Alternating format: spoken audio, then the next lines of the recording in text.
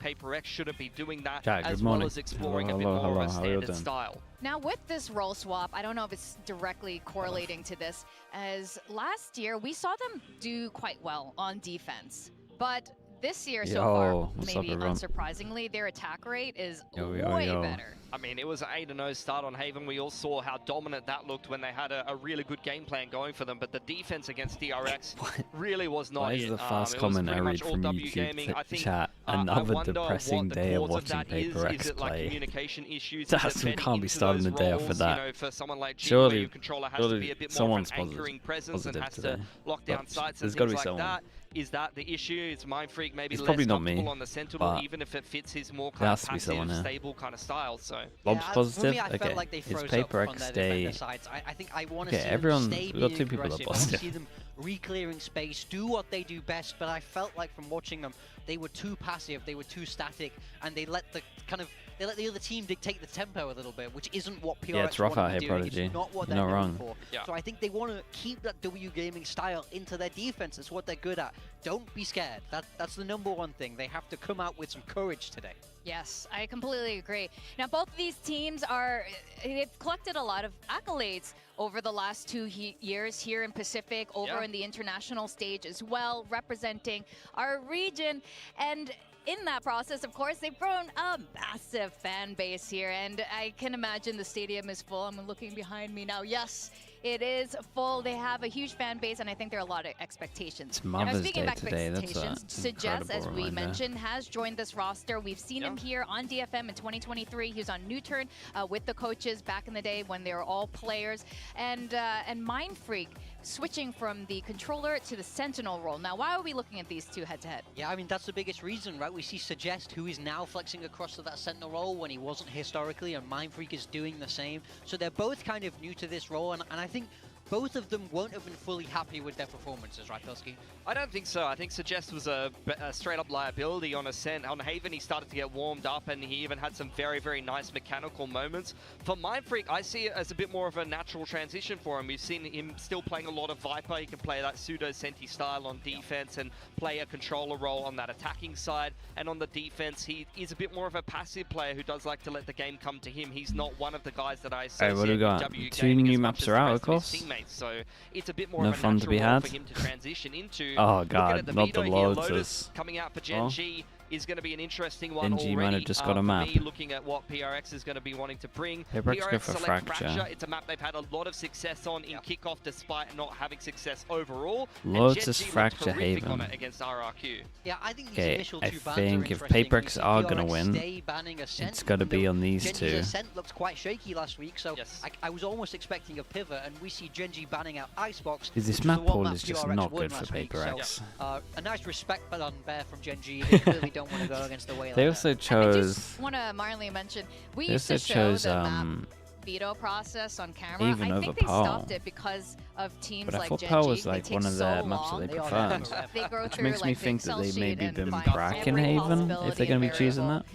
Dan, I'm also sad we're not going to see Icebox. GENG banning it off the rip here. Let's talk about predictions. We did see it come up for a second earlier. Why have you decided to go for GENG today? I think Ash and Suggest just need a little bit more time. I think they needed to settle into the roles. Why did so many people go for PRX here? Review from last week. You know, it was not a good This is not the. So this is surely a 50-50. Why is everyone going for fair PRX? enough. I think this was a really hard one to predict, but we have to send it down to the stage now to welcome GENG versus PRX. I thought when I went for PRX on Plat Chat that like everyone would be going GENG. GENG losing to Boom. Yeah, but Boom looked way better than what at least I thought they were going to look like.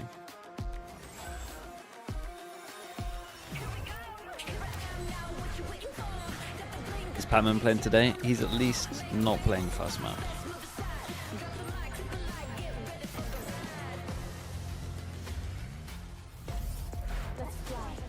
Cross, thank you so much for the tier 1. Thank you, thank you. DOS9, I mean DOS9 was insane. Red cards today, I imagine there'll be a couple of them flying around.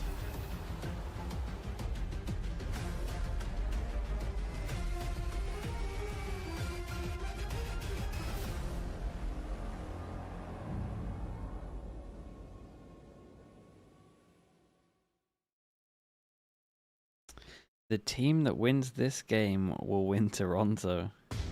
Like your confidence. 2025 VCT Pacific, Stage 1.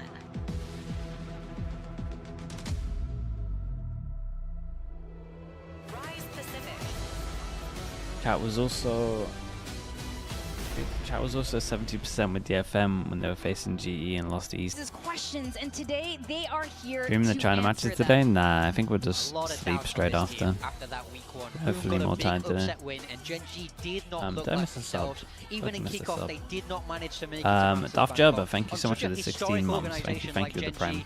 That can't continue. And they need to change things around today to try and get some momentum back. Eogan, right? Eogan Doyle with the tier 1. I think that's how I say this. Thank you so much, bro. Appreciate the tier 1. Don't call it controlled chaos, Alex says.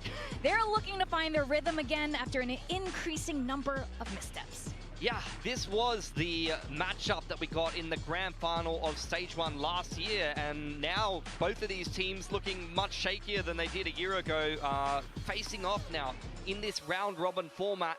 One of them will actually get themselves a dub on the board and, you know, kind of curry their favors to be able to get in towards that next stage of the tournament, in towards the playoffs. This is a big one. I know this is weighing heavily on both teams. This is a big game here. Honestly, the confidence of winning this is so nice for whoever manages to win this. There's a lot of pressure from the fans, the audience. I'm sure their bosses. The loser of this is going to be feeling rough. They've never hugged each other before. That was the first time. I think it's worth noting. It's almost a different kind of pressure, right? Before, both these teams have had a lot of pressure to win, in a way. I'm saying the winner of this is winning Toronto. I promise you I'm not saying that. Loses, this is 0-2. Now the pressure is to not lose. It's to not be the bottom. It's a different type of pressure. You know, it'll be something these players aren't exactly used to. They're not used to being near the bottom of those group standings. So it will feel quite different. Who's the underdog, right? Usually there's an underdog. And that's not the case today. Yeah, I mean, GENG have never even lost the opening game in Pacific, ever, until this season. So they've never been in this position going to 0-1 down at the start of a tournament and having to turn it back around. And part of that comes down to just the huge changes that they've had to make and how many different adaptations they've had to bed in these new players into their roster. So I think PRX is going to be the kind of team that they have a lot of history, but these two teams are in a very, very different stage of their life cycle as a team. I mean, the Icebox attack looks really It's nice, a chance for both of these teams to right their ship now. You go to one-on-one, you've just beaten another they got the Waylay back. Now is the chance for you GENG to kind of play get back normal on comp. course a little bit, which is something both these teams need to grab with both hands. You can't let this opportunity slip. Now, Lotus is going to be the first destination. We saw a bit of it come from PRX last week. Some interesting ideas, but a lot of it did fall flat. Is that a matter of just, you know, things they practice in scrims not coming to fruition on the stage, or is it something else? And it looks like they're keeping that comp. Yeah, PRX staying with that Waylay. With the definitely prefer the... It's a nice look to this map, but they have to have fixed their defender side mistakes. Over on the side of GENG, this is about like if this was another duelist, I'd prefer this, but innovation from them. We'll go with GENG just because I like the combo of these two. They're going to be playing the better comp again. And actually, this is the first change they've made in 30 games of Lotus. They have literally only swapped the Sentinel in 30 games of Lotus, guys. So that's about the biggest change you're going to get out of GENG. Thank you. Mark your calendars. Yeah, I mean, they love it. We got change on GENG, and maybe that's what we need. We're seeing change from both of these sides. Now, buckle up, Pacific fans. You know when GENG and PRX face off, it's never quiet, it's never simple, and it's never, ever boring. We're sending it to our casters, Komodo and Quack. Thank you very much, Victoria. That's exactly right. Well, you've got Komodo and Quack here, but yeah, it's a really big match, and you know, coming up from the middle of the storm, as Victoria calls it, this is also one of those things to think about. I know it's quite early on, you know, week 2, day 2, but yeah, just the fact that you've got this Whoever matchup wins in between Group GE Alpha, versus it's Boom quite scary to think that top one of the these table teams in the might Alpha not group. make playoffs, just given how every other team in this group has been improving. Yeah, I mean, that's it really, isn't it? Everybody's been stepping up when they're called to, and it's only the top 4 that are going to make it get in towards the playoffs. So two teams, they are going to find themselves at the bottom. It sounds pretty I don't think bold. we really would have thought that week 2 is where the time that we would think. Mate, DRX are in this group. Gonna, like, destroy a DRX team? are top are in we this going group. to like essentially say goodbye to a team? Butterfly effect. I don't know. Week 4, we see something like, oh my God, this is when if only PRX beat GENG or something like that. You know what I'm saying? I mean, I think Bilski highlighted it nicely. It's something that I wanted to pull out as well. Yeah, 30 reps in a row for GENG, even changing a couple of their players. They still wanted to, bring about a Lotus identity with the Killjoy instead of the Vice. So changing it up right now, actually going over onto the Sentinels comp. So Seven Saints, Saints, yes, see how they're going to play that. And for Suggest as well. Suggest on Vice, he disappeared for quite a while, and now he's back on one of the newer agents. Okay, we've got PRX on attack. We got GENG on tried a different defense. composition, new player as well. How could that impact your performance in the game? Well, I'm hoping for Suggest that he'll just step into something new, right? Goes A for texture. For him, Fade-Eye went out as well, got insta-popped, and they're happy with that pressure. I'm just hoping that they're and able they go to back find into something here, and maybe he gets a win in this arena. Possibly. Well, we are already off, and right off the bat, PRX already poking all around the map, a little bit into the B side as well. Where I think Texture, they were going to change their has original sustained plan. quite a bit of damage. It looked like they wanted to rotate back over floating towards A, around and the they were side just at the going to moment, hit A however. because they had pressure Run a B. beat But for PRX, we know how aggressive they can be, but a little bit of patience at the moment, exploring towards the Drone A goes side in as over well, towards ultimately A, trying to settling make it either look on like an A. C Try and pull the split here, rotate or away if they from want to try B. and bully their way in towards B. Ash has been spotted out. It kind of at the top worked. of Ash even upper moved side. away from the angle. But we also do have the Paranoia already sent Okay, out 5v5 from retake. straight Let's in keep an eye towards on this A little lane. 1v1 So, bit duel. of control for PRX on the B side. The spike Garen. getting planted down, but now they have to push out a little bit more with the time that they do PRX have, want and to the take double some kill map instantly control. being This is found nice. With Forsaken and Jing pushing And off to Karen the other didn't go and side open the door in towards because, C. well, kind of in the reaction because the rest of his team died. Trying to fight back as No well, and way. Karen and Texture Karen and will be Texture able just to killed rock them everyone. off balance, down to just The He might have 3v5. salvos, but can he truly play this post plant all by himself? Starts off Ooh, with he's a got frag, salvos. tries to tap even further. Did he Salvos reload? in to deny the spike. He didn't defuse, reload. but Texture has a great angle against him. It's a headshot or nothing for Defy, and he's being smoked off by Karen as well. Very Spinning nice all from around. Karen. Sticks the defuse, Very, sticks the very landing, nice for and the Karen on pistol this. picked up by GENG. Karen will get the last kill at the end of that one, but really, being able to get it defused halfway before the salvos came in is quite pivotal for him. You got to aggress, two he had a good opening reaction. kills, He technically, wanted when to open the spike door, player all goes down. his team Some goes great down, but he just link goes control that they're trying to establish back there, but and then just joins the not rest of his team expecting to fight who else? heavy. Karen to just get in towards that one. You could see at the end there as well, Devire's a little bit paranoid that there's going to be a I've potential never later really fight to come seen a through. team 5 do versus what 3 conversion rate. PRX Going to the did, way where of GENG they for the like pistol round. push here but then stay Pretty early here. on, that's not something I that think feels because there was too no good, pressure especially elsewhere, since they PRX probably are should have starting just out on left their one somewhat holding. favored attacking side. Like I like that. I They're liked how not backing proactive down. they were, We but started the round and they force were buy into already this one, so straight that kill into the is B side incredibly once important. again. Stinger out from Mindfreak though. A bit of a force buy from the team, and they're able to do some sort of damage against GENG.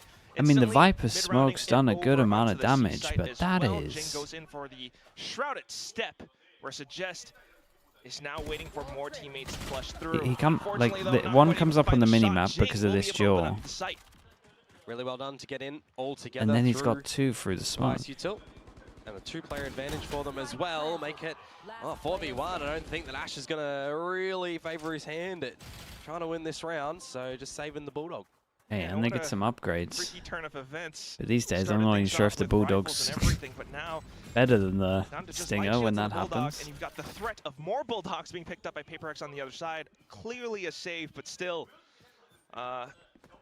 just a bit of a surprise coming out from PRX. Yeah, getting the plant in the first round really does help them go Spoopka, for a bit thank of you a so force much, buy dude. up into Appreciate this the one 9 as well, months. right? And then the fact that you're comboing some salvos and a GFX loose blessing spray with the 14 Stinger, months as well. able to find a double there, and yeah, just ultimately a good idea, right? As you mentioned, Jing shrouded step to get in front of the Vice util, and then everyone goes in Dude, he together. didn't compete It's last a really year, good though. mid-round But I get what adjustment to he's come saying. through for PRX, and that'll set themselves up quite strongly going in towards the next round. They upgrade a couple of their lesser weapons into the Bulldogs here. You kind of throw a little bit of a reset over over towards GENG, who are going to have to come up with some good ideas on this defensive side as well, because if you consider the last installment that we saw on Lotus for PRX, the Stinger or the Spectre, if I find them on the floor, for me personally, the Spectre, because I haven't practiced enough with the Stinger, but I would hope pro players would pick up the Stinger.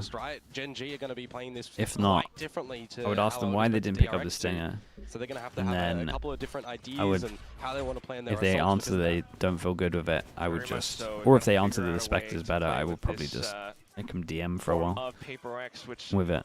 Does look quite flexible. I mean, then cut them. This time. Yeah, make them do 20 DMs with the Stinger to get good with the gun and then kick them. You know, they're doing their due diligence You're right. as well, having the refract and smokes all of that's just the way. From GENG. Sometimes it does happen. You can kind of look for any damage here. You can have a bit of a discussion. Use these ones as a free timeout. Maybe you're just trying to take the who gets these? Because they might go for it. You know, a gun that you want to take. Because normally on these kind of rounds, if I ignore this gun, you would go, let's just die to the spike. But honestly, I would be tempted to, especially as Texture has this, I'd be tempted to send everyone in and try and let Texture bait. Or you just send Texture and try to get kills. Wow. Oh god. Even though they are trying to set up for some of these exit positions, PRX are happy. Divine? Not sure he gets the kill. Doesn't get an orb for that one. And that is very much alt points being picked up by GENG. Does deny the orb though, so kind of smart. Somewhat close to a showstopper now. Yeah, and you know, a player like Texture, if he's able to get electrified. Wait, chat, what even happens? I've never really thought about that. He's been needed to like step up as well. I think that's the biggest thing for GENG, right? Somebody has to step up to give some confidence for this roster at the moment. When we've got Ash stepping into it is no orb. Time, and we've got Suggest maybe the play on non-Abyss maps is to just there might be a little bit of a curse, right? Molly yourself, salvo yourself. Things from him. Bit of a curse with the ace from last week as well. That's one of the points of conversation. You know, the idea is just that if Texture is needing to, you know, pull off aces like that, then the rest of the team must be a little bit quiet. So okay, big buy round GENG. Full buy round now coming through. Dude, look at the money diff right now. We've got no money here. He's so rich. Just leaving Karen over towards the C site, protected with a little bit of the Vice util. It's an opener though that I was kind of waiting to see which would go. Down to 10 HP, but go rather. And unfortunately for Texture going down, he was the only instant reaction to losing over towards A is a 4-person push behind. Flank watch to come out from PRX because they're not playing on the standard Sentinels whatsoever. It is something that is similar to what we saw on that there's gonna be no pressure as well. PRX were able to find Texture on the A site, you know, jiggling the same position. I don't think I've ever seen a team of 4-person try and retake A from here. Trap Sentinel, Mindfreak is now on the Sentinel watching the back. See what Mindfreak can actually do here. Information would be huge for him. Yeah. And he will get that, but he only spots one. See what the rest of the team does to react against this. Salvos instantly just to block off the choke point. Smoke as well, and now GENG hiding inside flash, but this is a good play from you. That we're now expecting to see. Unlucky. Unfortunately, though, an aggressive controller on the other side in the farm of Karen will be able to pick him off. Karen continues forward, finds a second frag. And a bit of a trade coming through from Ash as well as Forsaken. Now something trying to hold out from drop, but no. Munchkin has already found enough from the top of drop. Yeah, I mean the kills went pretty well, and they didn't expect 4 people here, and the passive pressure of just this being the map was here. But well. Good work from PRX at the ends to be able to hold that one rough down, start and for that just GENG. goes by a little bit of that timing factor in the round, doesn't it? When you've only got Texture over towards the A site, you got everyone who has the idea, let's go through pillars, let's go through a mound wrap, let's just all go for a bit of a flank, and maybe we'll leave, you know, one to come back from the normal side of heaven. You're just taking away way too much time off the clock to be able to allocate, you know, the round essentially. So you got to be a little bit more careful in this slow-paced affair for GENG, who are a team that really does favor into playing defaults early on. A bit of a Red Bull clutch, but yeah. So now this is GENG, you know, okay, drone gets hit. Trying to find their so own what do they do? Outside of C, they've got the one-way smoke, but the convergent path set through now, and that's where the teammates get to fill in that space. Forsaken might have lost this pretty line, well. Divide finds the Munchkin. trade. Now one away. Well, no, he actually has the Armageddon. A little bit of a tough spot for GENG to be in. Yeah, you want to still go in towards this seaside at the moment as well. Normally it's like a couple of extra bodies before, but you do have strength in numbers. The off angle at the moment. Oh my goodness! Will be tell you what, they're fighting together. Great shot. Ash He was the duelist from the Academy team, but they are heavily fighting together. Like they're pretty much a unit with every single decision they make at the moment. Take him down. The only one left, Texture. Normally it's like you TP over, if the drone gets shot, then you Omo flash. One kill would be able to put him up to a showstopper, and that could be. He'd have the ult into this round. Oh my god. Finds something. Does he find Mindfreak as well? Oh, Bit of a dink, bro, 25 HP, dinked him through the wall. Hide behind cover to pick the round back up for PRX. That is quite unfortunate that the Sheriff shots hit the wall in that one, isn't it? That would have been a huge clutch that GENG needed to come on through. I got to say, one of the weaknesses that he must have thought he killed him with the body shot as well. Like he got a dink through the wall and then hit a body shot and he's still alive. We need this team to start to figure out how the macros of these maps are starting to look, and I will say they had some really good ideas when it came to how they were playing out these maps against DRX last time. I was really getting more confident that they're having a good understanding of how their opponents are looking to play. And rounds such as this one here, you really do need to have a good understanding because you've got more GENG players around the late fade eye though, that was nice from GENG. Ult goes in, it's not the greatest ult. It does clear Judge play coming out from Munchkin though, and he will be they just send it over towards A now with that. Coming out towards the B site, but still PRX the original plan was to pivot over towards B, but Texture tries to hold the off angle, finds a couple of digs, Texture is looking good though. That slows down PRX's pace, where then the Paint Shells actually does a little bit more as well. Texture, go in with a blast you're absolute lunatic. But still, Devi finding the trade, Munchkin to clean things up for GENG. GENG able to put up a strong foothold against PRX. Still very the difference between the Phantom and the Vandals. PRX just kind of tunnel visioned, right? The call came in to go A, and then they just sent it for door and just tanked too much damage. Because he was really just providing a lot of assistance. Obviously, lovely shots from Texture. Not dissuaded by the amount of numbers that PRX are playing around Rubble as well. Just an all-out fight, which you generally consider that's the kind of style that PRX are going to want to play, right? They want to get down and dirty in towards a lot of those duels, and this time you want to second guess playing around Mounds. Okay, but that's where this is interesting. It's not a crunch. Take control. They're trying to force you either in through this lane, through B, or over they towards push all the way out. No, okay. PRX has been aggressing over onto the other parts of the map, so GENG does create a lot of pressure, and then okay, dude. Honestly, I kind of like this from GENG. Play outside of C. Maybe not finding too much. Normally when people do this, they'll do a pinch, but then they insta leave the map control. They one-way it, and they open the door, and they're just ready to duel with 3. The importance of it as well. What ideas are you going to be able to find out? Sheer wall up to the front of A looks a little bit different. So you'll send in a drone to re-clear some space over at Mound. You'll just see Charon, but Forsaken wants to get okay, there goes your dash, though. Very hard now to get over towards the sites themselves. Right? Forsaken's not getting too far ahead of the team, as we've seen from a lot of Waylay pickers so far. Texture again. To last week, but as we say that now, trying to go through to Waterfall, Texture will be able to find him. Something though, looking for the trades, they push past into the site, but still a lot of it being marked by Karen. Smoked up now. PRX looks for a bit more space, a bit of a safe haven on the site itself, but still, Karen's crazy. It's not going to be quite enough. GENG has everything swarmed the up. Karen texture show at the moment is really nice to watch. I did like the strat though. Push super aggro. Then managed to clear B while they're clearing back over towards there. You buy a lot of time. The decision of the dash made sense because they're breach or 4 versus 2 when the plant starts to get established. It becomes a little bit difficult when you're not able to set things up for some individual heroics on the PRX side. So 4-3. Can the PRX comp do anything on defense? It's so fun. Able to activate either as well.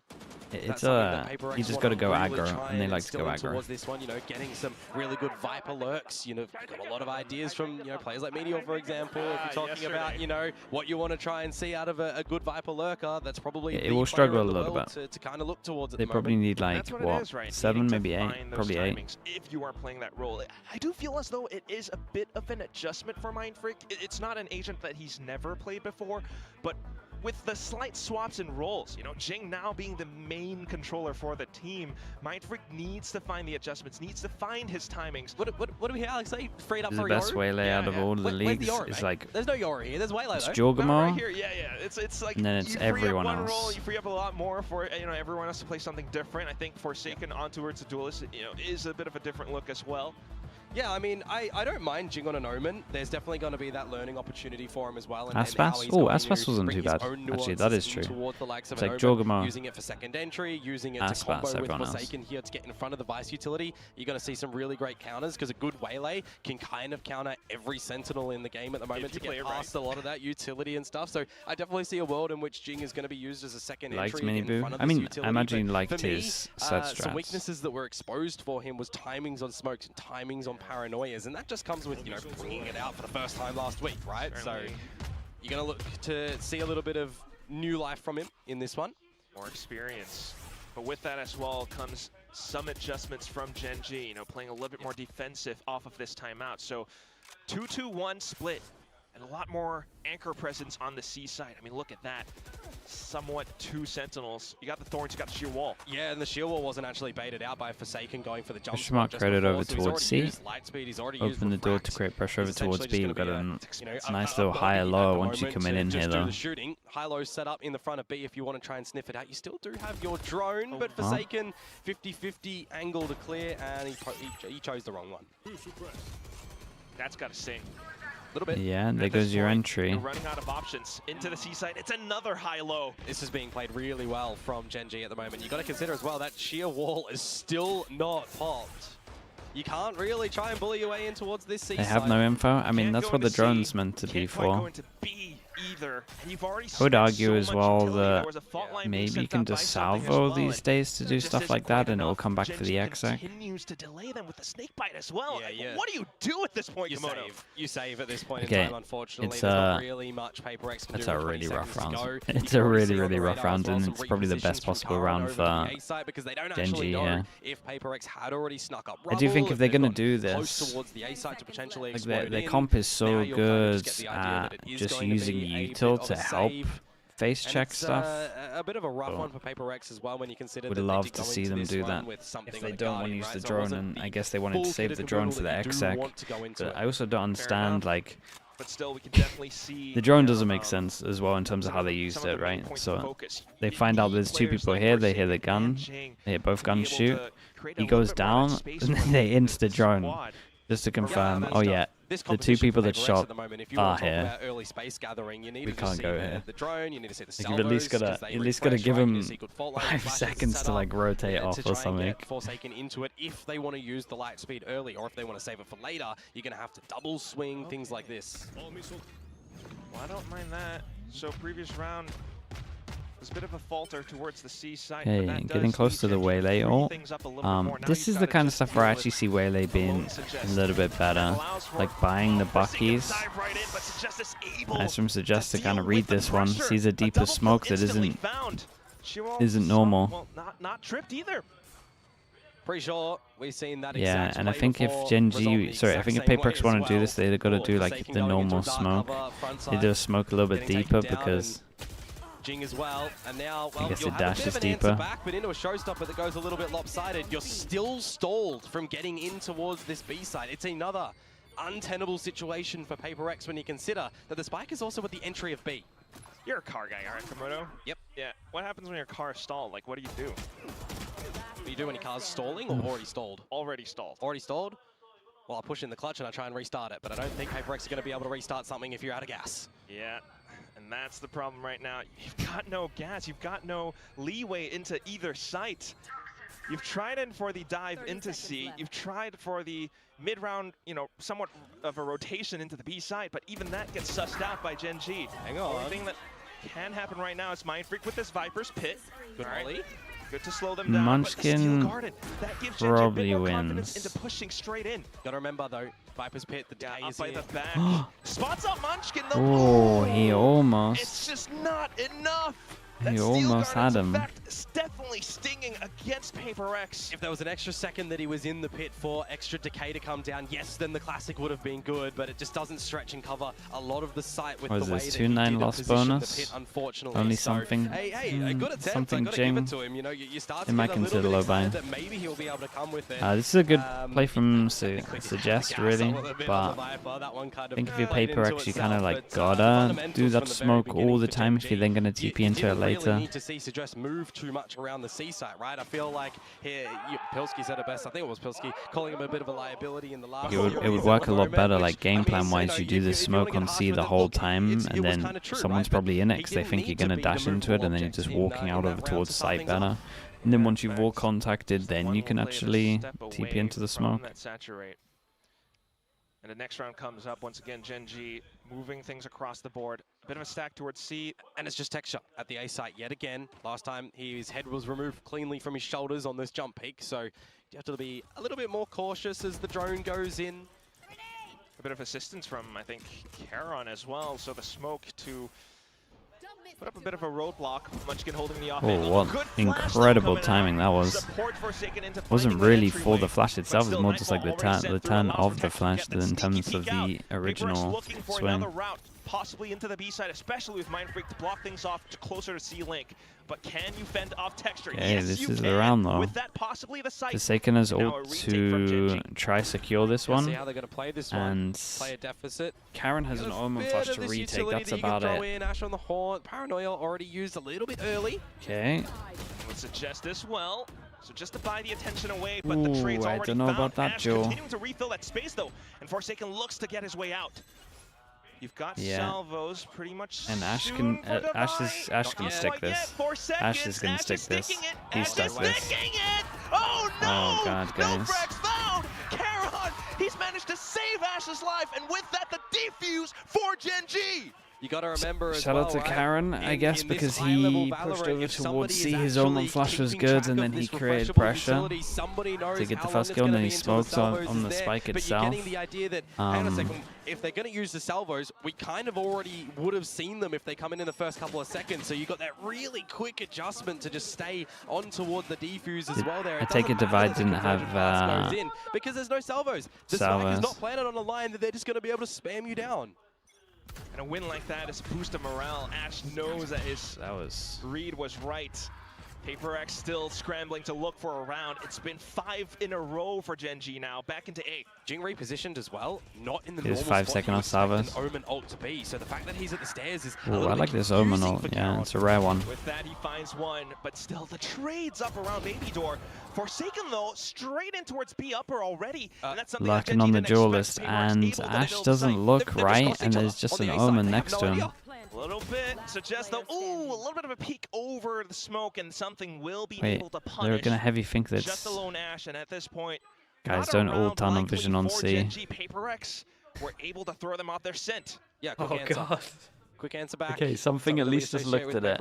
He considered it. He gets the info. 2 people are low HP. B-side as well, but Ash, I mean, he's given this one a little bit of a crack. Yeah, why not? Round 11. Could help in alt orbs, if anything. Nah, now spraying over with the Prowler, yeah. Now it's a bit too might as well just try spam back. Single choke that you're gonna try without damage. And, break and enter into 3 of them. Does it even matter if anyone's money? Not really. You just don't want to give the alt points over to the enemy team, so he's gonna back all the way off in towards A.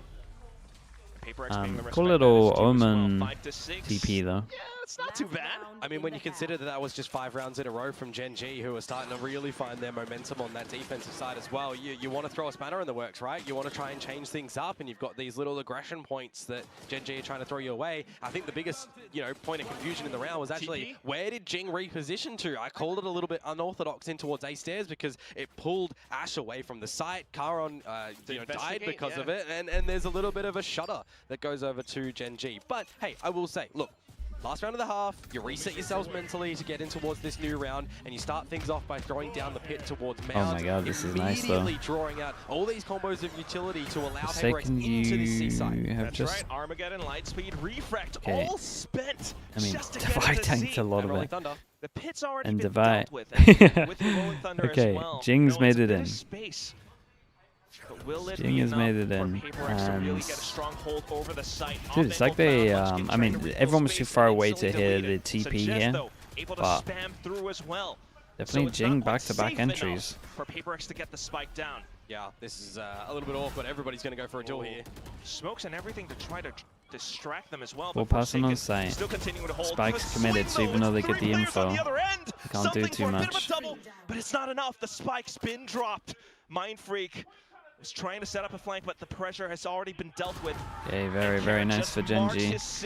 As easy. That's a rough half for PRX. In the park, so 5-7 at the end of the first half. GENG will pick things up. Yeah, nobody giving Mindfreak any bite on towards that flank and a little bit late alert as well. And even for the rest of the PRX members, they're in deep in this C-side. So they're not going to call the situations to try and get out of there as well. I will say, you know, this core three of GENG are really putting in some hard work in this map so far on that defensive side to really get things started. We've got glimpses of Suggest getting in there as well on this Vice that, you know, plays a little bit differently for him. We've got Ash trying to, you know, do what he can as well. Some growing pains in that spot, but now, you know, you'll switch things over. GENG to the attack. Yeah, I'm still not picking Deadlock. I mean, this isn't. I'm letting a little it's bit okay. of the Yeah, it's okay on this one at the moment because I'm also considering, you know, for problem is everyone's PRX, right? What does this defense? It was just like a little bit rough timing. Tail. It kind of happened the same time as like at the tail. The kickoff, right?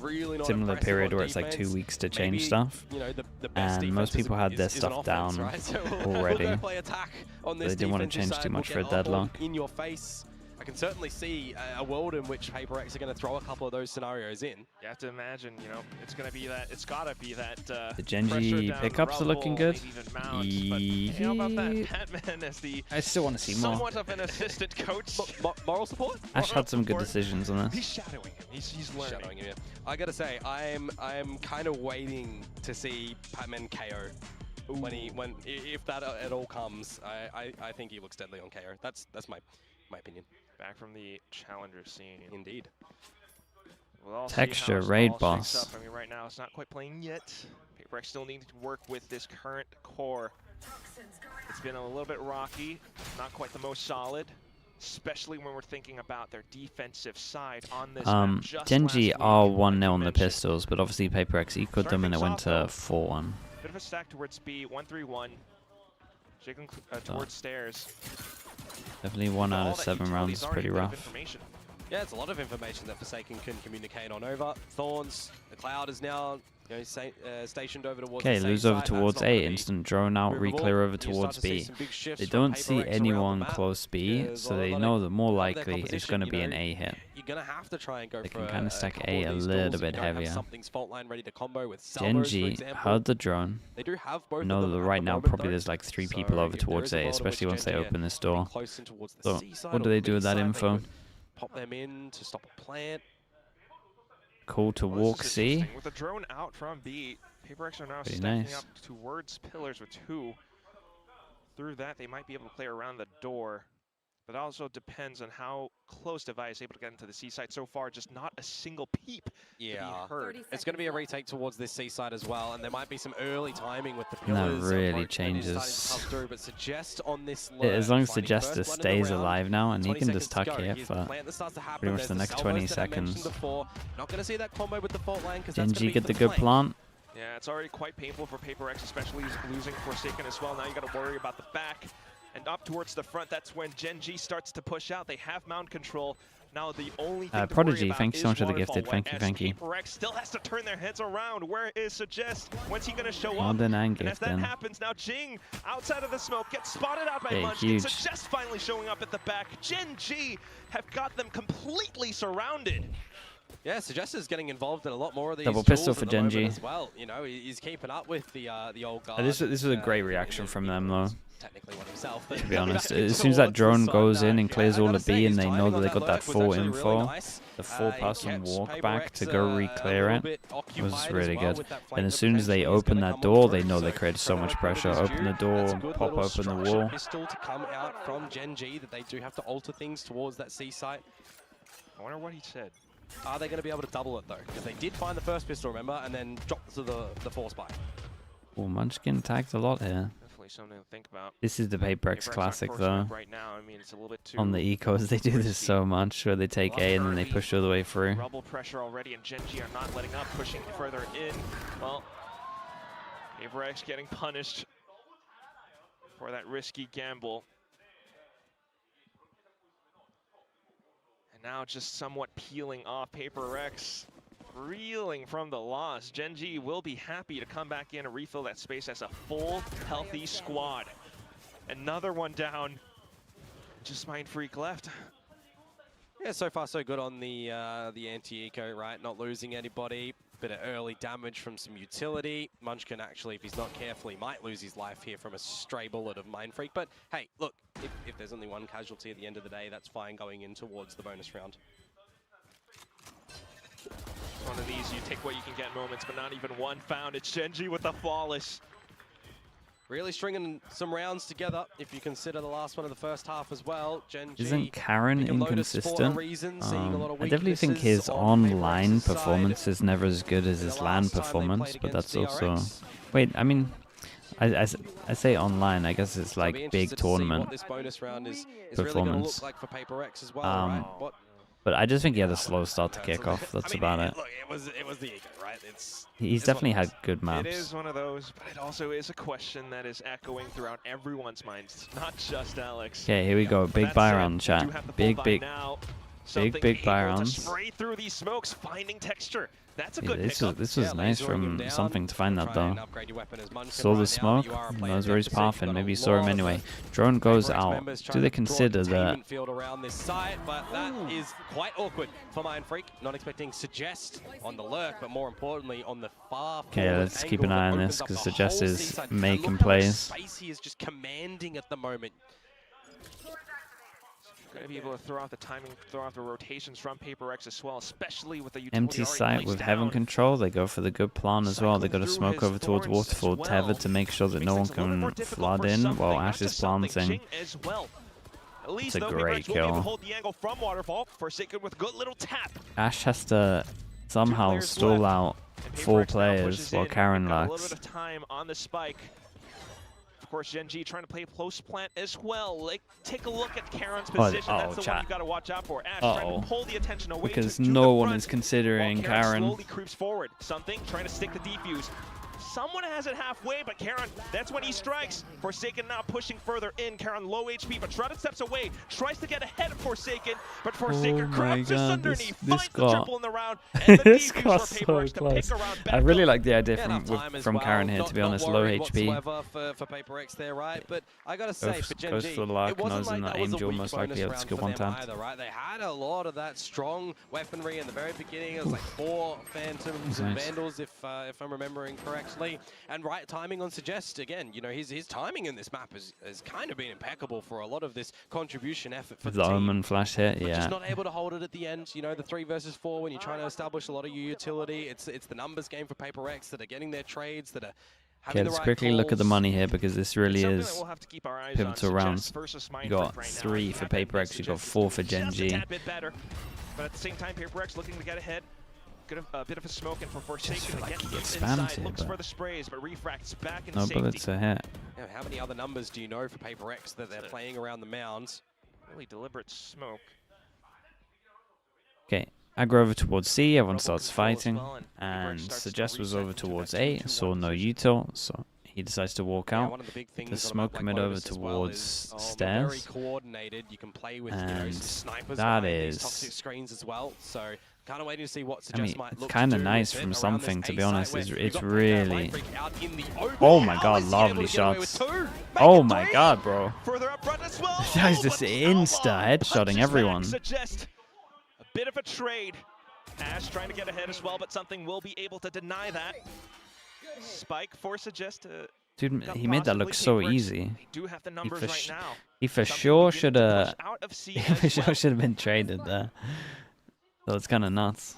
I'll tell you the story, Quack. That's how they win the big buy round to force them down to an eco. That's a lot of impact from Mindfreak. Back in VCT Pacific, he still has free Sheer falling as well. with the tier 1. Thank you, the 5 months. Scenario too, that could actually be positioned a little bit nicely. The Arc Rose, the Steel Garden.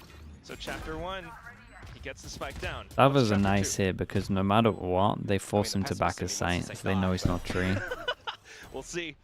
He already has a little bit of information off of those utilities being thrown out. Ooh, but a bit of a dink that might have sealed the deal right there.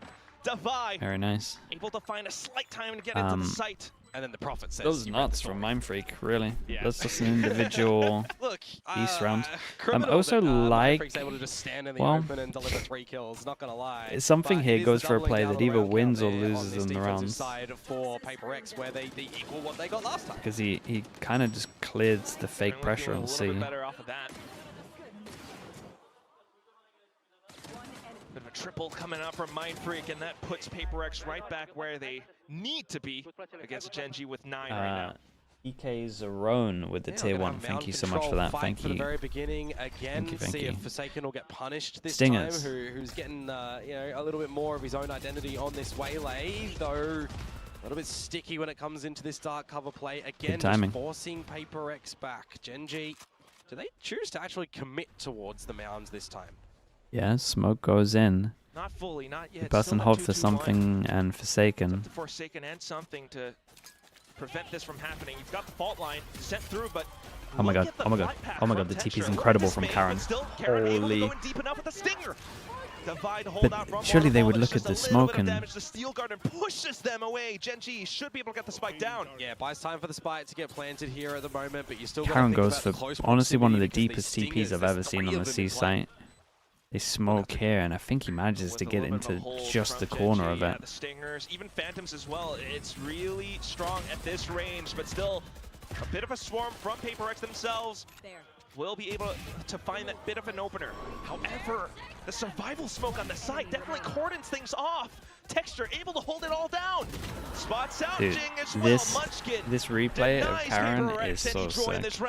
Yeah, look at what he does. You know, they've already seen what PRX are liking to do around the mound control at the moment with trying to set up Forsaken a little bit forward on this waylay, take the space, because Lotus is, you know, one of these maps rather, that a lot of teams are generally taking either rubble control, especially in Teo Breach meta, or you're taking some mound control, and waylay just adds a little bit of a different flavor towards how you go about that. We already have seen PRX go for mound control with the waylay, and we've seen Forsaken when he sees a little bit of util or a couple of ultis so they smoke, they do their normal smoke that people like contact him with. They do the Viper smoke a little bit deeper, and then with the space of this smoke, he manages to TP into the deep smoke from here. That's really good with a jump TP. Double TP and now 1 TP. That's why it was insane. Viper's Pit will deter GENG currently. Never seen anyone like get that much distance from. To sneak their way over onto the A site. You've got Munchkin leading. But they use the fast luck smoke to get there. There's nobody at the A site, and I don't think you're really going to expect. TPing into Viper smokes is definitely just the sharp duel from Forsaken. Super strong as well, because most people want to sit in the, like Omen smokes, you sit in the smoke, you don't have to worry about it. When you're going down low HP and maybe you can get spammed. They're holding downstairs, and that could allow them to do a little bit more damage. Forsaken though will look to get ahead. Still a hard retake. Texture. What is going to go for his plant here? Oh, that's okay. That's nice though. Forsaken continuing to creep up front. Look for a bit of support, and that's that was nice timing from them. Drop down into swing. I think they're going a bit too early with the rest of their team, but fair play. They managed to do it on their own. The way when Waylay has ult, like the Waylay's ult is definitely good. Taking the lead as well, leaving A open. Yeah, I mean, it's one of those things where if you want to, you know, you've got a Viper Spit over at the C site, you're having a couple of bodies behind it, because you do have to remember the composition that GENG are playing. They've actually got a lot of drone ability that can kind of, you know, sniff out what's happening in the pit, right? If Ash's Prowlers are thrown on in, or if you want to get just the Boombot from Texture, you know, these are the kind of approaches that you could get into. Yeah, they forced GENG's down to a low buy, but it's still pretty good in terms of the 3 guns. EP out, no one's close enough to hear it, and something isn't considering it. The A side as well.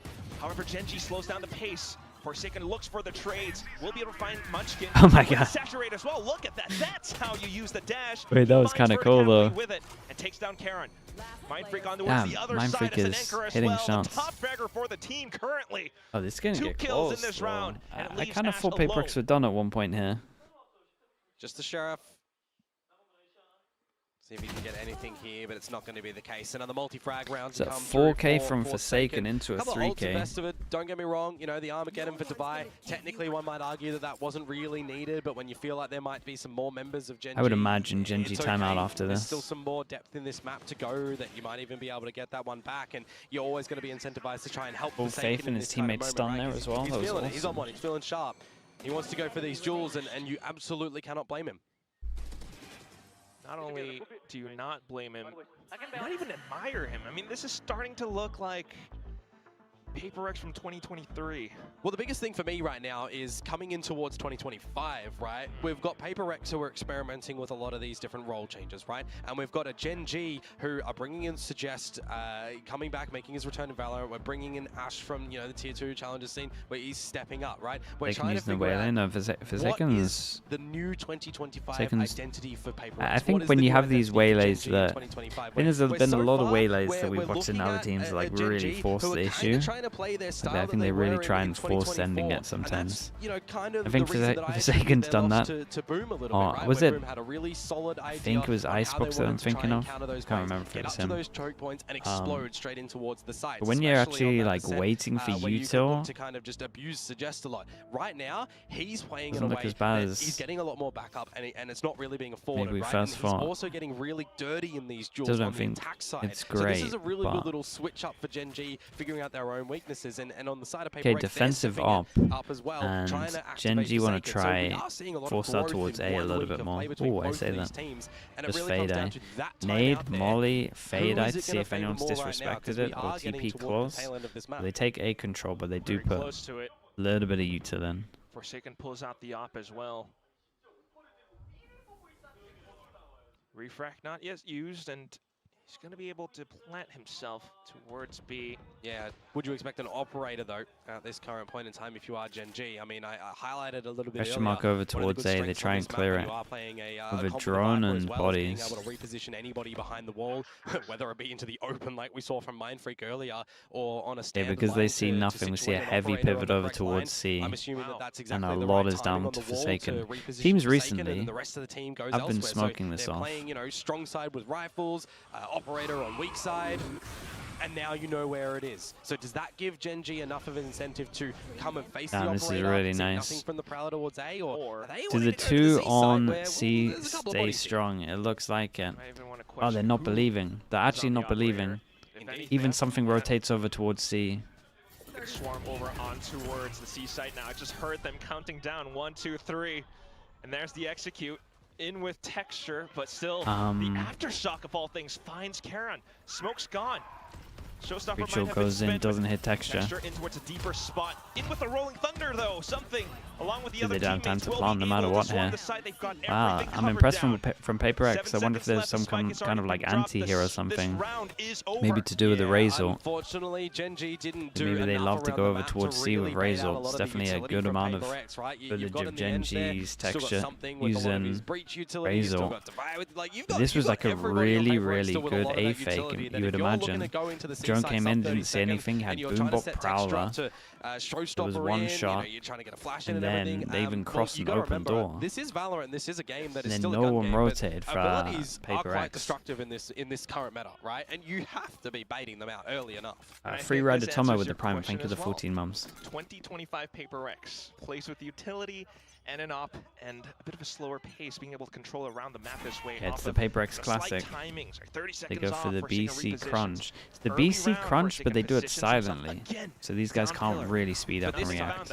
This time it's quicker from GENG, right? Up towards and if they just wanted to do it quicker anyway. Get in and clear tree with Prowler, standard utility. Pretty much perfect call for GENG. You still have to start to clear the site with the rest of the utility, however, but you've got an early C flank that's already noted. Yeah. So it's a great read from GENG to be able to throw PRX off. Do they pit? Suggest probably from this info just wins the mid here.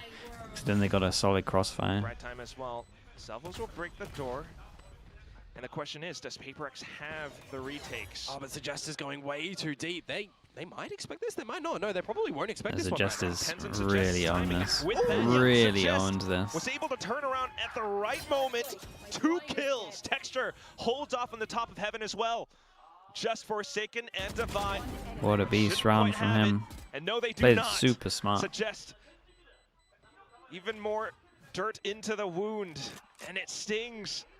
Divine now. I imagine the comms is good from the Viper, hearing numbers here as well to help not it. Even that. Karon snuffs it away. Yeah, that Viper's pit at the tail end there. You know, the entrance in towards A covers stairs, covers any baby door entry in towards the side as well. It's a pretty destructive one when you consider how much utility you'd actually need to throw in there to kind of get in. And then you also wonder, well, it's a single lane. Anybody that is spotted in that pit, well, you're assuming they're just going to get sprayed. So really well done from GENG from the beginning of just getting rubble control in towards the A site, seeing nobody home, having the, you know, the contingency at the end there with the pit too. New round though, 4 stack for PRX towards the A side, an early duel potentially here. And what hey, they go for the A punish when GENG it's going to be map point, so hopefully the stack helps send them it out over towards A, and every bit of the map over towards Rubble is covered by util, but Karon is TP'd across, and he's, oh my god, it's the only pause, it's the only pause that was, didn't have util in. Dude, Karon is frying them today. Slowly looking for some placing back into the game, but still, it's GENG. They have so much that they can do. At this point in time, it's just on GENG to not make a mistake here and give this round over towards Mindfreak that you've got to consider as well. Does he go for this? He might try. It is 10 and 11. It's a Viper though. Yeah. You have to. Your only efficiency is going to be on your duels here. If you are Mindfreak, you just feel so alone and cold right now. You've got to do everything. Yeah, very nice. Give me this Karon POV. Munchkin will silence him. Honest Game Enjoy with the Prime. Thank you the 3 months. They are feeling way more confident. Yeah, 100%. I mean, this GENG at the moment has Don't an idea have of an how answer they for any want of to this, play this map, right? They've done their homework, they've done their preparation. They're Eats having the some really stun, good goes for the TP. TP. The wall survives long enough that something can't see him. In towards it, we're wondering what is he going to look like in his Valorant endeavors, and he's what an absolute play, dude! He's had a couple of absolute plays with the Omen TP right now. Members of this award-winning roster in GENG, like he's certainly stepped into it. He's the one to get it. Yeah, Shrouded steps his way all over. Calls out a desperate timeout for PRX. I mean, those war cries, man, I'm telling you, they are something. Oh, yeah. No, 100%. And if you are PRX at the moment as well, you know, what are you trying to do, right? Like, we're seeing some great duels being fought by Forsaken for sure. We're trying to see all of this utility to help set him up and everything, but when he's losing his life and your early round game plan isn't going your way as GE boom, I've gone for GE. There's nothing to really reactivate back for. But if Dust9 wants to win, then wonder what it feels there's like nothing for they can the do. players on that stage right now. But you are I'm a G believer at the moment. You started out incredibly well against DRX last week. Just to kind of throw that all away. Now you're very close towards pushing to an overtime right now as well. Okay, 2 chances. Do you have it? Everyone's eyes. Honestly, considering they won double pistol, right next to us. That the Analyst desk, their eyes are all glued they're definitely to the getting screen better right at the now. map. And they're all I know they wondering, got. does I know that PRX Eco them back and started 4-1. Yeah, I mean, you've got but to consider the weight behind the names, right? PRX, GENG. say Eco does force play. And right now, Jing, I was going to highlight him, who's having a bit of a shocker. So the fact that he's found an opening kill here. Repositioning as well, something that Karon, good reposition from him. Karon has played before. This time we see a little bit more of it from Suggest, but he's working. Oh. Jing is working alongside Mindfreak to anchor down the C site. And this is a really stretched wide default as well from GENG, right? So what can Texture find over towards this A site? What timing can he kind of coordinate with this Viper utility? Ask the for double hold. Up, wall down. Surely this doesn't go wrong. Which is just a double hold at the A site at the moment. Double holds, higher lowers really worry me in this game. I think it's one of the worst things that pro teams adopted in this game. You know, someone crouched down, he's able to find the frag. That just might open things up. Off of a little kill, PRX now peels back. 30 seconds left. Divide. The salvos Why now Jinx, as well. mate? I was Can you being combo them with sarcastic. anything to ensure a kill, or are you just using them for the time? It has to be a little bit of the latter. Not unless you can allow for Forsaken to get it somewhat, but Forsaken's pinned down by Texture on the A site. It's just down to Devi and his teammates to try to hold it off. Convergent paths, but no, it doesn't quite connect until Forsaken pushes up with Jing. Time, one of you just runs in. No, no, not you. Not you. The other person that's to run in. Oh, Jesus. Nicely done from GENG. Very well played from both teams, I gotta say. We had some really great moments of these teams showing their new character. Okay, I will say that PRX are getting better at the map. How many occurrences did we have of just multi-fragging rounds in a row from GENG, right? They closed it out with the 3 in a row. Dude, what a crazy map from Karen. Most comfortable win. A win crazy, is a crazy win. map. Start off this Amara, thank you so much. Thank you so much for the YouTube membership. I appreciate you doing that. Amara, thank you very much. Flip it on over. And Fractures around the corner. Yeah, it's gonna be pretty tricky to say the least. I mean, some great performances, you know, some improvements coming out from PRX, but it still leaves us it's so devastating because in that point you feel like the low HP should be checking, but you've won the round anyway, so the person that is farthest, like the only way he can win is a tap and then killing the early angle. The other person has to go because the other person is close enough to, one of my worries for this roster no matter what, trade the plant or stop the plant. How are you looking to get him to but I get on paper you think that the low HP should go clear, but strong structure. just the only way you can lose is that. Bringing in him, bringing in Ash. There's always going to be question marks with these rosters, right? How many red cards for PRX? Not that many. Found things that were really working for him on that map that he can bring elements of that into this next map as well. This play was just Karen being a beast. Why do I hate high lows in this game? I just don't like. I like high lows when like the ground enables you to do higher lows. The whole crouch being on this doesn't really ever pay off that well. A lot of the time, because honestly you got heads the size of melons in this game. What it honestly feels like. It feels like a lot of time you can actually kind of line them up a little bit. Pretty okay, actually, for PRX and for the GENG. tagging in this game, both of them playing like it doesn't really matter if it goes through someone, it does the same amount of damage. And yeah, it did the way that you can jiggle, so you can kind of see people before they see you when you're holding angles like this. And then when you can tag through walls as well, if you get the first shots off, they can't really move. There for PRX. I thought in particular their defender side was stronger than last week, but it wasn't quite enough to get it over the line because their attacker side didn't look as good this week. GENG also much more solid than we saw in week 1. It's much better to like be the swinger. Special shout out to Ash and Suggest. I feel like they were both actually present in the game this time and able to kind of hold their own. Yeah, I felt like GENG really wanted that one. We could hear how loud they were getting. Oh, they were screaming. Yeah, we were on a completely another floor to them, and I could hear them getting rowdy. So they really do view this as an important game. They're trying to get themselves pumped up, and you saw some good moments. I mean, this was a phenomenal game from Caron, and you know, this is a map where your Omen can have a lot of impact for you, and he's really able to positionally play very well for GENG, particularly on that attacker side. Had a couple of very impactful multi-frags. Totally agree. I think Suggest in particular really impressed me.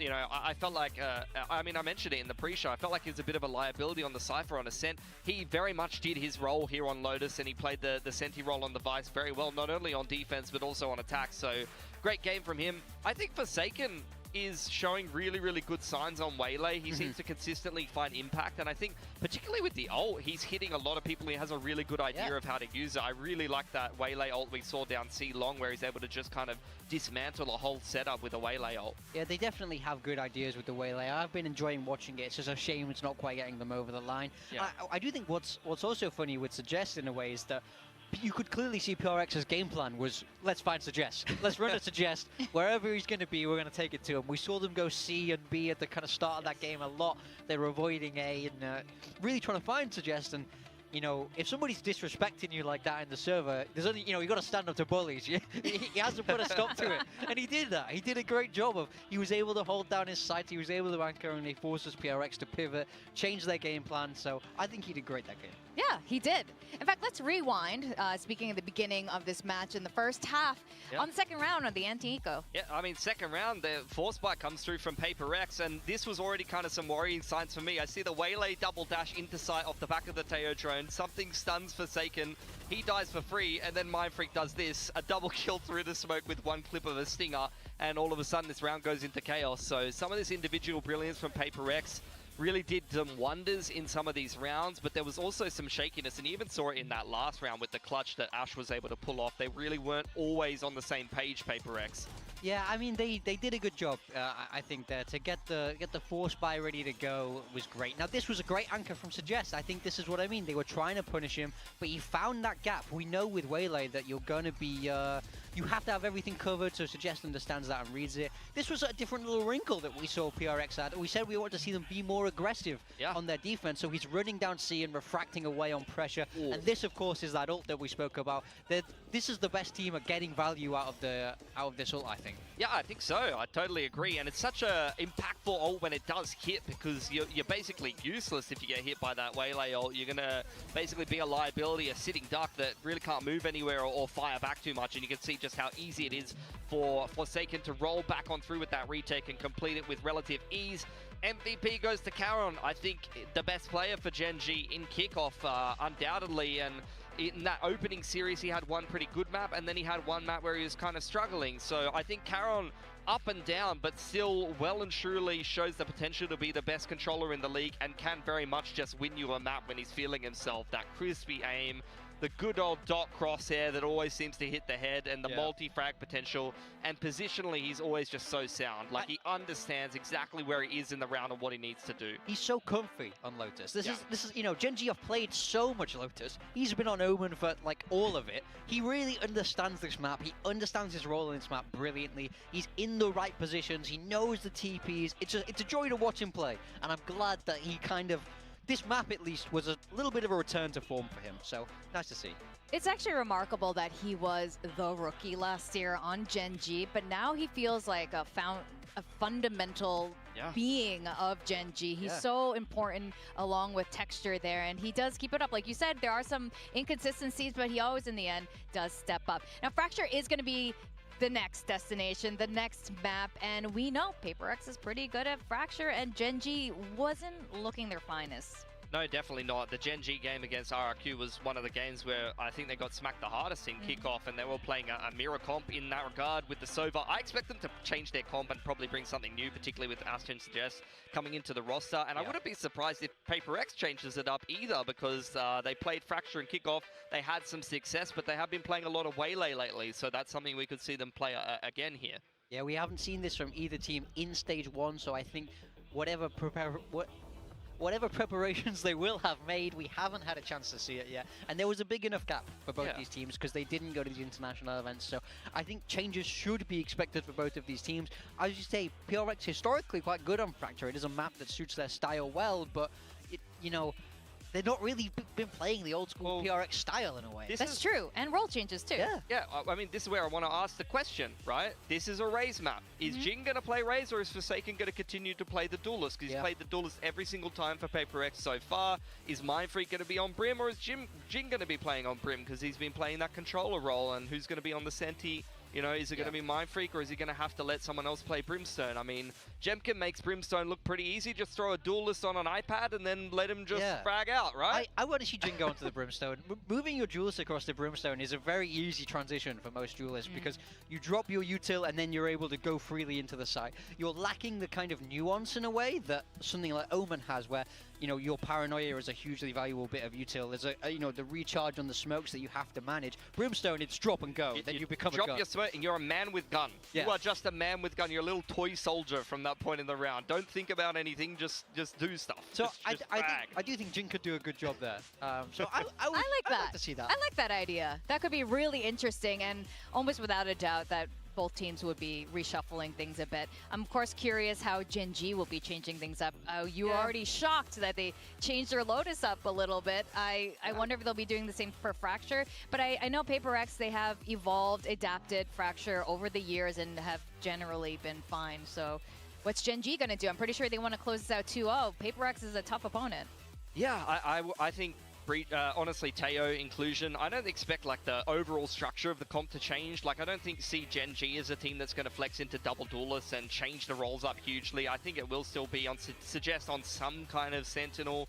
Ash, I mean, I probably don't want to see the Sova again. It didn't work for them so well last time, and I think maybe it might have been a comfort pick of Yeoman as well, to be fair, to some extent. So, look, I think breach Teo and just keep things simple, put texture on the Raze. GENG is that team that I really do just expect to play whatever the meta comp is, whatever there's a high percentage strong comp is on the map.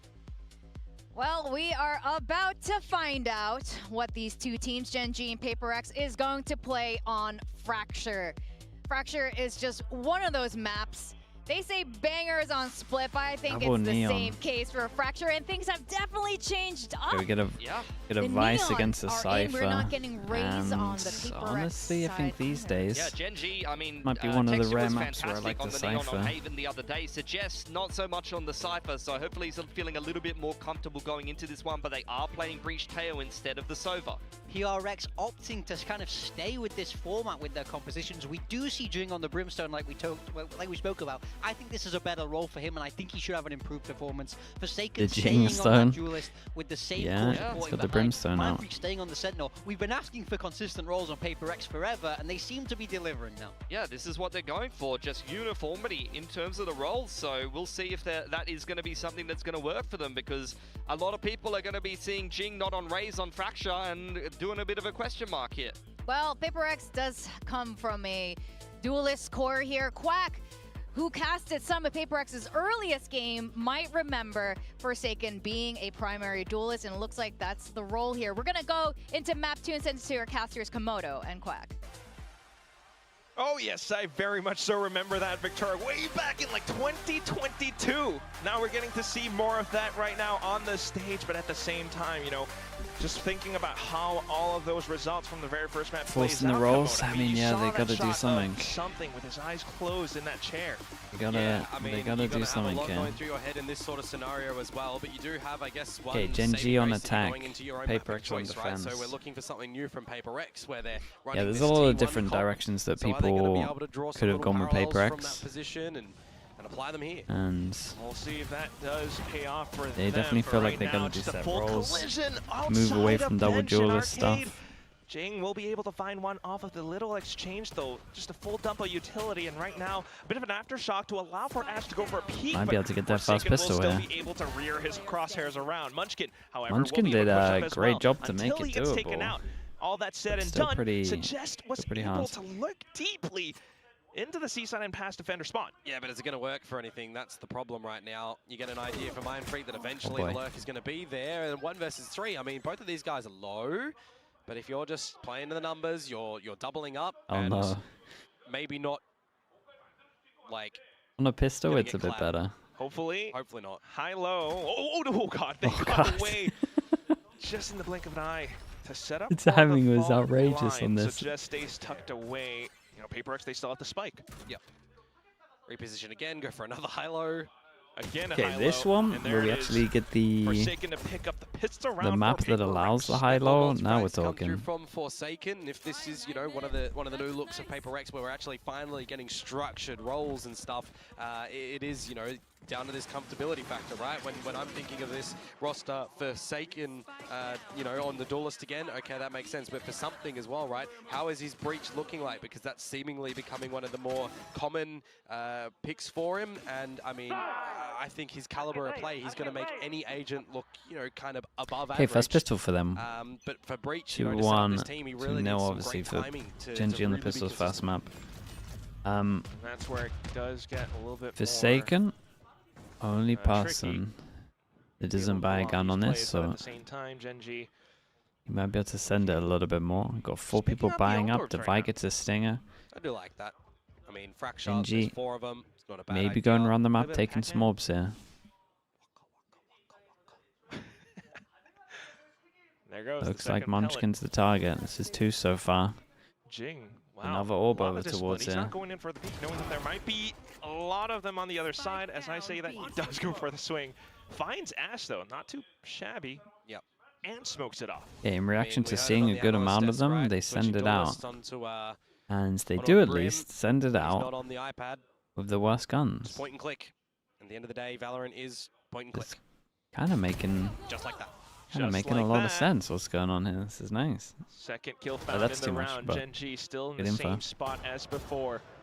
Now you've got Mindfreak chiming on the other end, but GENG with the information that they had from before, trying to look for the pitch against. Oh god, guys, it was looking so good. Why? Not too bad. In the pistol rounds, okay. They got pretty good. They got pretty good apart from lost, but still, the last PRX will pick 5 seconds. Nearly a flawless anti-eco, but getting a little bit yeah, they lost the Ghost, they lost the Stinger. It's not too bad at all. They can get they could if they wanted to get 5 guns. When it does come towards Fracture as well, is you got to think, right? Are we using the likes of a Vice Wall to be kind of a glorified alarm bot, right? Are we looking to just leave it in one position, going together? That was the last bullet. Yeah. Jeez Louise, all right, well. The def does mean that the second gets his ult pretty early though. GENG start with 3 north side, 2 south side. PRX pushes out alongside the stealth drone. Oh man, stuns. Ash really just left. Relays suggest he really just left his mate. Ash just kind of abandoned him. Yeah, no, he really just said, you know what, actually? Information and a timed read DRX, well. bro. GENG will be able to push into the B side. Blocks them off that's the angle. kind of messed up, man. As well. Will they have the spike plant off of this? It's Mindfreak consider this. He should, but okay, that is so awkward. And this no. Is turning on what? its head. I'm so, I can't even. With that, though, my brain can't process it. No shots were hit, and then Mindfreak managed to get a kill after it. After that, PRX will be able to find those trades needed to pick up the bonus.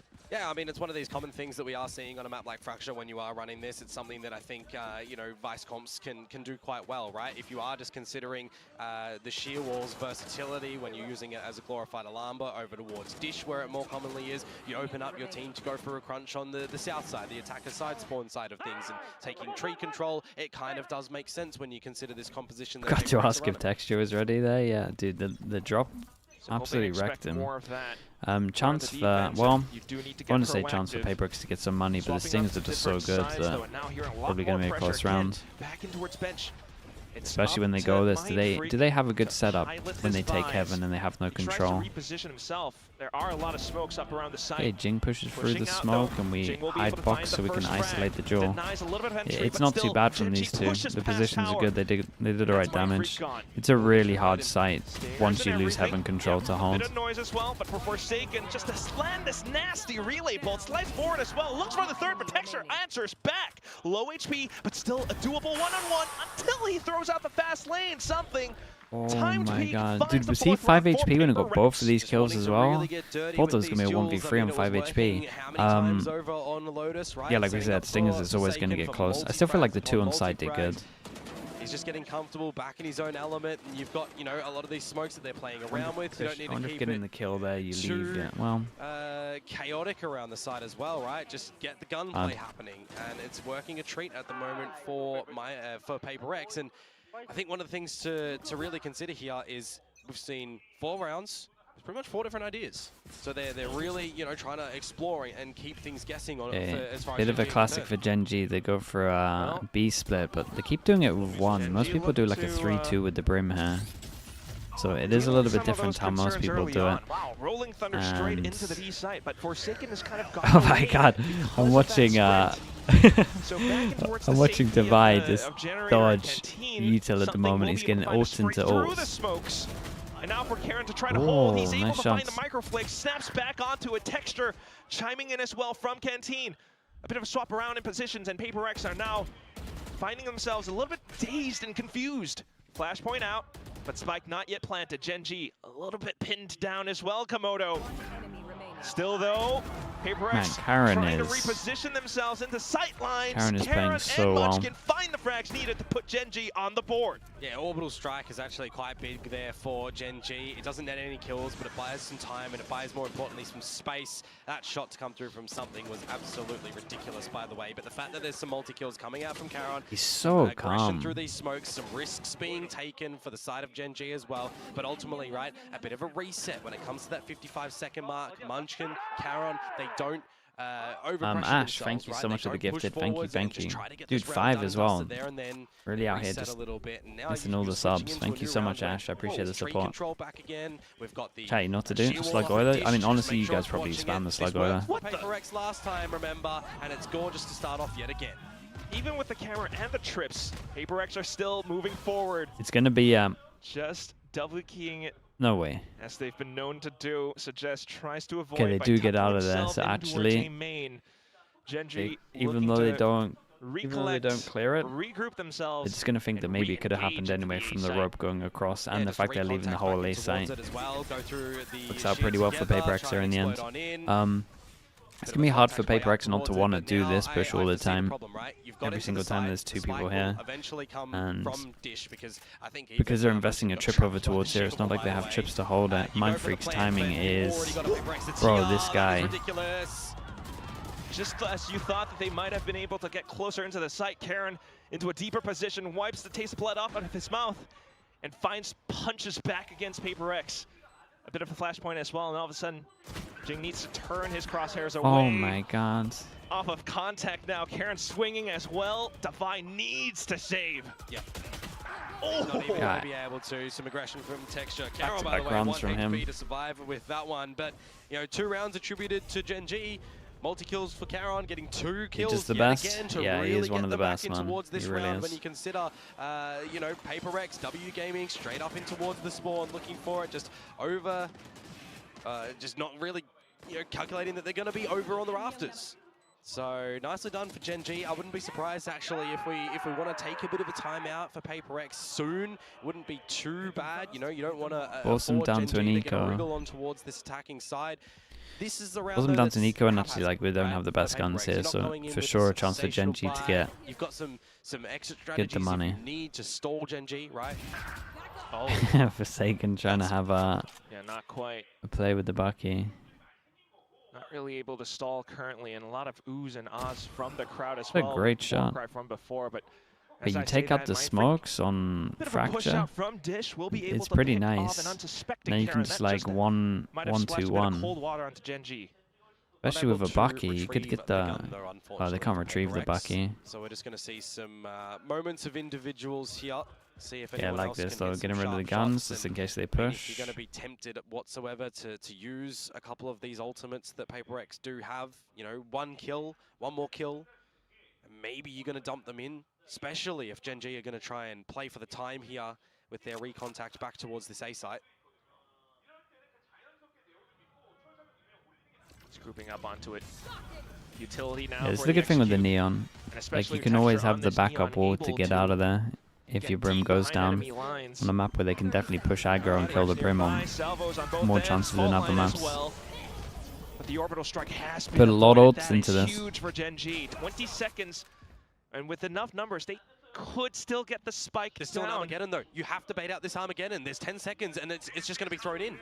Trying to get their way through. Armageddon now deployed, and with that, no spike plan found. GENG able to strike back. PRX out of position. What did PRX do into a round where they had a Bucky and a Bulldog? They did Vice, or they did Brim, or they did Tail. Oh, PRX. And it's at the cost of, you know, all of the it's really going to cost them. As well, right? Orbital Strike, Armageddon, Steel Garden. A discussion now. You might need a timeout off of that. Oh, 100%. If you're not taking a timeout at this point in time, yeah. But what do you say in this timeout? You've got a minute. Surely you can't reprimand the players for this. Oh no. I mean, you got to think for PRX as well, right? What's been working?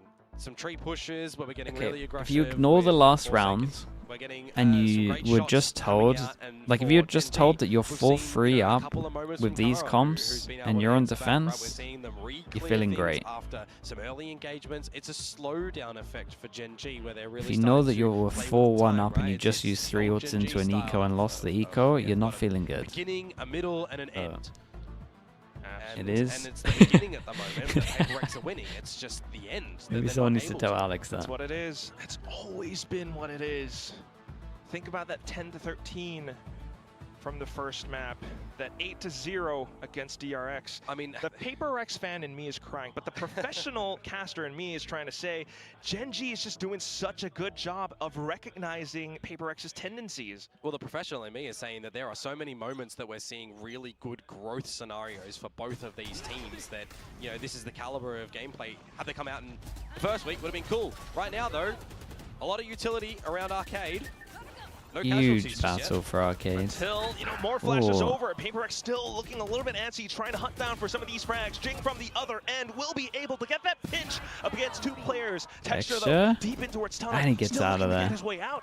He's gotten away with a couple of kills off his own. Yeah, that Rolling Thunder actually out from something. Yeah, the breach will kind of gave him wrap crunch from PRX, where now let's flip it not too bad, Keeper. Let's see GENG do it. Not too bad. They got some nice set stuff. Mainly the objective of the round, the spike being dropped. GENG is needs in to come back in to take these fights against PRX, where PRX are trying to retain their hold onto it. Jing has a full kit of smokes. Will I stop haying? No, I'm still not gonna stop haying. The problem is, Jing can just there's only like 4 rounds of it down to the agent. More so than Charon, so you have to go for an aggressive peek. Mind Freak gets bit. Getting a little bit too curious, and you know what they say happens to that cat. 30 seconds What the call? 0 rounds down to Jet though. That's true. 20 seconds. Give it to me. That would be huge for GENG now, wouldn't it? Something still close by. Finally. Low HPs. Done is incredible. Off of the other side of Done is incredible. Wait, nicely handled from these two. In this round, 5-3. If Suggest was able to get off the neural theft, good luck today, by the way. Keep it. Have been a different ending. There's a good chance I'm sleeping, but if I'm awake, I'm watching. Look, I don't know. It didn't happen. And PRX, the early idea of getting the early aggression towards Arcade, right? What did we just speak about? The beginning they've looked good in. It's the end that they've not really been able to finalize in those past couple of rounds where GENG were able to string them together. This time, they were able to solidify the end of that one and hold on towards the lead. Yeah, pull themselves back a little bit, hold on to that spike. Still, though, the next round, GENG will answer back with a little bit more aggression of their own. So okay, in reaction to losing Arcade and then wanting to go aggro. They're very proactive on defense. It's nice to see. And it's a good mix-up. Not quite in the spot to use the camera, and with that being taken out, now he knows. Wait, Suggest just did incredible, by the way. Got so much info for them. PRX needs to do this fast. You guys can't full retake from here. You got to go fast underpass. Take some big steps. Throw PRX off balance. So, but PRX able to have some steps of their own as well until the Armageddon gets deployed. So PRX needing to avoid that for now. Timer still ticking. Something though, his position could be pivotal for this retake. Flashpoint does buy a bit more time, a bit more presence being made known, and Jing pushes up. The trade found by Suggest. Fault line set through, but it's going to be Munchkin that finds the trades right back until something swings out from the left side. Still more frags found for PRX to stick. I'm not sure that should ever go down like this.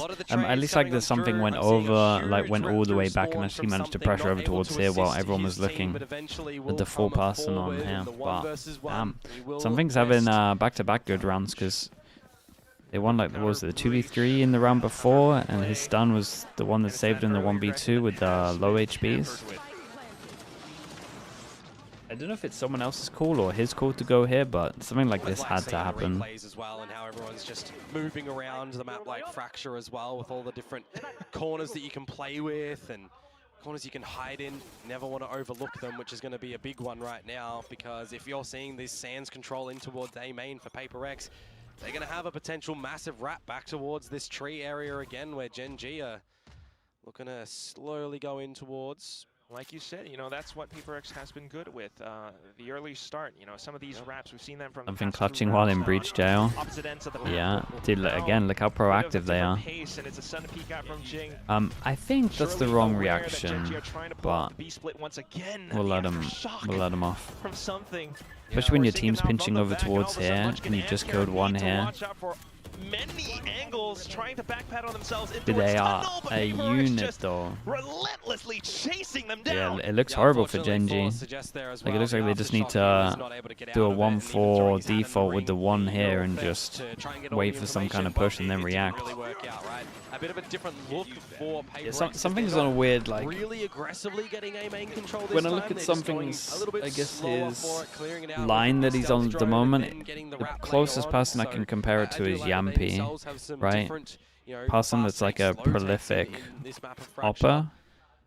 Sometimes it's Starts that with Jet, variety that really and throws off then GENG's has to then start expectations. playing Once again, though, GENG Initiator. trying to go for the same But he's site pretty much on the for same once kind of this path. time. Yeah, there's a lot of But it pressure definitely on took Yampy a Mindfreak to little be bit able to in terms of bunker time. down this B site by himself at the moment, spotted out behind Dice, but being And then next year he'll be IGLing.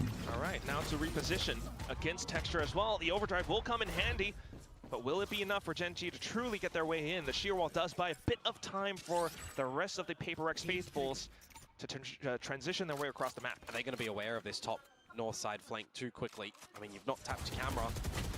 Yeah, and with that, just does A allow great for stun. PRX to truly get in. Suggest, unfortunately, a little bit of a ball being Just feels dropped. like they're absolutely Still everywhere. down. Munchkin very much so alive. Dude, another Hit good by the stun to win you fault the line, round? though. Oh, Jing's oh no, I trying spoke to too early. hunt him Oh down. no. Up for the one-on-ones. Oh, I have Munchkin instant answers around regret. the boxes, and something will be able to I have so much stretch regret. forward with the Oh, shorty, but the no. Red Bull clutch found Everyone's by gonna blame Munchkin. me for this. Yeah, he answers back this time, able to win the 1v1 against something, not drop it when really GENG needed to find something, right? You're starting to see PRX get a good This is a grasp great on this 1v3 though, defense chat. From the beginning of the half, a couple You gotta back. give him that. You got Texture going in with the ultimate. He's on relatively low HP, but I gotta wonder as well, right? On a map like Fracture, if you're playing a Cypher and you've got this really standard camera towards the north side, if you're not being proficient enough to check it whilst also layering in towards the side, I mean, getting snuck up on from north side, that can really hurt, and a lot of the fault becomes your own on that. Yeah, it's still something that needs adjusting. Yeah, but Bit of a different role. luckily enough, GENG were able to still win it in the end. Yeah. Dude, even the YouTube chat's going crazy at Especially me. with Munchkin being able to pull off the clutch. 4-7, maybe even 5-7. Ooh, this would be Oh, it's the really Fnatic. interesting for PRX if they do want to rip it. I mean, there's two players here. All they do, something that was somewhat pulled off before with the waylay from last week, but here it goes. Dude, Mindfreak in the Heavens frags, and it killed was a lot of one, space cleared being all of found the and site as collected. well. Mindfreak even able to anchor down the B side as It's well. one of the Everything most going right for PRX in proactive this round. defenses we've Absolutely. seen. 2 versus 5 It's, for Munchkin and Caron, and There, Wildhound just I mean, make it it's one, not Munchkin. the same as 100 Thieves. Off of, 100 Thieves was like Asuna kind of just forcing it on his own. I would say it's like a little bit more structured than how maybe 100 Thieves were playing it. So that's gonna be But not it's very just similar in Munchkin. terms of like every single You would round need is 10. proactive. You would need a generational fumble from PRX here Well, to be able to win this one.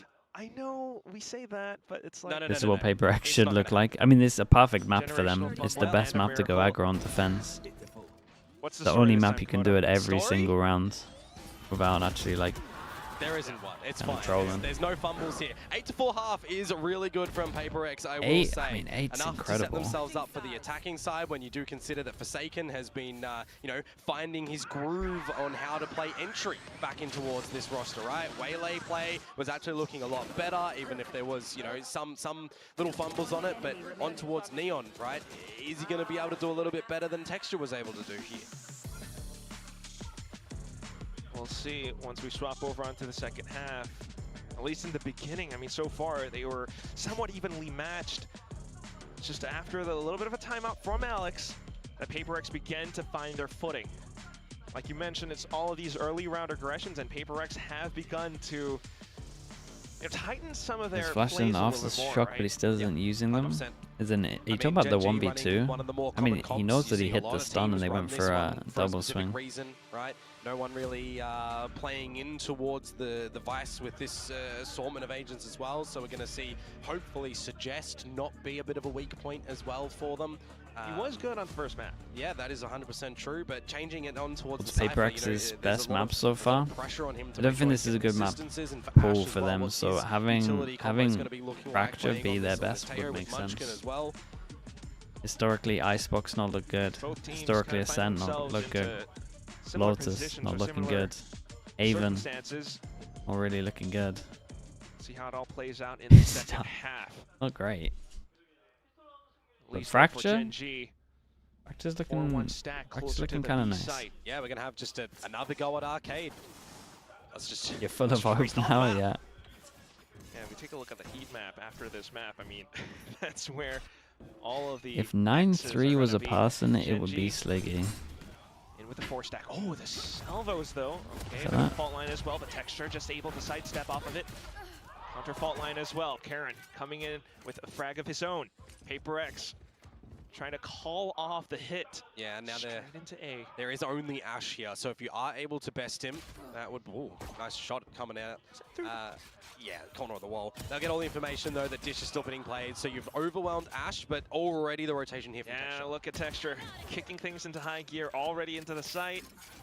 Bit of damage found, but still the spike planted, and that would be nice in terms of economy for PRX. That said, GENG still looking to find this retake through A main. Interestingly enough, they make a lot of noise around the door. What more can you do other than instant ding? The flashes as well. They will find these 2 critical kills just to buy left. He might have the salvos, but I don't think he's got enough in the frag department. See where they came in from. Has to peek out, but he's being smoked off as well. Okay. Reloads, repositions, but sends it down into the one way. It's 3-1 for pistols, 1-1 overall. At the very beginning of the round, right? You use all those combos of utility to gain some arcade control, and it goes two ways. See what happens. You win the duels and you gain the space, or there's no one there and you gain the space anyways, and then you look for a wrap somewhere else, right?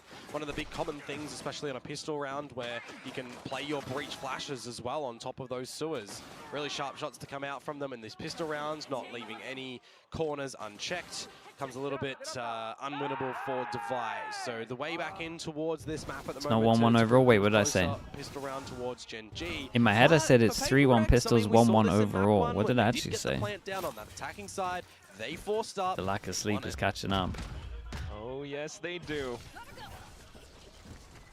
A lot of noise made already, oh though. God. GENG will be happy to dump their utility right back into the choke point. Texture. Oh God. So comfortably, the triple found. The spike has been dropped. Munchkin right around the corner. That's one way to deal with the force buy in this. Texture managed to get the last duel here as well. Just Mind Freak. Full HP, sure, but 5 opponents off to the other end.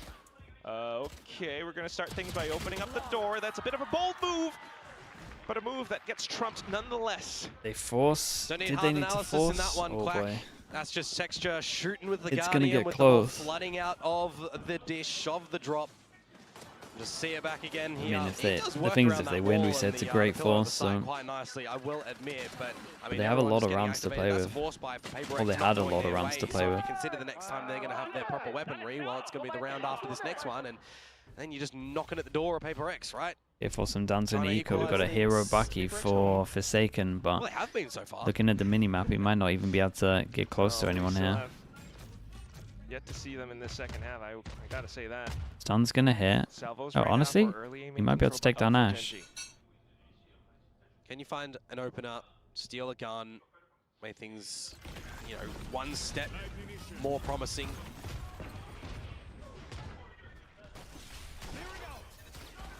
Still the utility dump. PRX trying to find some headway, and it's going to be Forsaken in with the monkey plays! Oh God, that movement's incredible. Oh my God, he did so much damage. Nah, honestly, I can't even blame the overheat there because this guy's 6 HP and he didn't see the other person back there on the fast peak.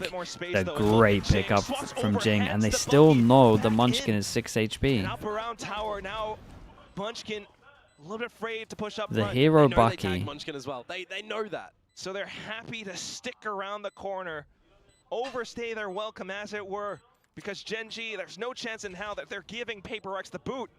So Jess, though, certainly will try. So taking down GENG, but you've got 2 left. Something holding up by drop. Oh, nasty flick. And you've got a bit more nice utility shots. As well, but that's not needed to Guns. buy in with a Guardian. What do they get? What a round by PRX. He's out there. Yeah, that's a funny one, right? Who would that's win, a little bit the devastating. Bucky Boy or all of these, you know, better weapons?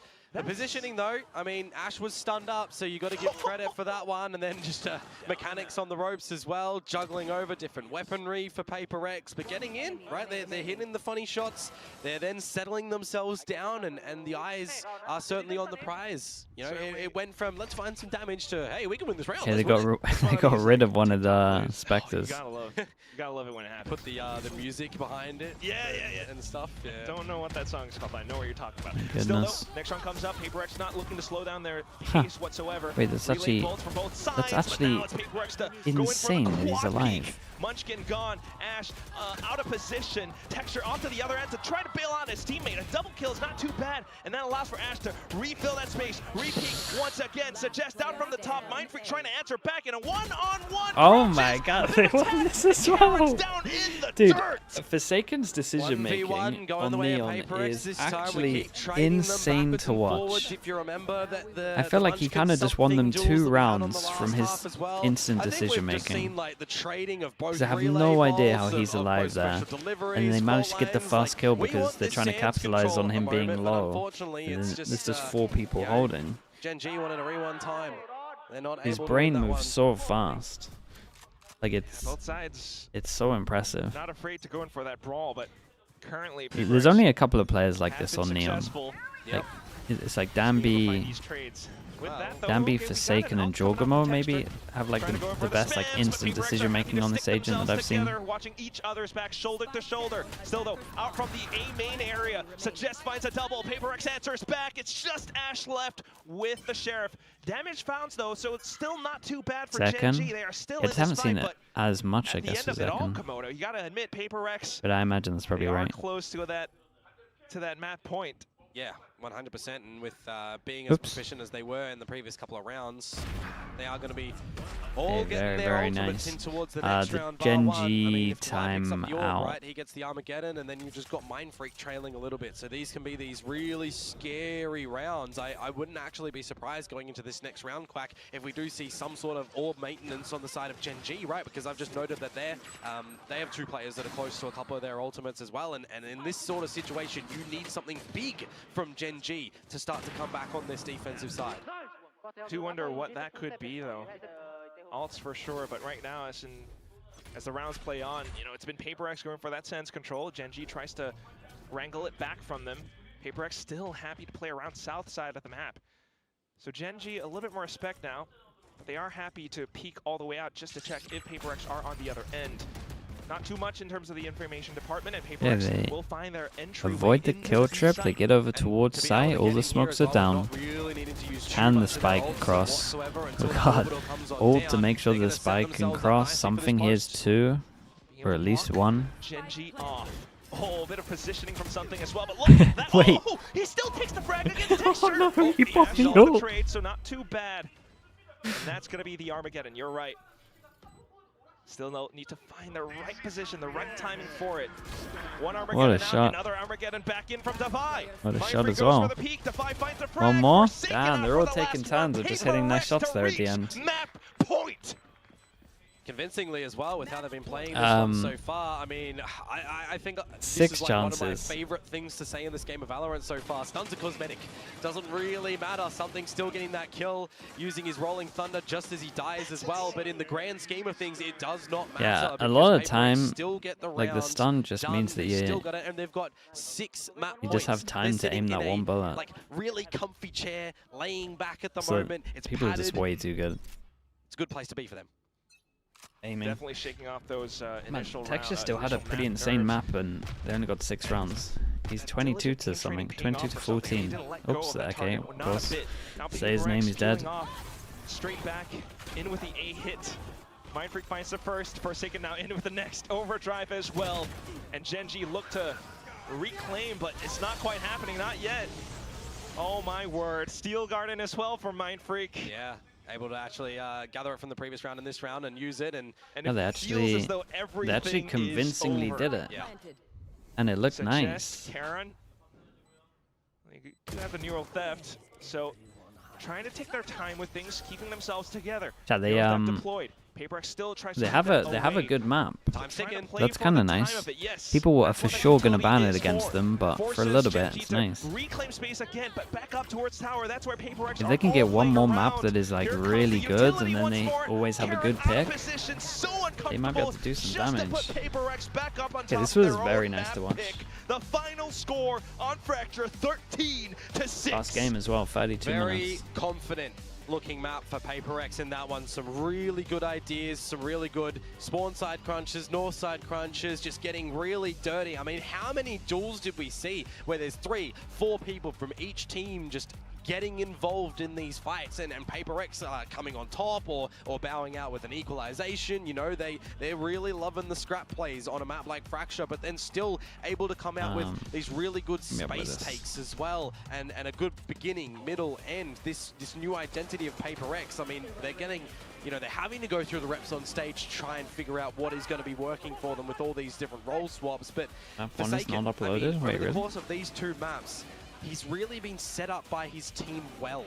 Oh, yes. And I think that's really pivotal for this new little look for PRX. And on the flip side for GENG on this map, right, I don't even think it's one of those problems where we've seen, you know, like Suggest be bullied or Ash be bullied, because there's a lot of moments where GENG, it's just, you know, everyone's not able to hit their shots. They're getting caught out with multi-peoples on PRX. Like, yeah, they had some instances, sure, when things were looking good, but ultimately on this one, PRX just looked far more better.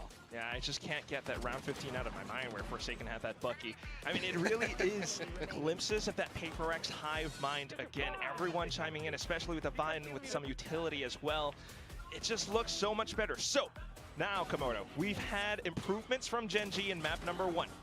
We've had improvements from PRX it should be uploading in map now, number Sonia. 2. Where does that all lead us to? Let's The try very put the map inevitable 1 live conclusion on the first. final map where we see them all clash But it will be uploaded out. How's that gonna after look? the other one. Well, we have to toss that over to our very lovely desk. We've got to break Haven all coming of up. it down.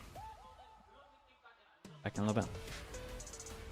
That's right, we've got a series on our hands between GENG Whoa, and look at that, PRX. PRX wins on their map pick of Fracture, crazy. still looking comfortable as ever on this very dynamic map. So much better from them, I have to say. It looked a lot more old school in their approach. I feel like they weren't playing afraid.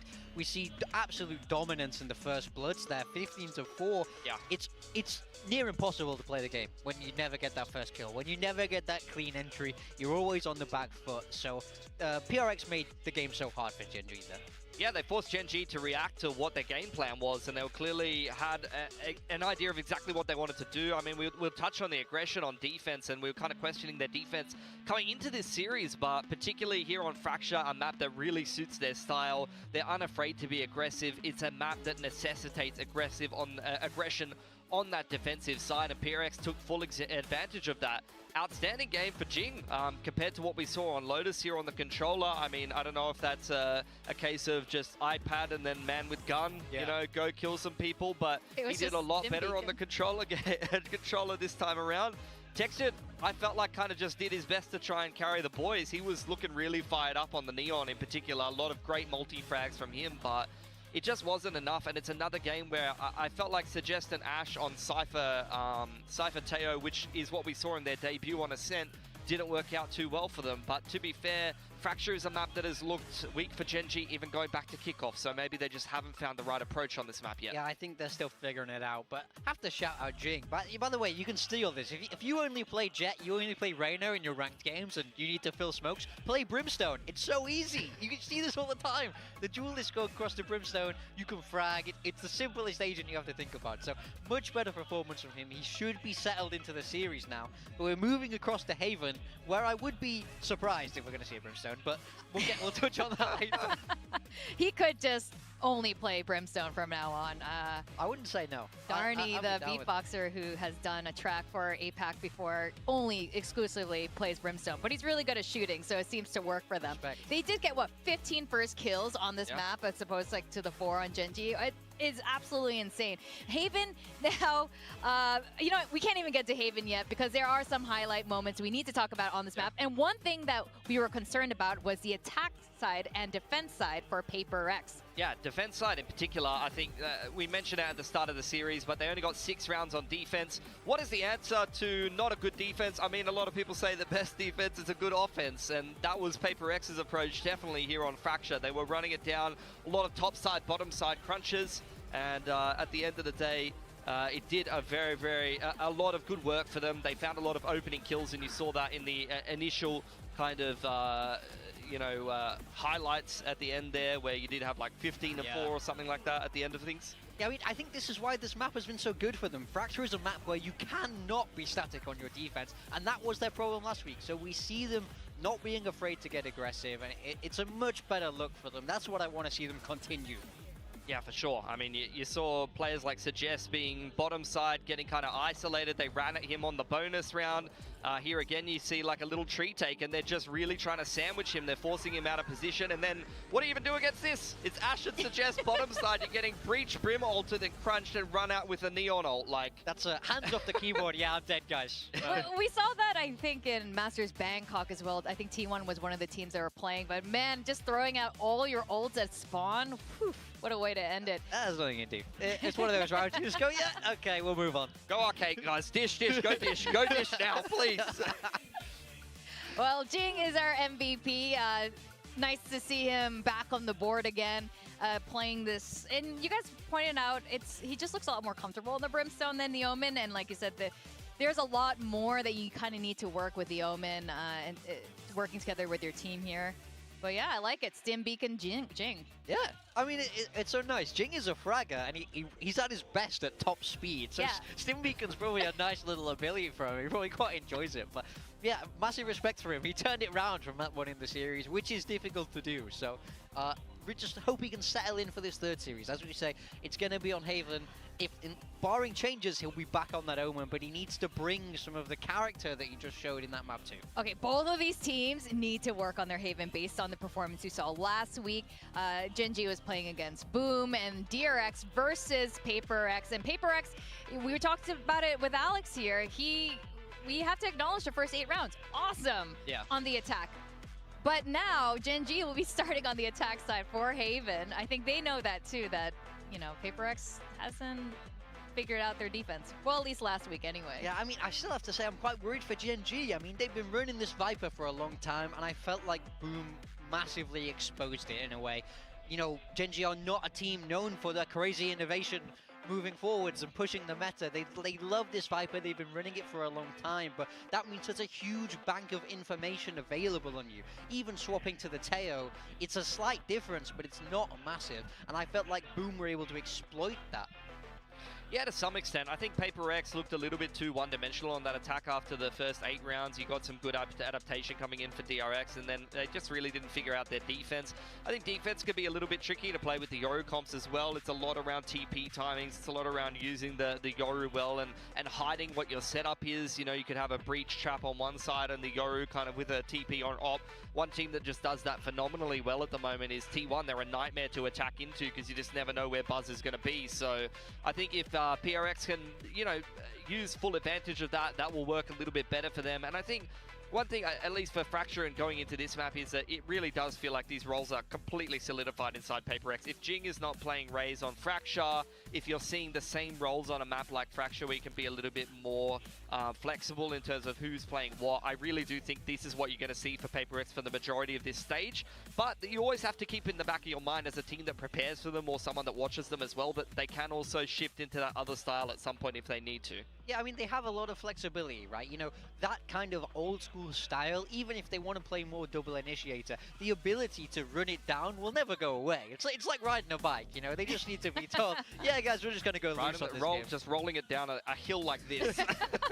So they still have that in their back pocket, but I wouldn't expect to see that yet. I think they are trying to redefine themselves in a way, become more structured, become more consistent in their roles, and, you know, I guess we'll see how it goes for them in map 3 if they do stay with that style.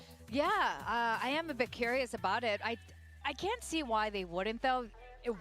Look, they had a solid first half. I've joked about it with Alex. I'm like, it looks like your Haven's kind of half crap, and he got a little defensive about it. So maybe they'll fix it on the second half here, and they have no choice going against GENG. GENG has the same problem as well. Now, Achilles has said this a couple times coming into today that this is probably the hardest one for him to predict, near 50-50 for GENG versus PRX. I know how we, as a talents, ultimately mostly going for PRX. The Korean side, similar, but the other way around, more of them picking GENG. How do you guys feel about your predictions? You predicted GENG today. Pilsky, you predicted PRX. How are you guys feeling? I feel okay about it. I'm a little bit worried in a sense because I do feel like PRX are fixing up their defender sides, and I wasn't too impressed with GENG's Haven. I would like to see some innovation there, but I'm not expecting it. So I'm a little bit worried that this map 3 might be a little bit too readable, but I think it will all come down to how it gets played out, and I think it will be more about that PRX defensive side.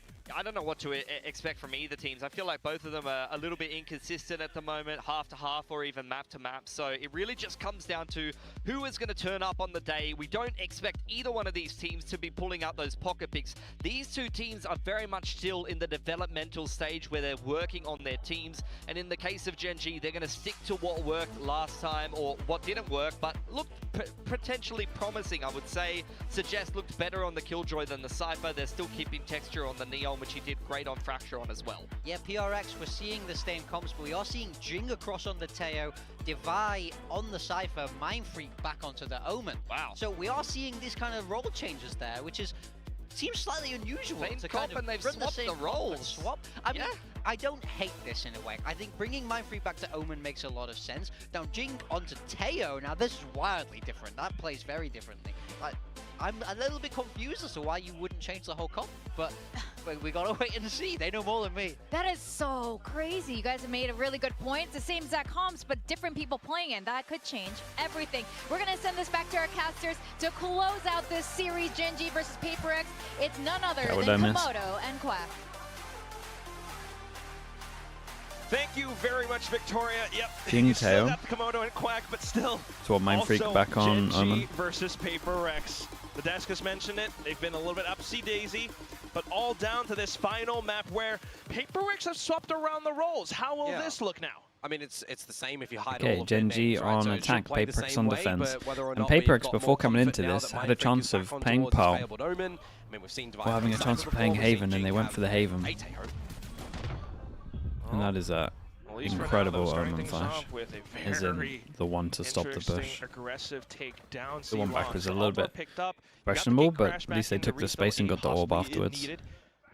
And some reaction from GENG, group up, push over towards A, and we've got a retake on this one. There is a camera, and they're saving it for the retake, so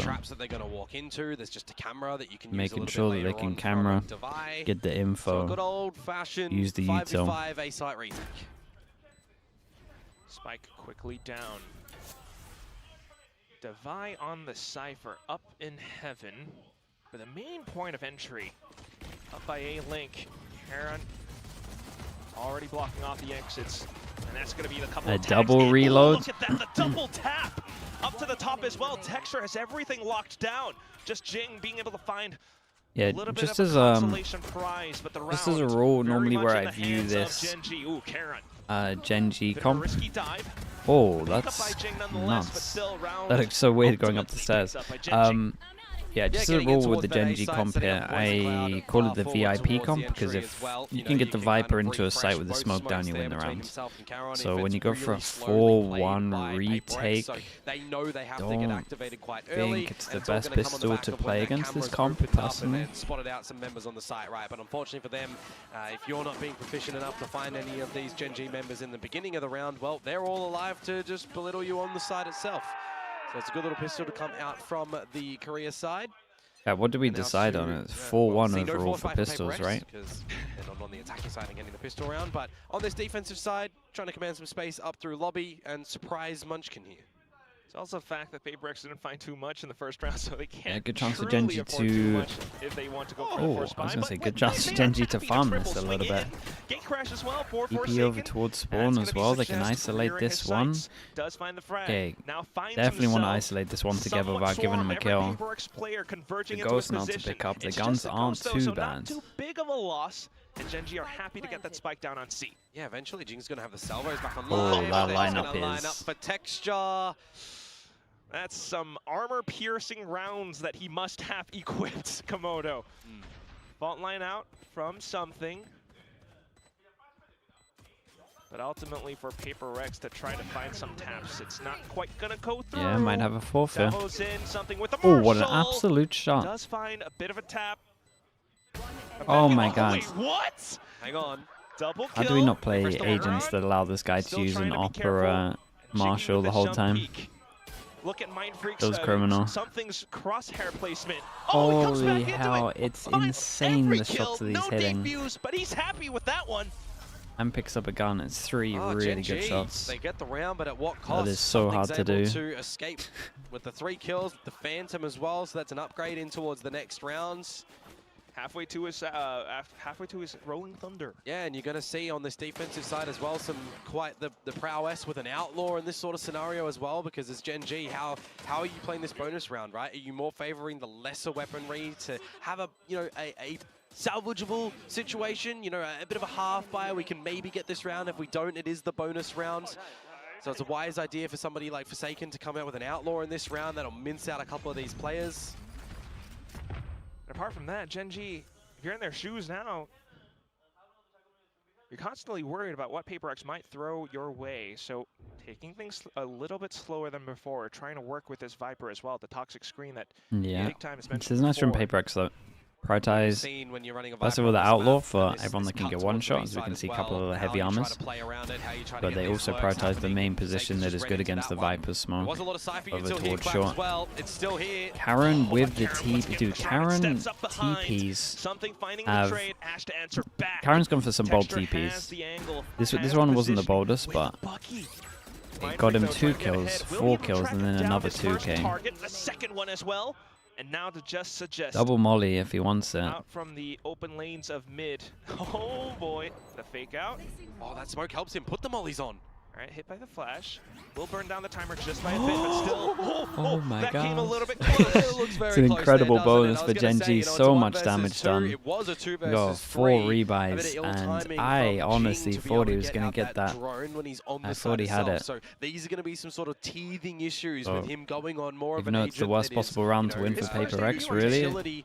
He has played it one before, yeah, so it's just going to be happy with the win. The biggest thing for him right now. They nearly lost this. Timing on utility. We've seen it be a bit of a plague for him when he was playing the. Did he even TP to the back? It was smoked the whole time. Really big learnings for this whole team, and in this sort of round as well, right? That was the bonus round to come through from GENG. How close do they make that one look when Caron's just playing at the back of site, getting all that? Yeah, there's a lot of maps where I think that few. Those things that PRX will have to. Where I feel like double duelist is a thing. Right now, the double TP, he is so unlucky with that peak. Nicely done from Forsaken to check this. It's a great... Munchkin gets both. Dude, every single person from GENG won their jewels out, and Munchkin won 2 of them. We didn't get to catch too many of it either. It all happened at the same time. And then Texture is getting jealous as well and gets involved. Sometimes that does just happen. It's a convincing round for GENG. PRX forced them down to an eco. And then you already have GENG on the line. That one is a little bit rough. So what do you got going for you as PRX in this next round? I mean, are you going to feel hungry enough to use a Dimensional Drift to try and find any space on this defensive side to get an advantage? You've already proven that you're being able to do that with just a little bit of the lesser utility over through A before getting traded out by GENG. Roger that. Oh, GENG. So now, having seen a lot of the early round aggressive plays from PRX, GENG starting to find some adaptations against PRX with the smoke over towards C. Grouped up early on. Trying to make it look like they're holding it, but actually just 5-person stack over towards A. Yep. Gamble stack towards A. See if the strength in numbers approach. Loves his Viper, yeah. GENG love a Viper. You're going to potentially go for the flank. I wonder if GENG love a Viper, G2 love a Viper. Or if they're just going to trip it. So it will be tripped, so the idea for GENG, they know the flank's coming. Well, PRX, they might have great shot from Summing. They're not quite able to deploy them. As you mentioned, Komodo, all of these trips and everything being red, Texture trying to get ahead of it as well. And now with that, okay, a bit of a Phantom picked up. Still could find a couple more, both jumping together at the same time. GENG, ooh, what a flick! It's a 1v1, but 11 HP. And the time's still ticking against him. Now you know where Karen will be with this flash. Oh, the flash at close range, though. Oh my god, he actually hit double body shot on him. With the Dolphin it's really good damage. Classic right click. It's close, man. It's another round that gets really like Viper and close Haven. to the way of GENG. It's not as good as it used to be, but it's still pretty good. If you're just going in towards these fights, technically at a deficit, right? GENG, in a lot of those fights, they weren't in the stronger numbers second shot in the very beginning. What if the classic didn't work for Karen there? What if, you know, it's always the question. What if, question mark? Now you're going into a fresh round where the guns are back for PRX. And okay, 1, 2, 3, 4, 5 people that can't buy for PRX, but they got 4 ults, but they're also up against. Setting up their Cypher more proficiently towards the C also side. up against 3 ults, and you would imagine these two can actually probably combo pretty well. Once again, PRX trying to creep up front. GENG with a bit of noise. Forsaken inserted over towards A. You can see there's been a good amount of thought about like where they want to prioritize with the wall. Quite the slow one from GENG as well, right?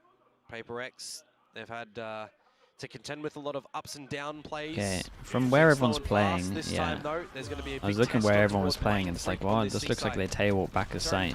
One of the trips goes down, still one kill trip, and they all back on them, and the Omen is just committed.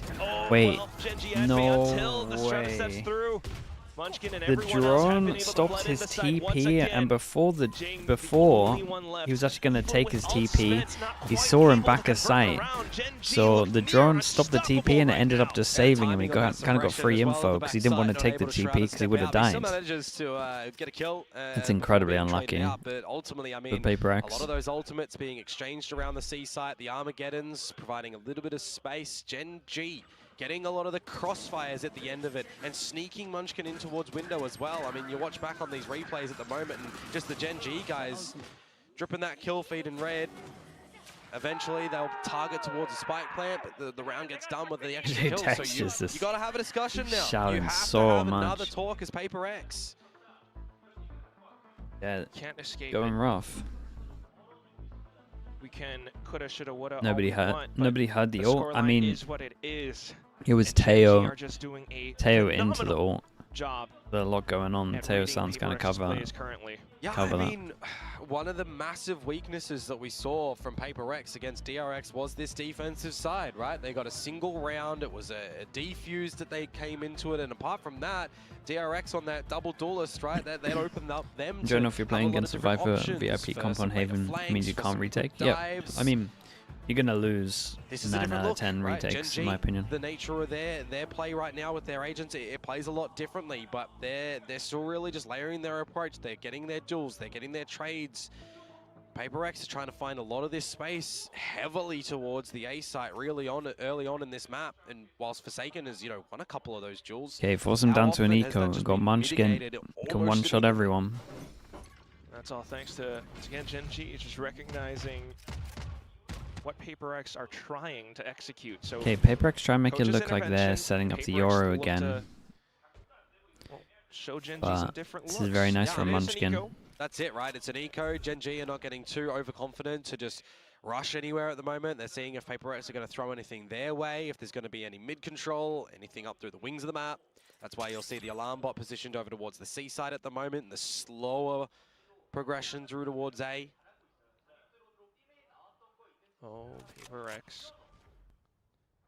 And again, with time elapsed, they go back to what they're comfortable with. The stack up. GENG, however, not a full commit. Yeah, all the utility that's just been one person fake. PRX on this A site. With the smoke committed as well. So it really looks like an A hit, and then you just walk into B. This is very nice for GENG. They're looking good. You could still technically even have a lurk if you wanted to, so something going to be interested for either lurk control or flank play. It's going to be the ladder now with the plant and the pit to the B site. Well, the first thing is that you have to deal with texture, maybe the second player as well, Ash. Happy to watch his team's 6. Salvos, just to flush him out of position as well, and PRX should anticipate where he is, but still, with the flash, Forsaken not quite able to convert. Ash will continue to remain as a thorn in PRX's sides. And another obstacle in with the Viper's Pit as well. The triple from Ash dealing significant damage. Divide with 1 HP. Okay, let's see what the big buy run has. Money's looking real good for GENG. That's the round. 6 on the board for GENG.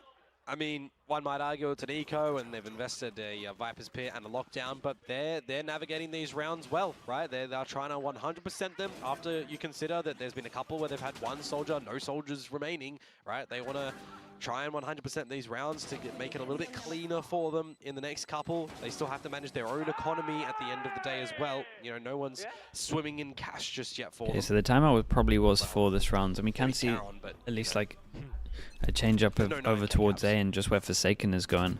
It's a lot more mid pressure and just doing stun salvos for this. I say stun salvos, it's time to just salvo. Right now, but GENG once again slowly stretching their legs down mid. Trying to find some trips. Trying to bait out more reactions from PRX. Look. Just texture. Oh my god. Oh my god. Oh my god. With the trip, Divine will punish. Say this trip is lovely, Fred. That Omen Flash is lovely as well, and that is a giant kill from Munchkin. And then tunnel vision on the TP. Denies it outright. GENG has the sight. Something still it's getting really rough. From C-Link. Forsaken trying to create some chaos with the flash out from Garage. Finds a couple out from Jing as well, and that's Ash gone. PRX able How did they win this? to strike back. Quickly in towards that retake as well. What might have been thought of a B play, turning in towards a C play. And in the chaos, PRX, I mean, they weather it through. Forsaken, right? Taking it a little bit individually. He got some assistance from the salvos that come out on towards the site to force this the kill GENG goes in, members goes to into a a spot of 4v4. fodder. Some good repositions as well from GENG around that site. It's an incredible when they're flash trying to for. Okay, I mean, will admit, but it's the little later on part, right? Shout out It's to just having Forsaken. GENG and Forsaken. The Double chemistry angel. that's been built for so long, able to quickly just fashion PRX something got to be together. really careful right now. 1, 2, 3, they won't be able to buy next. GENG building up to some of their own. And this is like back-to-back rounds where they showed aggro from mid. Divide towards the A site by himself, but sneaking Forsaken up through That's crazy that Ash is on top of this the whole way. It's a great sign for him. Right? How much did we see suggest? But definitely the 2 rounds prior going double aggro on mid maybe made him more aware. Not entirely sure, but playing retake against the Viper again. Being taken out when these two guys played. His kill trips though, when they killed the Viper, hold up, they have a really good chance now. Trips allowing him to find a single pick. Armageddon deployed, allowing for GENG to get the spike down safely. Drones out from PRX though, and they're looking to play off of the timing of things. Divide with the flood back in, takes down Karen. Ash in around the cage, so finds the trade. It's a great round for Ash. It's a triple for the player, and it's just Mindfreak It's left. a great round for Ash. To close it I'm very impressed with him on this round in general. Again, this was great to see. Retake this time before the spike first kill was great to see. For PRX, so GENG for some Dantonico, 3 people can't full buy on PRX. Is Ash and just doubling on down. That's a huge risk at the very beginning from Forsaken to go out by himself, by the way, so you might want to reel that in a little bit later on, or really now, right? Because for PRX, you're trailing behind quite significantly. This defensive side is still plaguing them. So on the new round, what differences are we going to look for them? Are we going to see some mid-control attempted? Salvos, going to buy some time for any little peekings out Garage, but you're going to already just have to sit here because of how close GENG are gathering this mid-control. He wants it. He so wants it. It's a little risky though. Munchkin happy to play with the economy as well and outline this round. And GENG just once again waiting for a single peep out from PRX. The drone confirms that there is a bit of presence in Garage, and that pushes the rest of them happy to push into the A site. Still though, with the peaks out. Good trade. They managed to get the gun. Maybe a weeping picked up. And I mean, every time they do have one of the better ults in terms of the Euro. Yeah, they can, and they have people following it, so trying to clear free space, and they can use Vetoes. A good stun, but Karen has just been the guy the whole game. Well, Divine at least will come here to pick up pieces, so in with the Sheriff, but that texture out towards A Link. And also off to the ends, Defy only Great stun on this one as well from Ash. GENG. Yeah, they're running away with it. They really are. With this forward momentum. Yeah, Ash's assistance is looking pretty phenomenal at the moment. I'm not going to lie, whether or not it's good timing on the early salvos or he's just being a body to be able to really, watch other angles. It takes a little bit too long to line it up, and honestly, like just the pressure of it alone on the floor is like pretty nice. People would reactively like smoke the floor so they can get through it. They've certainly adjusted things in the middle of this game in the weeks difference that they had from the previous one. Like that you remember that though. Certainly doesn't look or feel too good when Forsaken's not able to find too much, but here comes the operator, able to find the first. Tries to go in for the next as well, but Defy is here and able to assist. Ooh, oh, it's another big TP. Okay. Shroud steps over. The first time we've been punished for it. Quick to react and quick and aware. Just Munchkin left. Tries to deliver the spike all the way over onto A, but PRX happy to play with numbers. Oh, absolutely. I mean, a 1 versus 4. There's no pit available for Munchkin either, but you get the orb, you get the plant. That's an extra 2. That'll let you go 2 away towards the pit. You've got a minute to play with as well. These are the sort of scenarios can you give that 4? Can Wait, really let's see if they can showcase secure this round first. If you're able to do step by step. Find a kill or 2 before getting a plant, for example, but for PRX, they are just not giving it to him. Now they know it's planted. Is it winnable? It's incredibly hard. The question is, I'll give him like a 5%, not even. I'll give him 3%. Because if he gets enough, that could be a pit, and that could be a strong opportunity. Yeah, next round as well. Namely that. Might give GENG the 9 and 3. Salvos at least, just in case, but ultimately PRX has the site currently. Munchkin though, happy to play off the first. PRX now in for a bit of a triple, but what is that spray? He's getting the tripper, he's getting the last one as well! What? No way, dude! 3%? What kind of madman would only give him 3% here? That can certainly oh dear God. Us champions, right? In these sort of scenarios, that's it's a nuts. 1 versus 4, man. I have my job is meant to be to talk about the game, but I'm not allowed to say anything about the game because the opposite just happens. But you're in a dark cover. 1, 2, the I don't know what to do anymore. That's nuts, bro. Dude, when he got the first kill and I saw the smoke down, I was like, oh no. And then I was gonna talk when the time got a little bit lower and up his percentage to like 10, but I didn't want to talk more, to be honest. Shreds it into pieces. Oh God. Chat, in my defense, I did say let's wait for this round first. But back to the slow play. Putting Forsaken to be individual over towards the A site to try and hold a forward line with the Guardian here. Nice shot. Okay, a difference, Quack, a difference. He gets the opening kill. Flashes out over as well. Ooh, that's a cool little flash. More, but still. Let's just give him a trade back though. Again, no gate crash found. Dude, I can't believe that. I actually can't believe that round. Well. You set yourselves up a Viper's Pit. Okay, at least starting to read more of GENG's tendencies now. They've sussed out Suggests Lurk. And a quick read into the A site. They should have the timing, but the salvos from Ash throws it off. Defy at least able to find a bit of spray through a tight angle. Munchkin though, off that clock from before, pulls out the pit, denies possible entry. 30 seconds. Rears his Guys, over to the top of not again. The crucial double. How is he this one, you can't blame this one on me. Mind Freak now. And with that pit still up, the 1v4 into the 2v4. Too much. He doesn't have to flash either.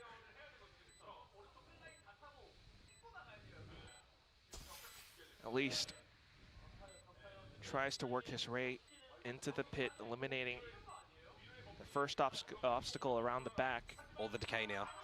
Yep, just a single whisper and he's gone. Munchkin, the rest of them all playing around the spike.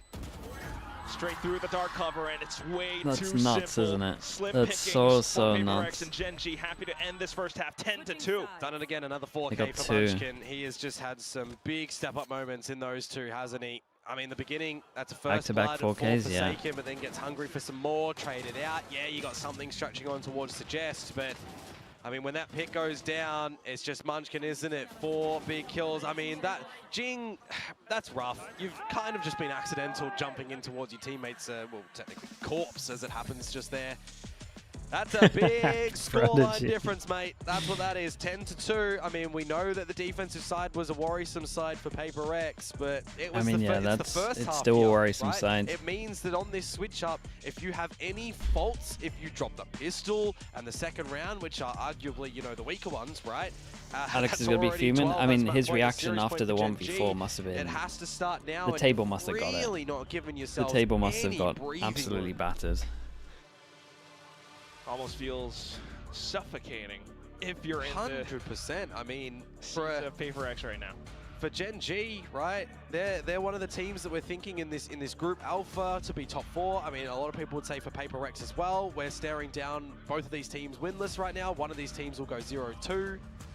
And that's what you've really got to think about. That's what Alex could be thinking about as well. But you just don't have that much time to worry about all of these little concerns. Yeah, I mean, you need to turn this map around. Yes, Group Alpha, you lose this, okay. That could impact the rest of your performance in this season. Pistols. And GENG are just 4-1. They can't even win the bursting pistols. at the seams to bring this to its conclusion. There's a lot of pressure on this pistol round for PRX, man. Like, this has to 100% be theirs. They've got to get the bonus round. Like, there's just so much. Oh, look at GENG. Setting up huge traps, a bit of a pinch in towards this A lobby position as well. All pass and punish over towards A, and they want to go back towards A. This is mayhem. 7 people dueling. Here it comes though. GENG, the slow creep out, and they have all the protocols in place to find the trades. GENG finding a bit of a punish as well, and with that, something with the support. Oh my goodness, what was that? Looked like me out there. Off of the flashes, the little corner unchecked. He finds a double. And remember, something with low HP getting the spike down. Ash is not the person that tags something as well, right? So you got to consider how much damage has been done towards him. 20 HP. Fault line. Gonna come online. Yeah, sure. No, I meant for the whiff. Salvos, so he's not gonna have them for this one. It's gonna come down to timing and positioning. A bit of luck. Where could they be? Something. Timing's crazy, yeah. Oh, very nice. Quick with the reaction. Well, shoots down in the corpse for a bit of mental boost people as believe well. in. I don't know. I don't think I'm one of them. You absolutely but there's definitely some people believing. You as GENG though here for this next round when you know they're 10-2, 10-3 up right now. It's a 1 versus 1 at the end of it. Do you go for a force? If you're playing towards the numbers and you're doing 2024 GENG things, you want to play to your strengths, right? So just take this round for what it is. It's an eco, and then have your big old guns in the next one, and that does look like what is going to happen. Well, at least happy to see some of these smiles, especially in Something's face. Happy to yeah, it's a good investment. Salvo straight in for quick A main control. Camera spots to push down towards middle. They might feel confident to they can continue to keep on going just send it over towards A with that. If Karen are going to do anything over here, look at texture up by mid though. You've got the trip, drone, so they can see where they need to omen flash. Drone clears back his side, so they know the TP's clear, and then they flash the left side. Fault line out, but oh, Ash with a nasty right click. Instantly in for the punish. Another dive from Karen, but Devi will be able to convert. Oh, Devi. Now as well, so that's a safe site, a safe plant. Devi hearing the footsteps he did incredible. Off the other end. Feeling the punch from Texture Sheriff now, but at least positions made known. Mindfreak for the swing, in with the support from Something. Suggest still able to at least still pretty good damage for GENG. It's not impossible. Mindfreak is down quite low, but in with the sprays out the sides of the smoke. And Suggest repositions. If you can get Mindfreak here, I mean, you're pretty happy. Otherwise, you just go up with the spike. Just need to spray him down, though. So back off to the other end. Forsaken now onto the Vandal will be they keep the 2 main guns into this. Suggest. At 10-4, I think you just accept that it's not a bonus and you buy. This flawless run from PRX that they started off with against DRG, DRX rather, reenacted here. 8 in a row is what we're going to kind of be chasing. And then you'd be tying things up if you consider the first 2 that they've already accumulated. I haven't really given it enough thought. I don't think so. Do they have it but it could be. At least we're seeing them kind of shirk off all these worries and concerns. You'd have to do a Teo. So now, even with a bit of a half bias, Stinger or Bulldog, PRX happy to stare down GENG's barrel. GENG though. Okay, they kind of do it halfway. Yeah, bait out a little bit of this utility from Suggest nice and early to give you a they're pretty much buying, if you want right? GENG won't be able to buy next. The Vi won't be able to buy next. Not seeing any This is the round. How are you gonna work around this Yoru? You wouldn't just walk into garage on the round, right, with the spike. Lose his life, get traded out, and shift in towards the C play. And that's another trade out from Munchkin as well. So the C play, unfortunately not quite working out too well for PRX in this round. Why do we have a spike on Forsaken who's leading into the garage? He's asking the right questions. How do you retrieve this?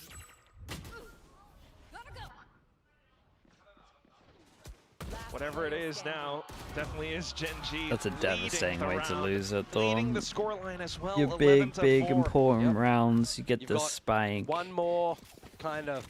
You have a clone, you have flash. This map is PRX, and then it needs to be the flawless run for an overtime. You have a Teo with a drone, and you walk into garage. It's a little bit bleak for them.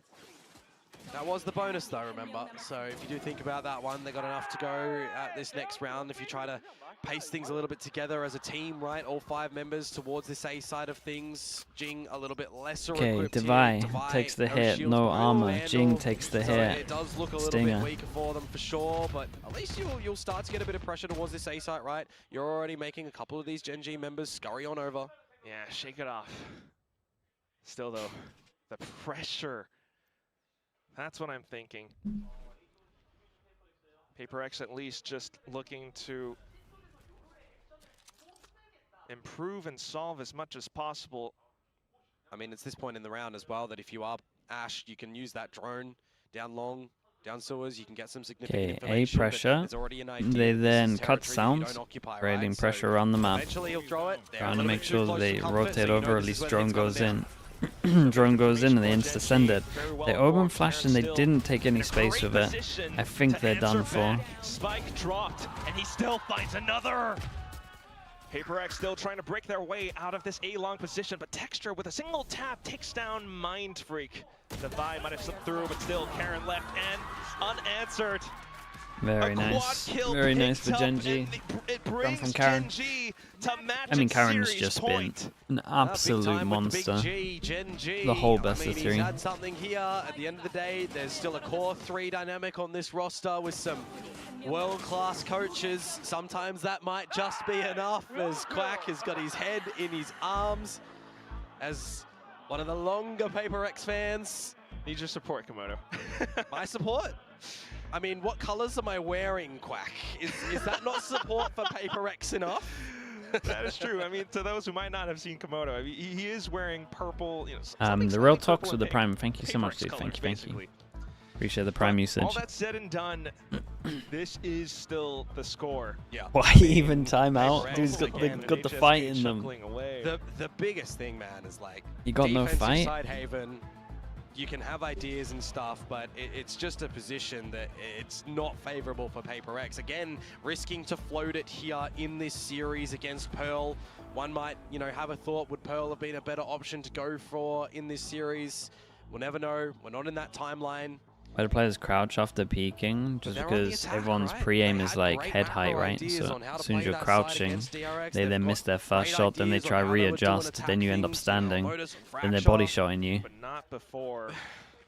There's it definitely there's probably YouTube videos out there. Like Primi is probably the one that maybe made it like more mainstream. People always doing it on pistols beforehand, but pushing down C, taking a bit of okay, pressure 8 chances. Off of one side of the map. PRX though, trying to keep themselves bunched up. Straight into garage again though. The quick punish from Karon. One way off the other end as well. Little by little for PRX. I mean, divide down. Jet Texture. Oh, look at him. Just look at him. Turns away off. How's he alive? How is he alive and going? Overdrive back in, and that's some damage done. PRX trying to scramble for some defenses. Okay, Karen of course with his 3K. Well, they wrecked him. They wrecked him on this map. 13-4. 13-4 on Haven. Oof. And for the first time after 16 straight games in a row for Suggest, he has finally found himself victorious. That's a scoreline, that's a statistic that you have to be happy about. GENG, there were some doubts about them, you know, a lot of the PRX fans. Dude, 50-50. who do they... But they're gonna get into playoffs, right? They shook a lot of that off. Let's have a little finding the lurks. Ash in with incredible support on the Teo. Yeah, absolutely. I mean, massive differences this week compared to last week as well, right? For those for them to make playoffs, they gotta. For PRX though, it's the tier out the corner of your eye again, right? You got another. They gotta be DFM and boom. And it's just not and working. Even then, it's not 100%. The results are what they are. They got boom, well, DFM, and global. It is still early in the season. We shall follow forward with every single player's journey. Potentially Tuesday soon. Shake some of these losses off, but that said, you gotta improve. You still have to keep working at it. And GENG are doing just that. The improvements all across. Yeah, GENG improved a lot, to be honest. This huge win especially the two new guys were having like a, I don't know, it was like a little slow start, I think, for the first map. But the other two maps, they kind of warmed up a little bit. It is time for us to bow down to big maybe just the last map. But let's not give him a big head, hey? It is also time for us to toss it over to the winning interview today. All PRX have to do is just win their last 3 matches. Yeah. That's all they gotta do.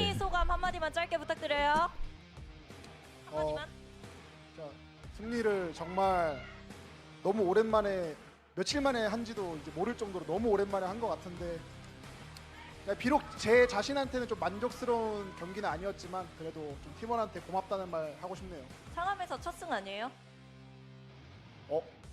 그런 것 같아요.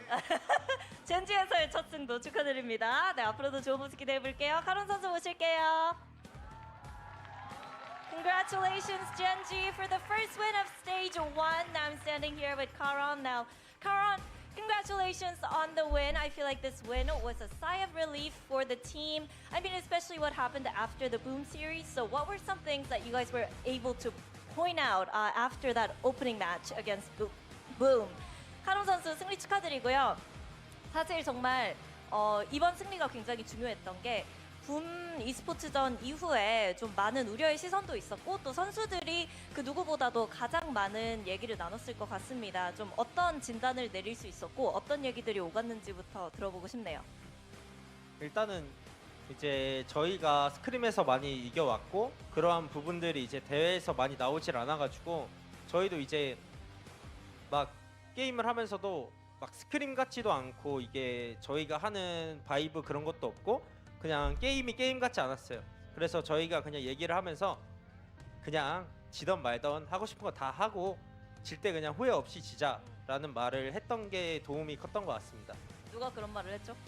다? 그건 이제 나라 형이나 이제 상범 형이나 감독님이나 다 모든 저희 같이 대회를 뛰는 사람들이 다 그렇게 말을 해줬던 것 같아요. Well, yeah, we had a good flow going on with our scrims, but we just weren't able to translate the vibe and also the results onto the stage, and it felt weird. It didn't feel like us. We weren't really playing like GENG. We weren't really having fun like GENG as we do usually in the scrims. So we just went, you know what? Chuck everything, let's have fun, and let's have the confidence to go in and do whatever we want to do. Win or lose, it doesn't matter. Let's just play our best game. And mostly it was the coaching staff, Munchkin and Texter. And I guess the whole team kind of agreed to do that. And I think that kind of mindset really turned the switch on for us and allowed us to win tonight. Now, let's talk about the new starting lineup, which picked up the first win of Stage 1 for GENG here. Switching to Nova now, we'll just stay with the Pacific stuff. Now, how's the teamwork and how do you think you guys are gelling in together? What do you think this starting lineup kind of offers for you guys? 이제 새로운 선수들이 합류를 했잖아요. 애쉬 선수도 있고. Don't know what time on Tuesday. I don't really. Maybe like 1 p.m. your time is safe. 팀 합은 어디까지 올라왔는지 그리고 이 라인업의 But I might have to cancel on you if something comes up. I'm waiting for something to get arranged.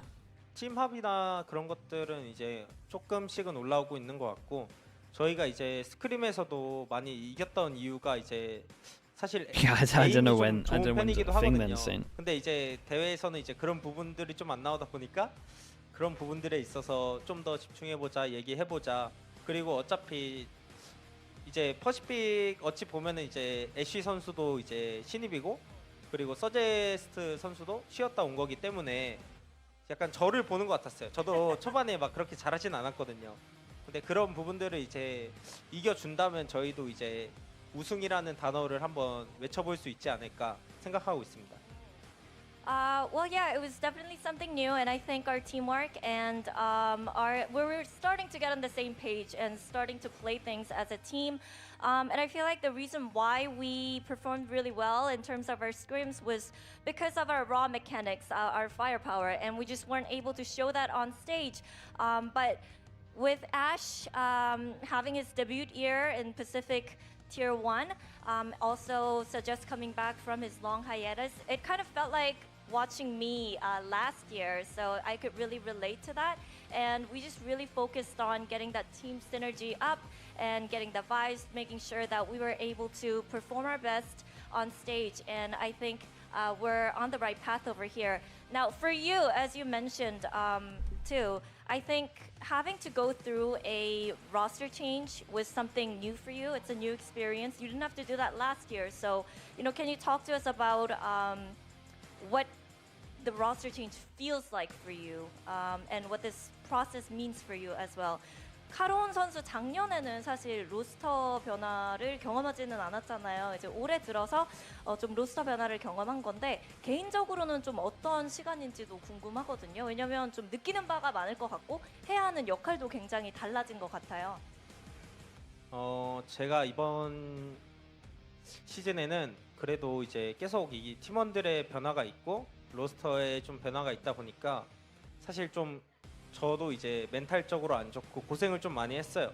근데 이제 계속 게임을 하다가도 좀 잘 안 되고 저도 이제 난항기를 겪는 와중에 그래도 형들이 계속 저를 믿어주고 그러고 이제 You only need 2 to qualify, as in 2 wins. I mean, 3 to secure it, 2 wins if you're like unlucky and it gets a little bit crazy. 더 게임에 집중을 하기로 하고 사실 최근에 멘탈이 좀 안 좋았어요. 2 should be enough. 붐 때도 이제 제가 집중을 하나도 못해서 if your group is close, you might get a couple of people on too. 실제로 그렇게 이제 집중이 안 됐기도 했고. 근데 이제 PRX 전에는 그 일주일간의 이제 형들이 도와줬던 말이나 저를 믿어주는 그런 모습들이 저를 좀 더 이제 집중을 할 수 있게 성장을 시켰던 것 같아요. Well, yeah, to be honest, going through a lot of changes in terms of the roster changes and other meta and little changes as well, it just took a toll on my mental, to be honest. And also, going back to the Boom series last week, I wasn't able to fully concentrate, and I felt that on the server as well. And really, it took me a while to get things together and get into that right mindset to make sure that I fully concentrate on what I was doing on the stage. And it was, the OG members of GENG, the older teammates that really helped me to hype things up and make sure that I kind of reset my mentality and play my best. So I think having that faith in each other and them having faith in me really helped me out a lot through this tough time.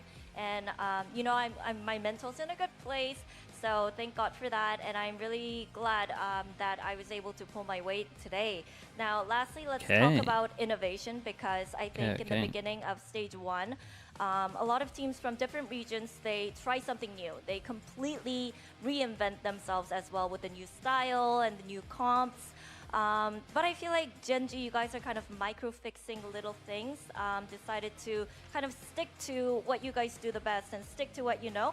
So when it comes to completely changing things up, what are the talks around that? I mean, do you guys feel like just reinventing the wheel is enough and that's what the team needs at the moment? Or do you feel like at some point you guys just need to chuck it out the window and try something completely new, innovate?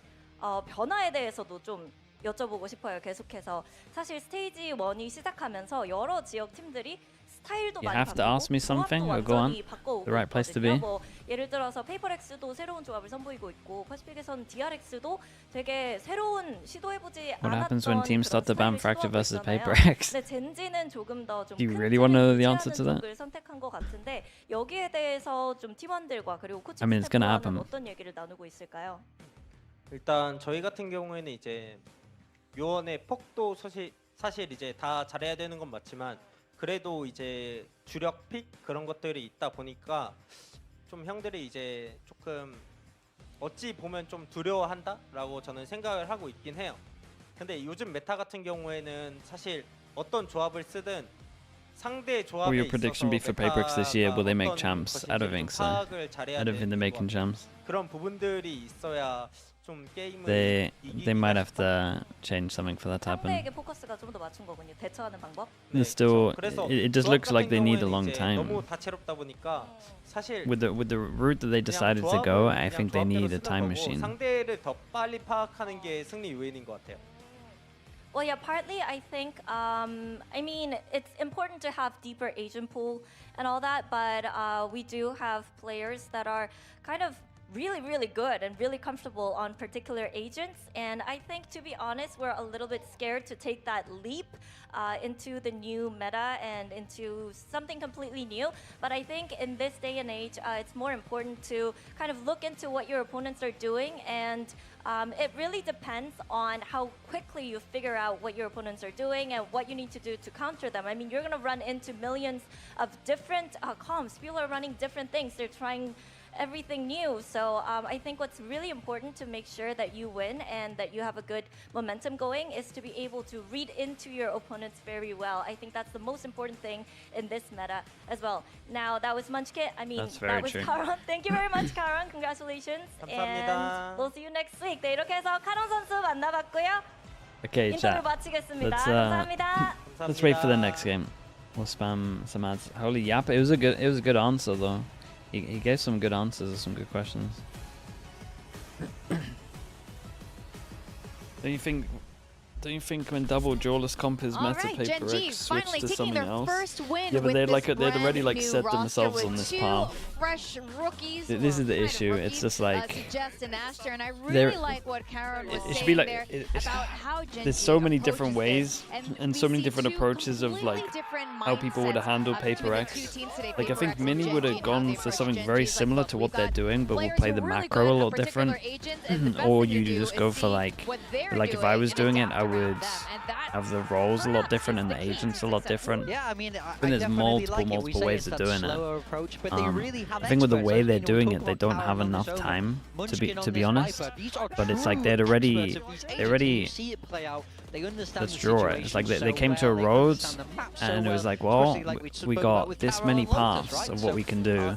They picked one, and they're like here now. They're like down this path. And to go back and do all of this, they just don't have time to do that either. So like I think they just have to stick with it. Or they bring in Pat-Men to just save the day.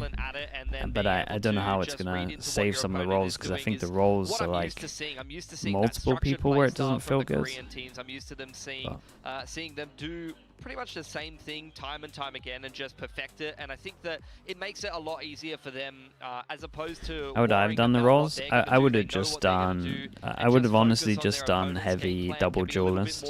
I would have done either double duelist or on the maps where you have to play an info sentinel, I would just have chamber. I just think something's just the best on op. So I would like in my opinion, PRX win condition, at least where I viewed them, I think that this guy has to have an op. So I would make my whole thing around that personally. And then I would put this guy on Raise if I could, as much as possible. And then double duelist it with like Raise ISO, something like that. It's hard with a lot of these. I would still have Forsaken as flex. Even though he's a great duelist, I just think that you have other people that can't flex as well. Two teams like this who are actually But yeah, you would have to go through map by map and work out what you'd want to do, because it is really hard, because it's like you want to have a raise and you want to have a jet, and that's not possible on a lot of these. But I think you could force it, and I would let this guy up on different roles more. But again, that path the path that I'm saying here might even be worse than this. They might have only got one here. Like, you never know. Like, I believe that would be the way that I would go. I believe that would be right, but it could be worse than what's happening. Like no one really knows. They're just taking a path and they gotta just see it out or work out the best way to make it doable. And need to look to turn things around if they want to make playoffs. Yeah, a rough start for PRX, also needing to face against yeah, I would always really keep strong teams like DRX Mindfreak and on, GENG here. Smokes. GENG, I'm sure, is feeling a Chamber. lot better, and just reminding themselves, look, we gotta have fun. Things I don't think I would play Jet. I think, honestly, there's a world where in the off-season, if you had enough time, something just had to get really good at Yoru. How much fun Valorant was originally, and there, that competitive spirit. The problem is there's no time anymore. In one way. So now if you have to go in, you got to fix it fast. Something I saw, you kind of want to make him up, but I do think that you want to do double duelists like that. You have to remind yourself, hey guys, we get to play this video game for a living. Like, this is pretty fun when you actually. It ended up being the problem was that before, when you like scrimming 8 hours a day and you're like in the off season, they spend their times trying to like perfect more normal roles, like going down the road that I was talking about. Definitely, and then especially when you win in the it wasn't so obvious that double duelist was very much viable. Actually, that's a lie. You saw the ISO Yoru. From texture a lot of the time, a lot of so it was there. It's just impact from him. Karen did have a fantastic game as well. And it was just hard to look at the games and feel like the main issue wasn't Info Sentinel. There was a lot of issues, I guess is what I'm saying. A lot of issues, a lot of paths, and who knows what the other ones would look like. Into this series, and moving those players. Would you think this path would work out in the long term? The one that they've taken now? Sure, but do they have enough time? I don't think so. That's why I think you always have to go for the faster fixes. Map in, map out, and especially when you're meant to like make situations, and then you just champs or masters. Weird rounds happen. That 1v4 is the straw that broke the camel's back. Dude, it would make it like it would make a good little podcast topic. So like, how would you actually like? How should it actually have been handled? Like, this might have been one of the better ways of handling it, but I can't believe that's just they're still in some mid section where they're like changing roles on maps. Because even though like what I'm saying is I'd still have to put a lot of thought into map by map, like who plays what. Very, very happy to see his return. Someone's still going to be uncomfortable. Absolutely, Karen is such okay, I'll be back in a little mainstay bit. here in Pacific, becoming synonymous really with being one of the best players out here. And of course, we got to highlight the big G. He's done it again. The big G, big time. Yeah, doing it again. Might I mention, by the way, the last time this man had an outrageous prediction of thinking that T1 would win, they went on to win the international event shortly after. Yeah, so I got boom right. I got boom right before. People need to listen to me. Listen to me more, people, please. I'm always right. Listen to this guy. Well, we are going to find out what you're predicting for the next match, which is going to be DRX versus DFM. Let's see who's has the hot takes for this one. We're going to go on a quick break. We hope PRX fans, you recover a bit, get the heart rate down, and take a quick break. When we come back, we're going to go into that second match.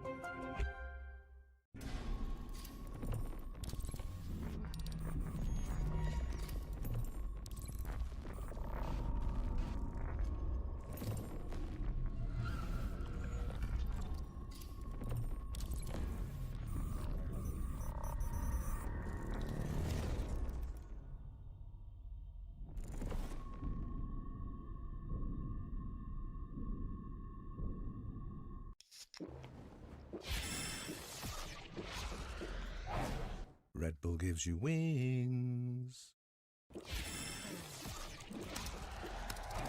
Red Bull gives you wings.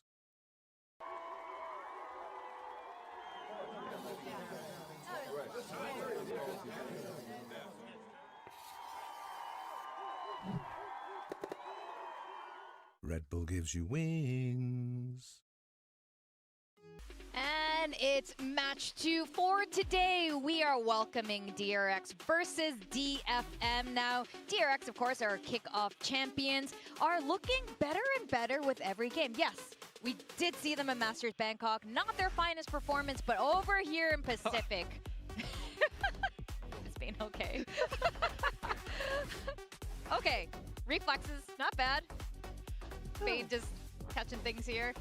And Mako, our king. Sorry, well, I'm just like admiring DRX. Yeah, I got distracted by the code throw. That got to me. That's funny. But yeah, DRX, as you say, continuing to be dominant in Pacific, even if their Masters performance wasn't brilliant. This is a roster that topped the charts during kickoff, and they really want to continue that. The big rookies coming in, Hyunmin and Freeing, still continuing to look strong, and we saw that change of style more to the double duelist. That's right, yeah. They're mixing up what their approach wants to be. I think they had a decent run at Masters, and I would expect them to do very well in this group as well. Shouldn't have too many issues moving on to the playoffs, and they'll be looking to go back-to-back in Stage 1 here from kickoff. Oh yeah, that is definitely the goal, and DFM had a good start, good off season, but the start of Stage 1 definitely less inspiring. We are looking at May, the leader here, who's put together this roster, and what do they have in store for today? Art last week hardly had an Odin. He had one kind of floaty Lotus round, and then he just, where did it go? Oh, listen to me, man. Buy the Odin. What are you doing? He's so good on it. I don't want to see him with a Vandal ever. Judge or Odin. That's all you're allowed to do if you want to get the win. Listen to me, man. Okay, I mean, that's going to be hard to be doing, especially where on some maps they're putting up whole walls that are making it harder to make the Odin work. Either way, for DFM, I think that loss in the opening stage here against Global puts a lot of pressure on this team. It necessitates upsets against some of the more difficult opponents, such as DRX, and historically, that's been a difficult matchup for them, even if these are mostly different cores. It's May against most of the DRX core that does remain, and you see them highlighted in the player graphics here. These players are very familiar with each other, but a lot of players that haven't been involved in this matchup as much as those guys historically in the server as well. That's right, and things are going to be a little bit different. Now, DFM, we saw them last week. DRX, I think what's very fascinating with DRX is, you guys touch upon it, a little bit of their playstyle change, their comp changes as well. They were playing the double duelist against PRX. It surprised us as hell. So with this map draft coming in, we are getting a sense, so I don't know. I mean, that's going to be an interesting one, but I think I'd even take it a step further where DRX is this team that you consistently see them tweaking agents. They change 1 or 2 agents every time, so you never really know what you're going to expect from them. And with their pick of Lotus here, that is a map that, it says one comp here, guys, but look at Masters Bangkok, look back to kickoff as well. This team changes up their comp by a couple of agents every time, and initially they brought the double duelist into this Lotus. Over on the side of DFM, they have not had too much success on Lotus, so DRX definitely smelling blood in the water with this first map pick. Yeah, DFM keeping it simple with their comp in the past. You know, we see the slight variation with the Vice, but it's nothing crazy. I do really like the double duelist from DRX when they busted out. I was really happy to see them try something new, have a little bit of a different style there, you know, from the Teo that we saw before, and I think it suited them well in week 1. I'm curious to see if they'll keep rolling with that into week 2. Oh yeah, we are definitely curious about it, and you can see here now, most of us have predicted DRX for, again, obvious reasons.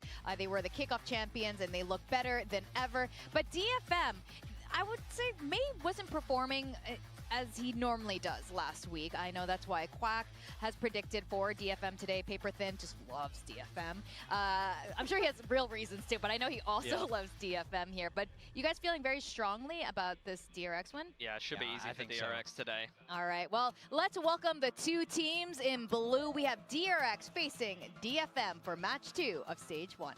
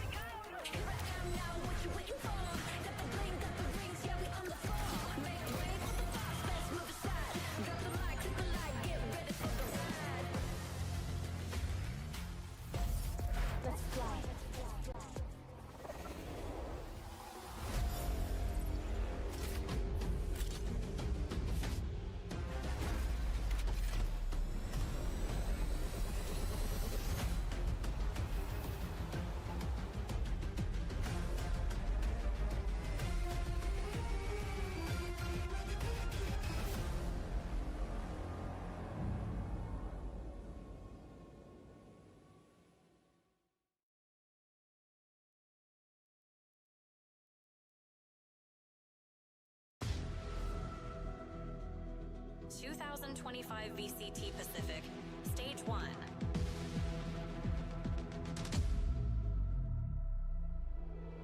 Rise Pacific.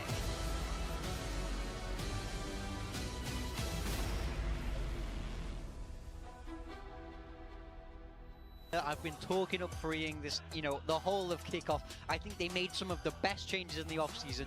Huge credit to the DRX coaching staff, Lotus the and systems Ascent. that they have behind them. We get But in Ascent. Oh, Masters that's kind of fun. what they needed it to be, so they need to qualify. I still believe in Toronto PRX, dude. I was out last week. It's Just the fact that Absolutely. I had less belief in Gen G. Today they will be facing against DFM, the other Japanese squad here, who definitely stepped it up. Again, in the off-season, during kickoff, we saw a great performance and we see endless awesome walkouts from this team.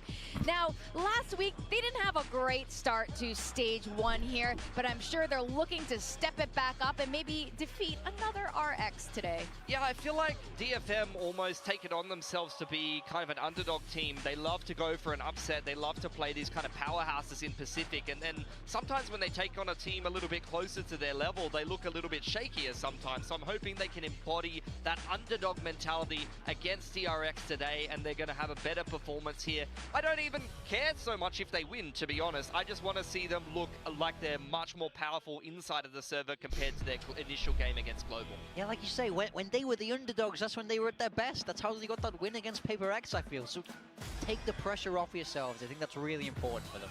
Yeah, while you are Who's still better, the AIM, me or underdog, Mini? take Ooh. advantage of that energy. I mean, Mini plays more than me at the moment. I think probably overall Mini maybe. I'm definitely a better opper than him. Have fun on the server. We didn't get to But talk I about think our if we map played draft for 6 earlier. months, Lotus is going to be the first destination up today. like a lot, DRX probably ended up him. picking it. How are you guys feeling I about don't this? know. I would always back Feel myself. very poorly about DFM's chances today. There's just too many question marks for me. For Lotus, I think it's a map they haven't performed too well on, and DRX has been very consistent on Better that judge? map Oh, against dude, that goes everyone without but saying, T1. though. Ascent is not a map we've seen from either of these teams since the off-season, and they both had some play on it with their rosters. And Fracture is a map that we've seen for DRX, and they've had some success on, but we haven't even seen DFM play it since it came in kickoff. A lot of question marks do hang, especially as if we get to the third map of today. I don't know if we're going to get a full series, but I hope we do, because we can never get enough Valorant here in Pacific. And the Lotus If you guys were to draft, grind a month straight, who would have a higher some rank in changes solo here. queue? I think for DFM, they're just playing the most Not standard, sure. stable meta comp. It's one that didn't go He so well would for them probably, the last time they honestly, played I'd it. probably Art is rage not more, on the so fade, I reckon maybe he would have a less high open rank. shenanigans for him, but Akame's looked pretty good on that agent, so I think he'll be fine on the fade. DRX keeping things as they were, sticking with this double duelist. We see flashback. He would just play becoming this Sova every second map as duelist for well. them. He stepped up into that role Sova's well kinda last week, unreal so in rank. he needs to build on that performance and excel on the Yoru here. All right, we are going to go into the first map. We have our casters Komodo and Quack, who do have opposite predictions. Need a performance as coach? well. Let's Mate, I see what their need take more is hours on in the this. day if I want to play this game. Just a really tiny little bit. You know, I just like Scoot, to hello, believe mate. in DFM. But Hello, do you hello. have anything for me, Komodo? For you on DFM? Or just a whole matchup overall? Good luck. Good luck. No, look, Might need it. I mean, if you're considering what we saw last week from DFM against GE, there's a lot of room to grow. I think that's the biggest thing for this year for a lot of these teams. But I felt they look a little bit lost, right? Teamwork and trading and everything, they were a little bit off their game. They didn't bring that over from kickoff, I really feel. Yeah, it does feel that way, especially The given MF, the performance from consider last week. However, I do the weak personally team. like what I'm The seeing from DFM likes of Jen when he's getting a little bit more proactive, DFM especially against the Viper on the map. I don't know, they're We'll underperforming have to a little see bit. how the entire journey progresses for it in week number 2, DFM versus DRX. I mean, DRX is They're not expected to win this one. Of Lotus. It's that permaban of Icebox. I'll say that. Yeah, I mean, if you've always got a permaban of Lotus, for example, for a team like DFM, you're opening up the floodgates for, you know, something Okay, you're not potentially strong DFM on or pretty attack, strong on. DRX on defense. Pretty good. And I mean, to win this, to win this one, DFM kind of have to get off to a good start, so that means a pistol. Yeah, the crowd And cheering and supporting right behind DRX as not well. looking too Happy to likely. take those 3 important frags away. Gen, though, will be able to steal one right from underneath their noses, but is that going to be enough? Still trailing right around the back of the door. You need to see some very sharp shots from GN and Akame here. if they're able to try and bring this one back. DRX definitely still circling around them like sharks. There's one. Deep in the water. Straight through off the other side. You might be able to find a little bit of space in towards stairs, but DRX definitely still able to put up a wall outside of the ace site. Peeks back in, peek off of contact from Mako. They actually give an okay chance in a 2v4. To bring them the pistol round. We'll keep an eye on the pistols. I mean, we're seeing, you know, just to not a good start for DFM. Map as well, right? We've seen a little bit of different revolutions. How much of a chance do they have? When you're considering GN tossing up between Chat, what percentage are we giving DFM really with how they've looked? Agents as well, but more importantly for me, when I'd I say see 20. DRX in this one, and we're forgetting about the whole Teo meta for freeing. You would give 30? He was just the really? agent embodied. I think that's higher than what I give. What do we usually if it was kickoff DFM, right, Cypher? Sure. He's changed I'd it give up. him over 30. He's playing Vice, right? So But this is a stage small one's been looking change kind of for DRX rough. that actually could have a very large impact in this map. We're already seeing it with the shear wall and the way that it is placed. A little bit more difficult for DFM to get it tripped. Of course, 3%, but we've seen what happens when you give someone a 3%. Looking to see what they can get. Prowler off towards the other side. Yeah. Flashback happy to go in with the Outlaw. Gate crashes away into safety. Yeah, Flashback, of course, if you're going on towards this double duelist new look for DRX, you want to kind of see how he's going to be playing on this secondary duelist role, if it's more informative. Is this just not a comp that, kind of the vibe that I'm getting. Sorry to keep talking about PRX, but is this just not a comp that PRX could use? Yeah, well said, GENG. Certainly puts DFM in their The main currently. thing is that something would have to learn this. I think his Neon that is the issue. A little bit more, you know, awkward compared to his Yoro at the moment. It would be what out of this? See, you know, for this map specifically. This would be Divine, I guess. Some things and ultimately Quack on a round such as this for DRX. It's just making sure comms are clean, shots are clean. I think Forsaken needs to be Yoru. Then I just don't know what something does. Well, I'm from Singapore, so I don't know what kind of. Were you saying he would have to be Fade? Okay, I mean, I would be okay with that, but I would make him op on Fade. Okay. As mad as that sounds. We can work with that one. The main thing is my view on PRX is my whole win condition is something. 2 rounds done and like dusted, I'm treating something like he's Aspas or Kankan. We're expecting a map like Lotus to be coming on through. Of course, we already touched upon Icebox being the ban out as well. I'm actually kind of interested to see what their ascent is going to look like, as we know the Odin abuser is kind of nerfed. You can Get bring the it out, Deadlock don't get op. me wrong. Like, Deadlock op's kind of I underrated. do want to see Art bring that gun up, how proficient he's going to be. But first and foremost, though, how proficient just the team is going to be. Envy to PRX, oh my Already goodness. forced back from not being able to gain any mound control. The one-way smoke. I feel like Envy could save every team. I think Envy can save every team apart from Team Secret. Can save every team apart from his own team. Position up towards mound. DFM though trying to get a peek, a poke. Yep. Passed into B. But you've got Bane on the other end. Prowler as well as the Boombot. Yeah, you shot the Bulldog to destroy the Archros, so the Stinger up close wasn't noted, although unfortunately Okay, this time when that nice dark entry cover though. one-way does fade. Pretty sure it's just a small window with the one-way. We'll pay dearly for that. A second smoke up from Mako just to retain control over the C site. DFM then finding a little bit more space across the map. Oh, the pivot over towards B right now. This is the easiest call of a lifetime. They just fade-eyed over towards B. And if you are going to shrouded step, I mean, you think you've got pressure here, you think you've got pressure, you open the door, you make it look like an A, now you pivot to B. Oh, that's so awkward. Now you pivot to B. A little bit unfortunate. A little bit slow from DFM. I'm very worried now. Especially as that kill goes, yeah, they took a lot of time. A little bit lost and hesitant. Now May trying to catch up to his fallen teammate, but 10 seconds. Nothing found. And yeah, you're absolutely right, Komodo. At this point in time, it's just easy. That was nice from freeing though. You could see the plan in his head the whole time. So easy for him at the end of the day. Just too slow really for DFM. From DFM. I sense that they're not like, able to as soon as this fade eye comes in, I'm calling the split B. I'm calling the open door. I don't even think we need to. Obviously, we don't know the walls there, but right? I'm doing a prowler and opening the door and then I'm descending you still it. got to contend with the shear that you haven't popped yet. It just looks like a very big miscalculation. Like max with what's going on, there will be one person heaven. That is the only position they could be. Wake up in the server, just following along what Pilsky was mentioning before. We might not necessarily be looking for the best tactical. As we can see, there was no one heaven, but just for DFM to show us proper form. Yeah. Show us the best versions of themselves. I mean, one of the highlights, just as we've got this little another chance to just farm everyone with the outlaw. I observed in the GE game that DFM played against is that GE were looking extremely drilled and their trading and repositioning was really well done, right? Who's and next? That's something that DRX are There's showcasing another. to us that they're really proficient in doing. They were happy to do that against PRX. They're happy to do it against DFM as well. Yep. Still though, mate, sharp as ever. A nice shot. Able to take one away. Bit of damage against Freeing as well, so needing to fall back to a safer position, but Bane is here and happy to receive. Nova 1-2-0. Yeah, Nova might be able to do a little run here. Can't move. Nice shot again. That one is impressive as hell. Things can actually start to get a bit scary when you consider that Marco is nowhere yet. They use the Vice Deadlock on split. Oh, really? They use the Vice Deadlock on split? Man, Nova's read on the meta is so good. Jinbung to watch the flanks.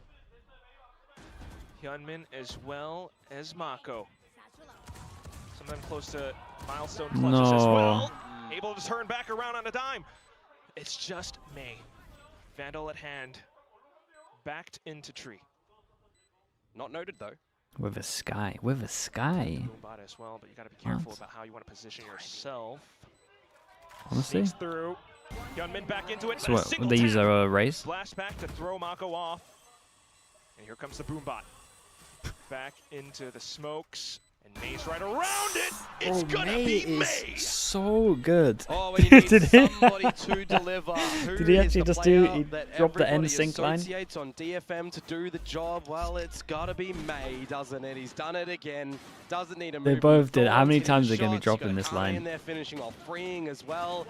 Unfortunate that Jinbung finds some fluffed shots yet again, but hey.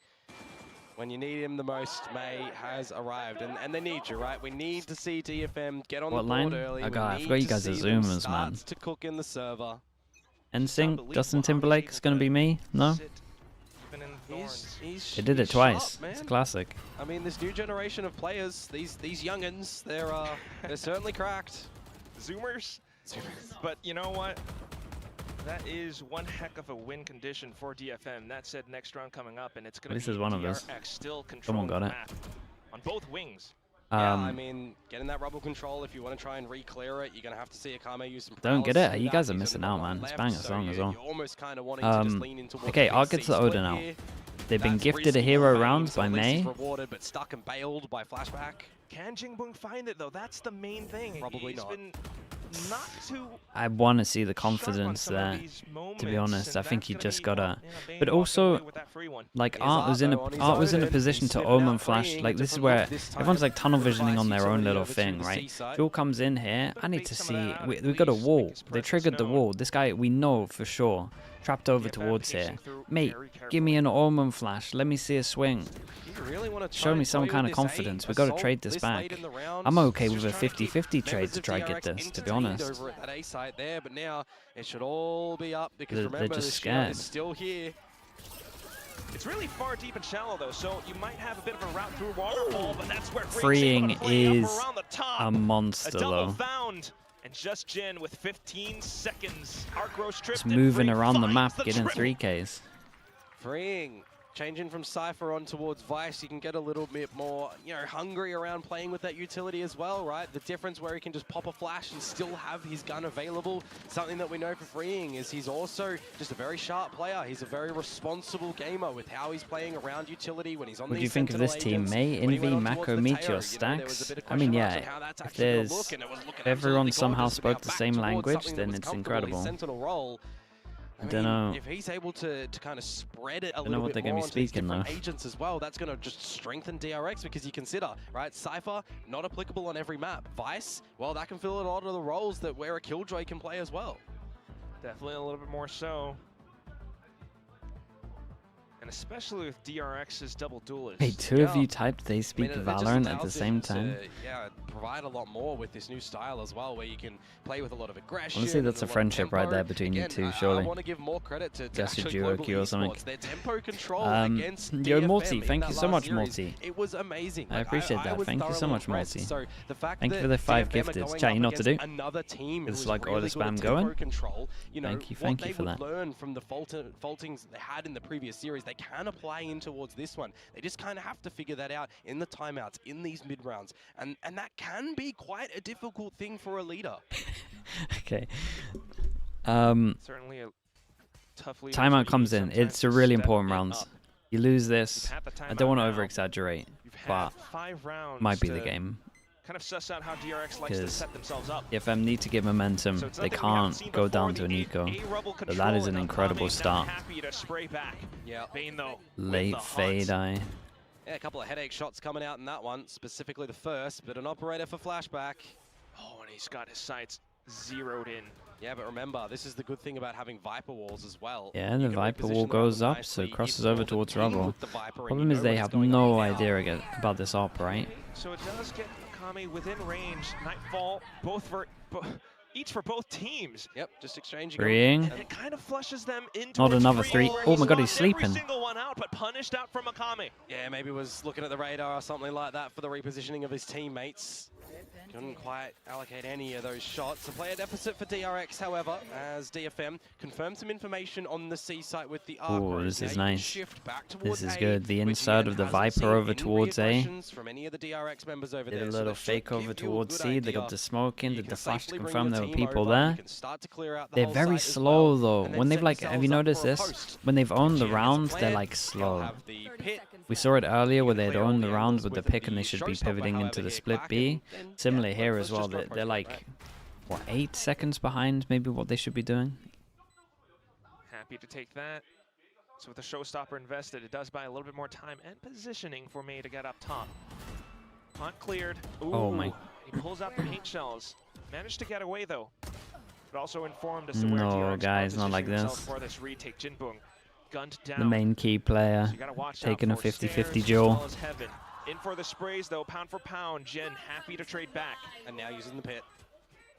Yeah, the Viper does make him stop though. Right, nicely done. Yeah, you're calling that one. Armory buy 2 guns. So you can try and make it's good for the money, 3 people surviving. And it's just a time deterrent at this point in time as well. Not to mention, flashback, operator, yeah, you're not retaking with that one. So you'll take that round for what it is, some damage at the end of the day for DRX. But for DFM, right, good macro adjustments around the map. Not, you know, going in towards the C site when they've got the 3 players over Nick, there. And they thank you so much for the 16 months as well. A little bit smarter, thank you for that, bro. Appreciate you. Rotating back, letting the lurks actually provide some value. And where do you consider that the operator might be positioned in towards this next round as well, right? Where would Flashback be playing? We've seen him more proficiently over at this front of the B site. We've already seen some mountain control attempted for DRX before on this defense side too. So beginning to anticipate a bit of A. They do keep themselves smoked off. The one-way again, and DFM Prowler went out. Looking to break that apart. One-way smoke is in. Omen flash, 3 pass and duel. Alright, Prowlers and a couple more. Okay, after seeing all the aggro, we've walked out over towards A. Yeah, but again, this is where do they really invest the Viper smoke here? Is already clearing all the rubble outside the door. The flashback found Jinbung again. Yeah, and Gen might just send it. So now needing to respect a lot of it. DFM trying to keep themselves honest and aware. Yeah, but from a player deficit now as well, right? So you got. I mean, Gen's doing a really good job of just distracting over towards A. So yeah, he's got a lot of this position, right? But the team isn't doing anything with it, and Flashback is still on the correct line. He does get traded though. Still a little bit dry. I wonder if he'd just actually like sidestep there if he survives. Is able to collect into this B site. It's a really good reply from DRX. Well, a couple of trades to be coming out for both sides, but DRX, right, with first value on the opening shot, and then all the information when you go in towards B, it's looking pretty good. They're not really taking too many risky duels either, right? DRX are playing quite the passive, quite the patient game because DFM rather. They're not forcing them to re-clear a lot of the space, to re-dump a lot of this util. and they're not changing their approach too hard whatsoever. It's actually looking pretty much the same. Even off of the timeout from Coach Northern Lights. So here we go back again into C, but we do have a bit of a lovely from the shadows from Art, straight back in towards C Hall. Is he going to be able to find much value? Does spot out Mako, and it does pull a lot of the attention Prowler back into his swing from own Mako, position, double which swing. allows his team to sneak into the site. Hey, Art did really good. That pulls them away from the choke point. They get over towards the site. All to confirm it. Soon for DFM, but at the same time, DRX in position to strike back. In with the God, Flashback got another here as well. Flashback and Mako find their own round to put DRX up to 6. Yeah, you can have the site if you want DFM, but we're still just going to hit our shots. It doesn't really matter if we're seized or not. Or, yeah, I mean, at the end of the day, right, you got the reposition that comes through from Art. He's good value for 1, but you're trying to push in towards the C's. They're really hungry to try and reclaim a little bit of this control before even establishing a plant. When you consider that an operator in towards a retake is not generally the best thing, Flashback would be happy enough to just perch up and let the team go in, and he can just watch one angle as well, right? So you can't really fault DFM in wanting to play with the utility that they've solidified a catch in. But it just doesn't work out at the end of the day. DRX holding way more of a lead. Jinbo, Yeah, they know where the op is now. Die straight away this time. Fair enough. And he gets The information wall has for his been team as hit. well, The but wall has do been they hit majority have of the time though. the site? A bit of an ego, Free and get they through. all kind of tripped up in towards One this tank little their own position up by flash. stairs. Freeing! He gets Oh the my quad! god, Swapped over freeing, onto the dude, he almost so the nearly ace. got them all. Jinbo in for Ah, the dude, punish, but still, it's all like all the over the place from round for DFM. They even know them flash themselves when It's all pushing. too clean and simple. Don't tell me, right, that we're gonna get another Dude, freeing agent is that freeing 15 to nuclear 3. performance is on when he just picks it and Dude, I don't know. can plays it for freeing the just remainder play of the whole tournament? every At some point, agent you question, to a you know, 6 it's not level? no longer the age, it's just the He's guys. Oh, absolutely. unreal. He's got to be one of the best pickups that we've seen coming in towards the 2025 season. You know, Big Time is somewhere in the green room cheering with a huge sign. He's got the foam fingers and everything. It's the round, it's the place, it's the map, and now it's down to DFM trying to find a way back in. They've had to deal with the C mound, they've had to deal with the A rubble control, now back into B. Okay, Flashback I nowhere go to over be towards found. A. They set up 1. So maybe a bit more DFM wiggle did room low if buy, you so they can buy into it's this. freeing, and there's thorns at the front of the site that I think they might have even... Okay, they go and put the wall here though. I don't know if they actually snuffed them out or not, or heard them. It's right around the edge of the smoke, Yeah, they smoke, did. so maybe not. They have put their own shear at the front of the B site though, so they'll know if there's any aggression from DRX, but they've already got control of Rubble. This could be a big bait actually. There's no prowlers or anything to get the info though. Haunt at least, but well-timed peek A from nice shot. Tien. Paranoia countered back out, and Bane still sending through those prowlers. Yeah, that was a bit hungry from Hyunmin, I will say. Yeah, he had the showstopper. He did, but he didn't pop it. Wanted information first with the Haunt. Yeah, we could debate this, but still, Yeah, DFM. 35 seconds to go. Good off. They're very, very You slow. would know that you have to re-clear everything around Rubble, and there's 2-person holds. And the double peak between these two is absolutely lovely to watch. Settle down though, 20 seconds. It's just not cleared. Nakame has to watch out for so much more. Jinbung might be in the B site, but Okay, but you got 15 seconds. You got the spike trying here. to come back up to support his teammate from Link. They have to make a sprint into the A site right here, right now. They're thinking about where Freeing could be. They gotta watch out for the top. Freeing pops the steel guard and tries to convert it into the spray. Maybe not the cleanest, but still some damage done. And with that, he's able to push up front, in for the Haunt, sharp as ever. Jinbuk with low HP. Freeing is just dancing around the Their corners, team and with play a is double pump, really he nice. finds And another Freeing is round going for for DRX. Yeah, you can see what was Freeing's on in going his for mind as well, 20 right? kills Hadn't and quite the seen defense second half on a player, vice. Looking if there's going to be any flank, recognizing that the time is really whittling on down, using the ultimate as well, remove Dude, their DFM primary is so guns, slow, and still take a though. little bit of the duel, right? So, if you can so distract slow them with for their- any mere milliseconds, with their calls. it might win the round just by not getting the plant. Well-positioned fights in the beginning from DRX as well, despite Hyunmin losing his life first. It's just really good recognitions and, I mean, I'll say it again, individual brilliance from Freeing. A little bit from Mako as well. Oh, absolutely. But Freeing, he's 17 kills. Can't No one deny was that. holding Rubble. Yeah, I agree with you. Just the sheer threat of Especially as they have 4 here. Like they did a lovely distraction from Bane, but for all 4 to then switch over to Bane, and not kind of realize what's going on is a worrying sign. They haven't been able to find all too much. Now Gen's getting a couple of important kills. I do think that Gen's been doing a good job over towards A, just in general. Had a couple of 1v1s he's won, and every single time that his team is making sounds on the other side of the map, like he's pushing and taking all the space that he can, and creating like a good amount of distraction when they want to try hit over towards C.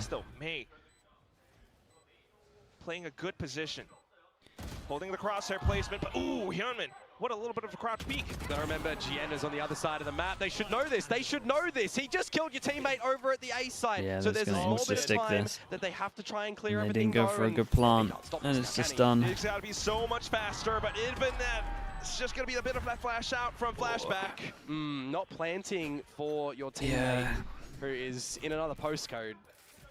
Is a little bit rough, but you know, they hadn't cleared Waterfall when they started to establish the plant. They put May going into deep holes. There's a lot of these corners being cut at the situations that you don't necessarily need to for DFM. Had the TP and just went for it. Like this is where the kill is, right? So he's either booking it for a flank to try and cut off Hyunmin and then coming through Waterfall, or he's on the massive wrap. If you don't see him in a couple of those seconds, at least on this map. The massive wrap. So yeah, at the end of the day, it doesn't really matter on the way that he came into it. The problem is that DFM aren't accumulating rounds. It's also the fact that DRX are so good at recognizing what the situation is, what is needed from each and every single player, whether it's Flashback, whether it's freeing. And right Nova now, won 2-0 without winning a pistol. Ooh, info. That's an even better sign. Across the map every single round. Yep. You already cleared all front of pillars. Chat, someone give me their split comp. You said it was Deadlock, Vice, Sky, and then what? Omen Raze? DFM though, knowing that they need to trip this wall at the very least to alleviate some pressure. And if you go through Baby Door, guess what's going to surprise you? A party! Deadlock, Vice, Raze, Sky, Astra. Showstopper. Still is just waiting for a DFM. What's the play? I think like I think Nova are the biggest Deadlock seeing what we can Vice see right believers. Now, knowing what's possible on the other side of this door, on the other side of this site. Surely they're considering a lot of it, and they're trying to fish. I don't think many people are going that route, so it might really really pay off for them. Akami, though, happy to find like if they actually can go to Toronto, they probably win a couple of maps just purely because teams don't know how to play against it well. Look at that. Showstopper back in. Yeah, this might be a round though. GN with a little kill will be able to deploy the Viper Spit, but looking for the spike plant. Mako okay, trying to look for the clutch. It's not quite going to happen as DFM secures a final round. 3-9 at the end of the first half. Bonus kind of vibes. Believer in superstitions. Are we going to get the 9-3 curse to come on through? 3 isolated rounds though for DFM is quite worrisome. In this switch up, however, you know, you're going to have to see a lot of proficiency from how Akame is going to be clearing. Free on attack though. Some good timing. Yeah, but you know Art's getting that Odin out, and he's good for at least 2 rounds on his own. How proficient is May going to be in finding a lot of these jewels, right? That's 9-5. And then to buy the Odin, they have to win pistol anyway. So that's pistol bonus. That's 9-7. And some potential resets as well. Like, then honestly, it's kind of close game. I don't think DFM have given themselves a lot of space. No, sir.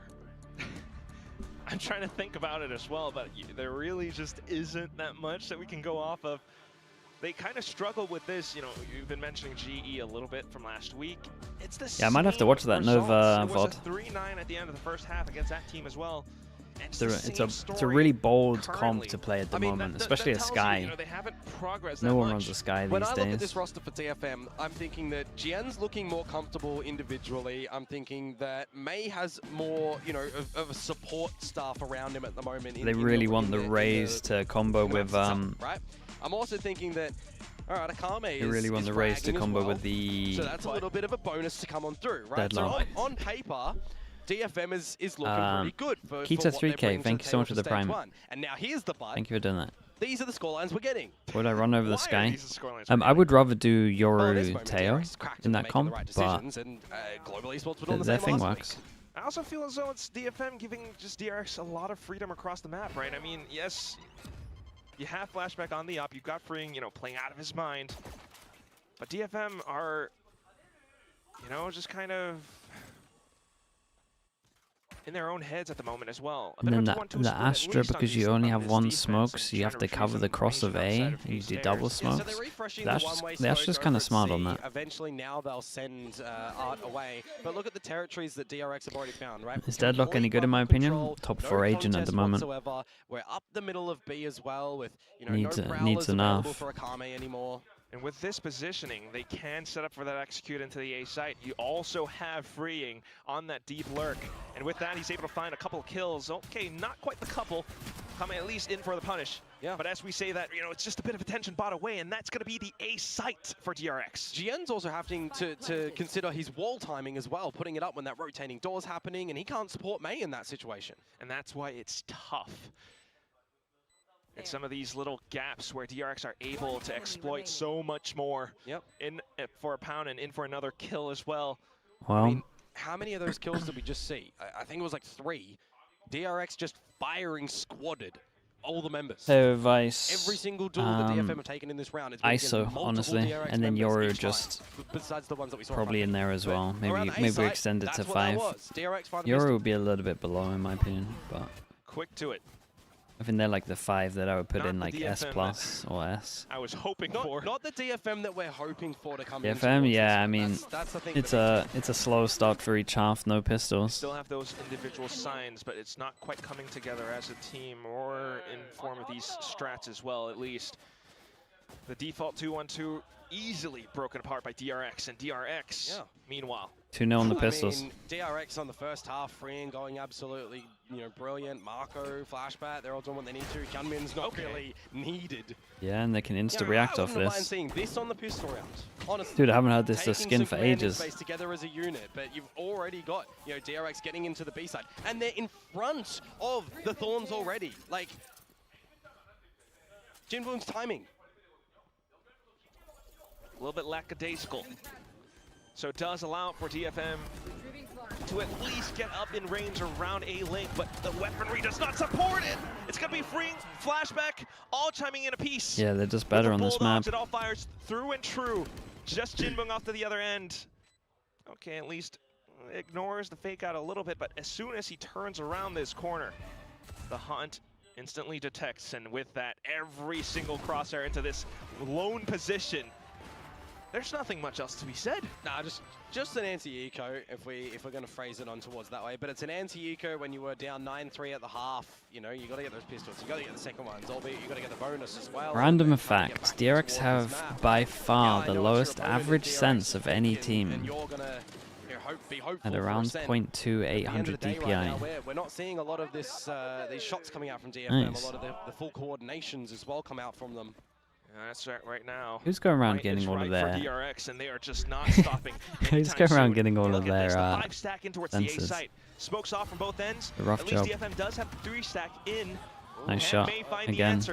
Starts off with a sheriff kill. Needs more of them, that's the thing. Oh, he was calm with it as well. Just a little sidestep. More utility dumped out by DRX, and they continue to march forward into the site. Art is here, but can he hold back? MIBR's looking pretty good. Yeah, they're going to be a really good team by the end of the year. Out from Tree. He tries to reposition, has his teammates right around the corner, but Mako and freeing out for one of their own.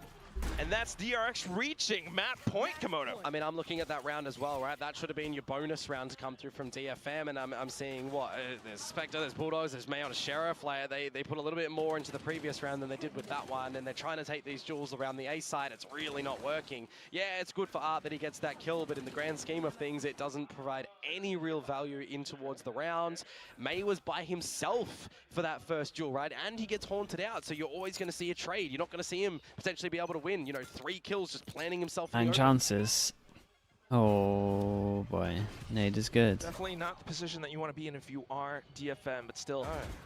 But DRX, I mean, the way that they're just playing this one. Okay. But still DFM trying to keep themselves in the fight. A bit of a trade around the B site. We'll see how. Still keeping our eyes on the map. See if they can get some more confidence as well. Towards A. DFM are beginning to push out a C. Honestly, more. Dude, he's 25 to 6. At least that informs them as to where the spike could be. Oh, there's timing here though, Quack. Can you sneak? Wrong site. Can you sneak? The Vice fake over towards B with the walk up over towards A. None the wise up. You fake the B, the rotate goes in. Maybe you isolate one over towards A. Honestly, that kind of works well these days because I feel like there's a lot of A players that will stick onto the site instead of just trying to leave it. You gotta raise that flag. Well, gotta be that man with a mission. Player deficit going in for a retake. Times are ticking. Closed. Will they be those iron-blooded orphans that fight no matter what surmountable odds they have in front of him? Elise May is looking to try. He is able to find a pick, but still DRX up around the site. It's just Jinbung now. Mako in with a flash. Oh, site's been robbed, and he tries to back off, and it's way too clean for Mako.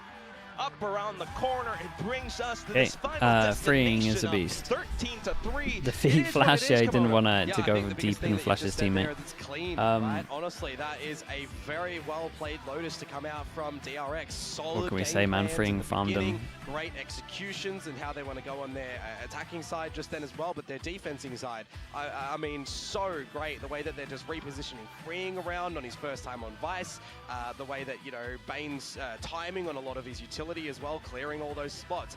What were we seeing? Be, you know, refreshed so often. Ascent's always been a good map for DFM. That we never really saw DFM so get in front of, to have there is that. To be able to do things differently in the later stages of the rounds. And that's the whole map. Outstanding performances from the likes of Freeing, Flash. Yo, Ascent's fun these days. Mako. An incredible support, you know, especially from Bane and Hyunmin as well. Trying to You're living in 2023, mate. Showstopper at hand. Yeah, I mean sometimes. Honestly, 2024 actually.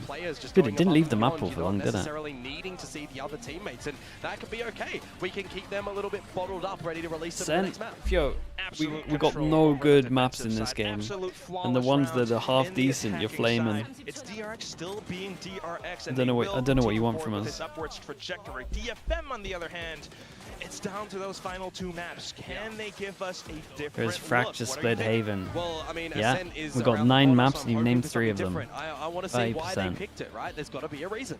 Yeah, maybe May back in on that jet, but for now, we will have to deliberate on the current results that we do have, tossing it back over to our desk. DRX There's 11 maps. There's 11 maps. Oh boy, we can only name 3 good ones. Very convincing win here. Very short map. It was smooth. It was silky. It was, you know, like satin. That's how I describe that map. DRX. Just beautiful. I mean, what did you name anyway? You didn't even name Lotus. Lotus is a good map. Yo, if you're gonna taste in maps isn't great. Put that out there into the world. Continually shut down in their attacking sides, and it just felt like DRX could do whatever they wanted, and they'd still win the rounds. Yeah, I need to say that Ascent isn't good. This is what I expected to see him transitioning over to the Sentinel role. I remember seeing him on the come up in you know, the CN scene over in Ascension, playing for Rare Atom and playing that Senti role. He was such a rock on the defense, locking down sites. 400 ACS performance on the Vice. You know, they did swap him over from the Cypher to the Vice. Initially, when he was making that debut after being pretty much a one-trick KO for all of kickoff in towards Masters and then picking up the Senti role as DRX moved into this double duelist style, he looked shaky on the Cypher, which was an agent that is well and truly in his wheelhouse. In fact, it's most played as far as I remember it correctly. Yeah, and we didn't talk on the about Vice, Breeze. he looked impeccable. It looked like a really, really good change for DRX, who continue to just tweak 1 or 2 agents at a time, or a little bit of a stylistic I didn't mind Breeze when they closed the I wonder tube. if that's to keep their opponents guessing, or whether that made that's the map just a lot case better. of they're But continuing to experiment or wanting to keep their players flexible. But whatever it is, down. win or lose, you can guarantee that DRX is changing up little bits at a time. Yeah, I mean, you can't. Why are some coaches down. told the players to eat something salty like biscuits or another salted thing if they scrim for like 3 hours, and playing officials after that, they ask them to eat in between scrims and official or between first and second round? But he's ready. That's too good. You're ready for him anyway. I think it's just Do you care he's not playing KO I think they're just not. You're meant to not have like a big meal before. I think you're just meant to have like a protein-based snack. Or agents here, just to, not, in I would between. say roles, but agents just to keep things. I don't know enough about like sports. I like what they're doing. I like the change. Like you say, he Ooh, played Sentinel for a long time. You know more about this than me. DRX, so There's definitely a thing. Like you're meant to just have snacks in between. No one's having anything big. Like bananas meant to be good. You can always remember how to ride a bike, right? That's what they say. So you're also meant to not have just a huge meal before, because you just get lethargic and you just can't focus properly. And he's showing that it's not just Teo. It's not just like, oh, this agent was broken, so I was really good on it. He's showing he can perform on other agents as well. Icebox over Breeze. Yeah, but we're just comparing. His career as a whole. I think this. I'm not going to finish that sentence. Okay, I'll be back in a little bit. Longevity. Like that long game, you don't want to. What happened with Sky, you know, everyone was using Sky. They nerfed Sky. It screwed over a couple of teams, especially right before you go into a big tournament, like a big international. So DRX is definitely setting themselves up for success here.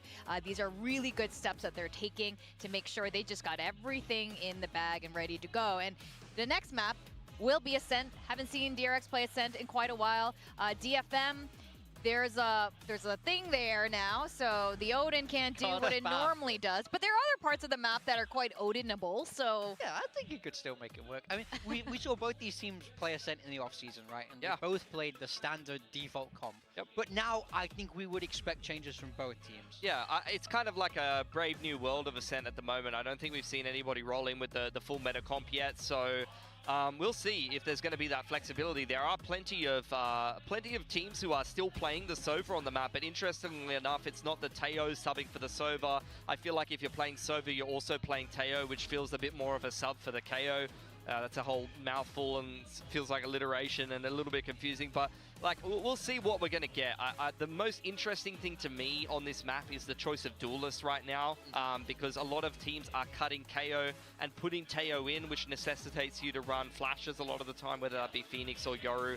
I really think more and more Ascent that I watch, the more I'm liking teams who run Yoru on this map. It's looking better and better, because it's something that I remember seeing when teams ran Cypher Deadlock in the past, like some of the NA teams, like M80 loved that comp with the Cypher Deadlock, and the Yoru is the primary duelist. Yeah, I think Yoru can add a lot to the map. I think you have a lot of mobility. You have those fast rotates on the defensive side, which can be really nice. Like you say, you're still carrying flashes, and an incredibly powerful ultimate for retakes or site execs. It just brings a lot, and you know, the way a lot of teams will control mid as well is they'll just have some passive util there, a trip or an alarm bot. You can clone up mid, trigger those traps, force those rotations. Yoru, his whole kit is effective across the map, so I wouldn't be surprised if we see Yoru come out here at all. I think it's pretty cool in general that Ascent is forced to change, and we're not going to see the same meta comp. We kind of touched upon this last week. It's not the same comp anymore. Every single map is changed a bit. Now, DFM, do you think the Yoru comp would work well for DFM, though? May's been loving it. May's been playing a lot more Yoru than I've been expecting him to. I feel like almost every other game I see May on Yoru, so I actually do think we could definitely see that. I think we could see it, but for me, I don't see why we wouldn't keep May on the Jet. I think Jet is May's signature agent. He always looks so strong on there. I think he should play to his own comfort. I don't think they need to push the boat out too far. May is an absolute demon when he's like on form. So I don't think he needs to get as creative. Just do what you know how to do. Play this Jet up, and I think he can be fine. It just, yeah. He could do Yoru, but I just don't love it. I expect him to do Yoru, to be honest. I really wouldn't be surprised. But at the same time, like, you're going to probably see Art on the Sova, right? Like, I'm really not been enjoying Art. To be honest, I'm surprised he's playing Omen even on Lotus. Like, I would expect him to be on the Fade, because you see a lot of Fade players love doing that tree setup and trying to go for the scans in combination with a flash or like a wall up timing, and then you haunt and you try to spam someone through tree. He obviously knows a lot of those angles.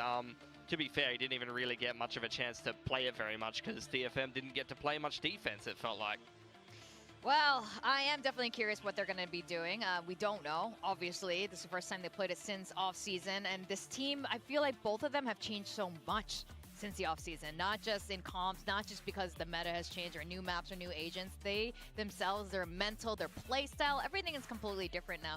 And DFM was, speaking of mental, looked really strong, and we were talking about this at the start of this match, that DFM should lean into this underdog, you know, status, and then just remember to have fun. I mean, that was Karen's tactic. like the off season, think back to even kickoff where it was like nobody expected anything because it was DFM, and then all of a sudden they come out and they play a great off-season. They come out and they show a lot of potential in kickoff, and that's because people were still doubting them. And now, as soon as it comes across, like last week, you know, as soon as they have a even split of predictions, they're like, oh no. What are we gonna do? The power is gone. Oh no, we might be favorites. So it's like they just need to relax into this game, because the DFM that we're seeing so far in Split 1 is not the DFM that we've seen before. No. They have to learn to be loose out there. I mean, this is a team that should be having so much fun. I think they're also personable. They seem like a great bunch of characters, but you can't let the stress of this get to you. Otherwise, you're never going to be able to win. Yeah, I think it's going to be hard for them, but I do like the approach of mixing in Ascent, being that underdog, and trying to throw a little bit of a curveball at DRX. The problem is there's so many things that I associate on Ascent with DRX. There's whole strats named after them on this map. It should be a very comfortable map for them to play. It's a map that they played in the off-season with a lot of these players, so I think even in this brave new world of Ascent meta that I'm sure a lot of people are enjoying the variety, I think that they're going to be totally fine, and they're looking like they're very comfortable in this series. And DFM, this stage, just have not shown any of that spark. I want to see some individual flair. I want to see some people take control of the game here. Now, the DRX strat, do you like to call it the Vision Striker one, or do you call it the DRX? I'd like to see some team play as well, though. No one's ever called that. No but there's a couple of rounds in here that are just so criminal. Okay, all right, DFM here. Like that wall over towards B, lock one in, no armor flash up your teammate is just so... So maybe on the defense, that could be a bit more of a okay, DRX... help them hold some of these sites, but it's going to be a very free flow style from DFM here. It's going to be interesting to see on their defense. Okay, they replaced the KO DRX are playing some with a Teo, standard. We see and then they replaced the, sure it says Cypher with a Vice. That's nice.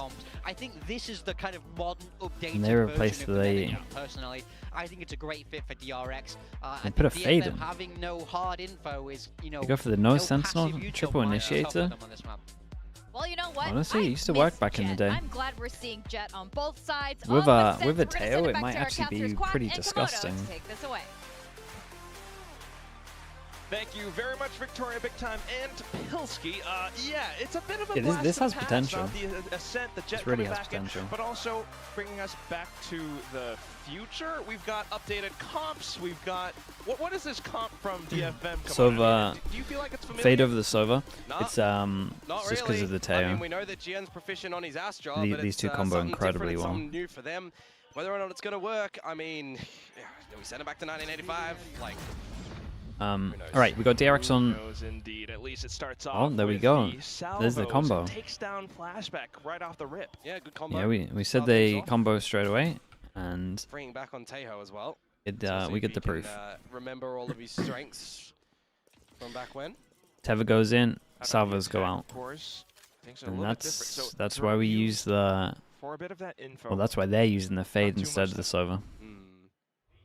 Art's getting a little bit hungry up through mid by himself. Bane though stuck. And at least DRX happy to turn back around to find a shot.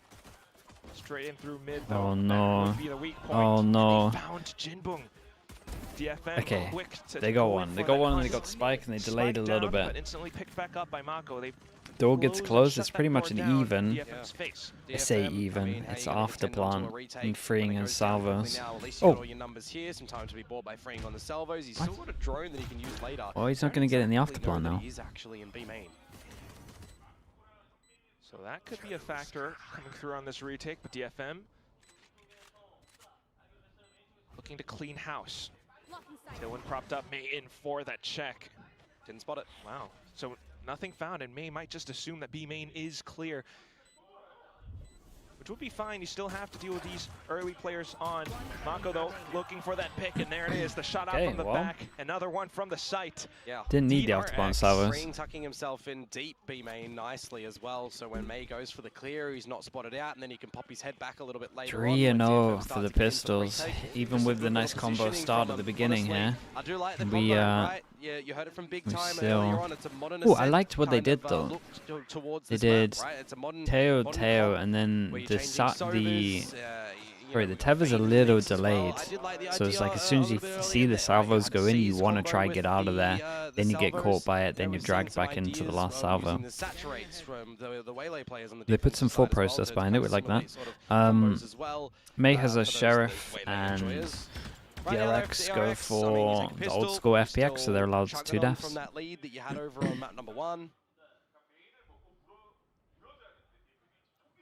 Two of them playing for the eco, so DRX at least taking a little bit of their own time, not wanting to put themselves in range of any potential util combos coming through, at least a bit of an outdoor being picked up. And DFM stacking up on the A site with their pistols. Gotta be careful if you're getting too close though and not get very tunnel visioned into the other side. So it's good to see that Hyunmin does clear that one. And this is where the rest of DRX can just charge. Very much so. I mean, all the combos again. Yeah, slight combos. Bit of a kill out from Art, they but are still, averaging a combo kill around. These protocols very well drilled. And Flashback is so far away that he can't pick up one of the guns, so they did take a gun away from him. Quick picks and, well, one rifle dropped, so not the biggest loss. Saharans, thank you so much for the Prime. Appreciate the 4 months. The entire system, everything done with the hands of Coach Termi and the entire coaching staff, honestly, for DRX. Yeah, I mean, when I think DRX as an org, I think about Alpha, yeah, probably. In the very beginning, and I think you would imagine it should be so hard to hold a site against this. It's been kind of the staple map where we're getting some really good victories, or we're getting some extremely close regulation losses or wins or overtime wins and everything. Most recently, you know, before the map disappeared, it wasn't looking too good, which is why I was like, hey, is this going to be a bit shaky for them? But you got to just remember, again, DRX are just finding their own new form with this own new roster on it, own little spin. Modern DFM, I mean, you got to go in with confidence, you got to go in with your own new look here. I think the triple no, they didn't do that here, Sonya. There's no point in changing like the clock timing here because it's meant to be for like the sun, right? But obviously, how are you putting May up? The sun's, when we get to summer, the sun's out for 20 hours anyway. It doesn't matter about the hour change. Gonna be an interesting like it's gonna be sunny at 3 a.m. no matter what. I mean, again, DFM are the ones who selected this map. DRX being very, very careful. And there it is, that pickup. Quick in with a bit of a possible contact play. Yeah, Salvos to slow it down though. 0 point hitting 3, so they're just going to wait for their flash to come in from Marco, which they do, and now tries to scale into sight. Big Joe. Things been smoked off. Big Joe. Will Akame have an answer? May at least trying to hold up by stairs. Akame goes down, but right back into it. Mako for the frag. Nice trades. Mark comes in with his faithful Ulden. But surely he's got the spam kill in and hit. They do think that they might. Yes, GM dispatches of him, so 2-on-2, spotted by drone. Huge white step. Hyunmin and Bane to anchor. No, the timing's crazy. End of the game. And it's a low HP gen, so quick answers being found by the DRX. start like this again. Yeah, they caught Art with a special delivery in hand, which is quite unfortunate for him as well when you consider that that is the bonus round, right? Some good ideas from DRX. On 24/7, yeah, it's starting to flip the other way at the moment. It's pretty normal at the moment, but in like a month it will be like 18 hours of sunlight. DRX aren't going to respect that. They're still going to have another little contingent play behind that, another layer that we're peeling off this onion to just get in. Keep it up. And, well, it looks a little bit too teary for DFM, unfortunately. That's what happens when you try to peel onions back. I need to bring some goggles. Oh God, what am I saying? DFM. I'll give you a little tip, by the way, if you are going to cut some onions. Put it in the freezer for a few minutes beforehand and you won't tear up. I've heard loads of those. You cut them in water or something. Okay. I don't know. The thing is, DFM needs to be what did he say? Put the onion in the put the onion in the freezer for how long? But is that going to be enough? I mean, look at how DRX are working their way across the map. Isn't your freezer then going to smell of onions? Back in towards this B main position. Freezer for a couple of minutes. A couple of minutes, is that it? Unorthodox with the agent picks. But that's kind of nuts. Sometimes, you know, you need teams to just go back to something meta and try to figure out the fundamentals. And that's what this meta is, especially with the addition of the Teo and the Vise, freeing a bit more support. Watch us towards the back right now, and that's the spike planted. Just Gen left in the round. Spike planted. And just the eco again to come through from DFM. You know, it would be interesting for me, and I'm sure a lot of people out there as well, had DFM, you know, potentially come into this picking, you know, the agents the DRX have, for example. You know, chat, you know the game's the game's cooked if we're talking about onions, man. Here's a question that I would like answered, but at least currently, it is just DRX. Yeah. And now I want to see something strong. I want to see something bold from DFM, right? You have the triple in it. You got the triple in it. You've got Art with the Armageddon. You know, one of the I'll call it the faults of this roster is going to be that they can't, you know, do one ways over at A main, for example, playing on the Astra, not as good. So you play that in as a factor. How else are you gathering A main control? You know, are you setting up some pop flashes? Are you prowling? Are you seize trapping with salvos? Those are some options. Yes, feeds, I'll do it at one point. It sounds cool. Okay, big buy rounds, and they go for the fast B, and there's, oh no, they go for the fast B, and DFM wanted to do a fast exec over towards A. Can't get much worse for DFM, they gambled a little bit wrong on this one. That's a great kill though, spam through the smoke, no one can send it in because of the thorns. Ult goes in, it doesn't do too much. If Freeing gets a kill, he gets his ult. 5 versus 4. 5 versus 4, and this flash is gonna let them know that. Couple of sprays as well. They might have noted flashback's position. Did he pop the flash yet? But you still need to initiate these fights into the site itself. No, he did. A little bit more of the special Damn, what a KO flash that was. Flash, allowing for Gen to sneak in, but freeing alongside Mako, playing a little bit of an anti-flash position. They are able to swing out at the right time. And surely Art's absolutely owned him. Well. Okay, nice. Position noted, it's going to be the cleanup crew, Art. Kame had some lovely flashes during this. Flash as well in there from Kame to set his team up for the actual site take, but some good patience from DFM, right? What team do you think has the best aimers? So it's the 5 versus 4 advantage, and yeah, you use the it's hard at the moment. Am I mad for saying MIBR might be up there? You know, it provides you just enough. I mean, they're in the top 3. You've got your numbers to go in for the retake completely. And that's kind of the thing about Ascent, you know, going back to those fundamentals, being able to pick things Vitality. up clean, play along those retakes. Yeah, I think it is Vitality. What do the fundamentals look like for DFM with this sort of agent pool? They've got a lot of Vitality, MIBR, then +1. You know, information, removal of abilities, though this time, here we go. A technical one way, if you want to call it, with this, this Astra smoke. So it does work, EDG? It's not refreshing. Depends what day you get EDG on, man. Make it about earlier on, likewise of an Omen, right? So you use that one way, and if it's disrespected and they get in front of it, well, that's a star gone. And now down to just 2 stars remaining, 1 in the pocket. DRX, I would say I would probably put DRX around like 4th, 5th. It's hard to compete with T1. T1 Vitality and MIBR in terms of just pure aim. And then you're probably saying EDG 4th, DRX 5th, something like that. Put them in 5th, 6th again, yeah. They can't beat it no matter what. I like the idea as well that DFM are playing very close to this choke, expecting any contact plays or any Armageddons to the back of the site. They will dodge them all. That's fair. They haven't spotted anything else across the map, but here comes DRX with their own execute. Huge, bro. A bit of a triple spin. Okay, 2 in a row. Yeah, we got to start paying attention. Money's about to be... Well, the money's actually kind of good. There's going to be a couple of people that won't be able to buy next. And by a couple, I literally mean 2. Your player over at Switch takes all of the aggression. Your player over they get the op out on May as well now. They got some ults. And get some good spray transfers there. Jimbung's 1 away from his fatal. Exactly what needed, and just as clean. Not phased too much though at the moment.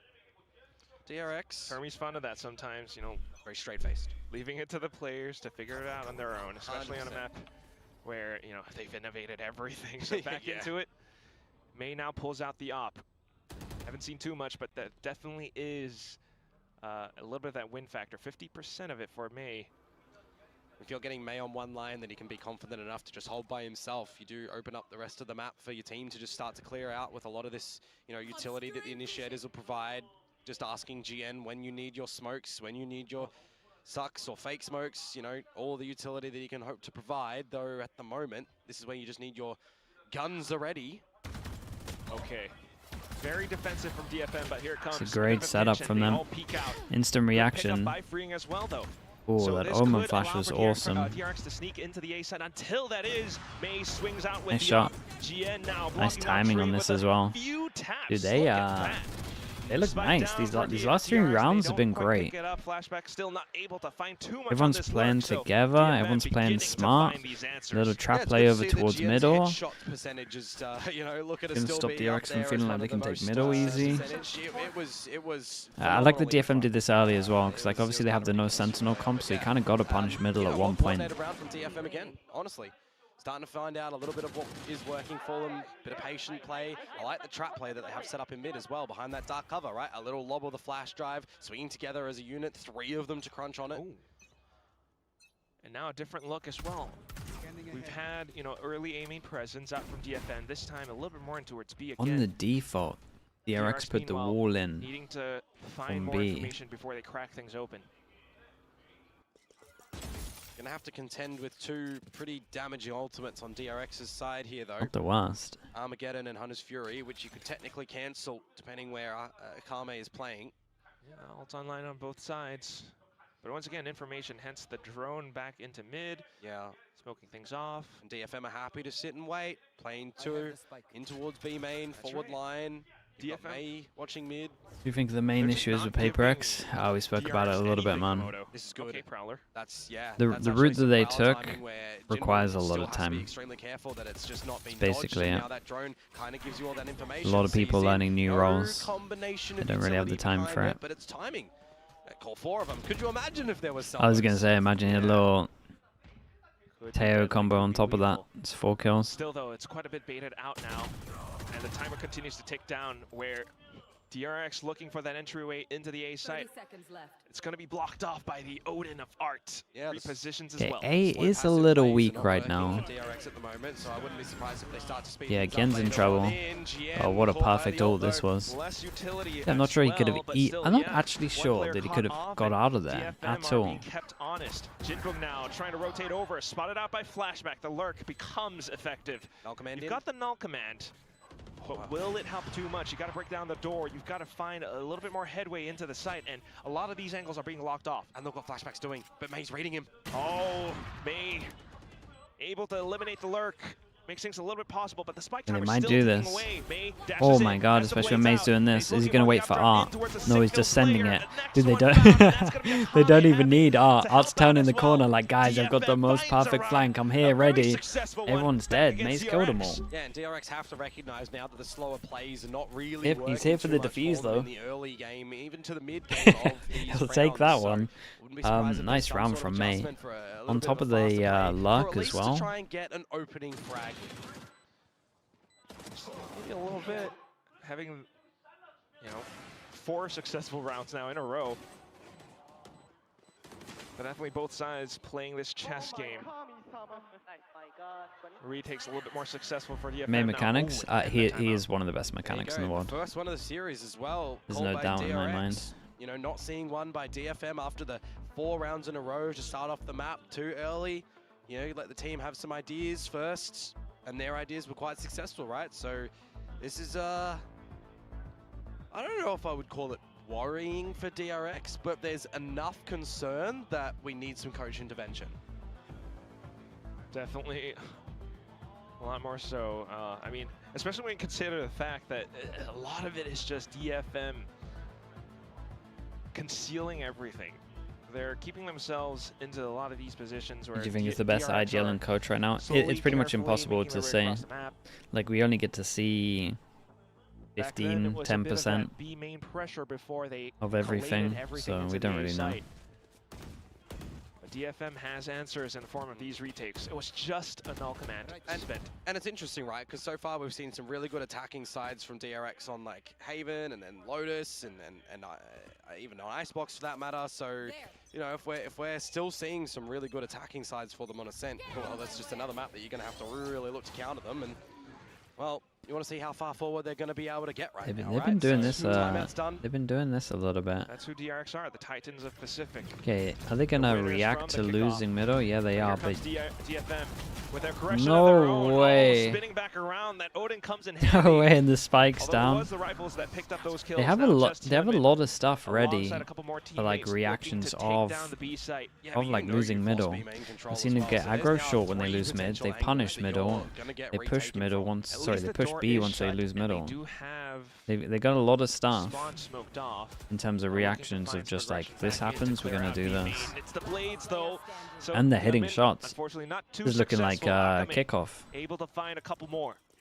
Kickoff DFM. Wait, not kickoff. Sorry, off season. The drone as well. And he dances back and forth, but okay, really nice. Happy to go back in for the quad picked up, and DFM. Actually, DFM finds the lead. I mean, we're talking about what's working for DFM, right? It's being patient. It's letting DRX get on towards these lines. But after the timeout, well, very hype on Coach Pal at the moment. Yeah, the coaching stuff in BBL is doing work over there. Catch them unawares, and it's kind of what happens. B-main aggression, getting 2 opening kills, forcing them to adjust a little bit.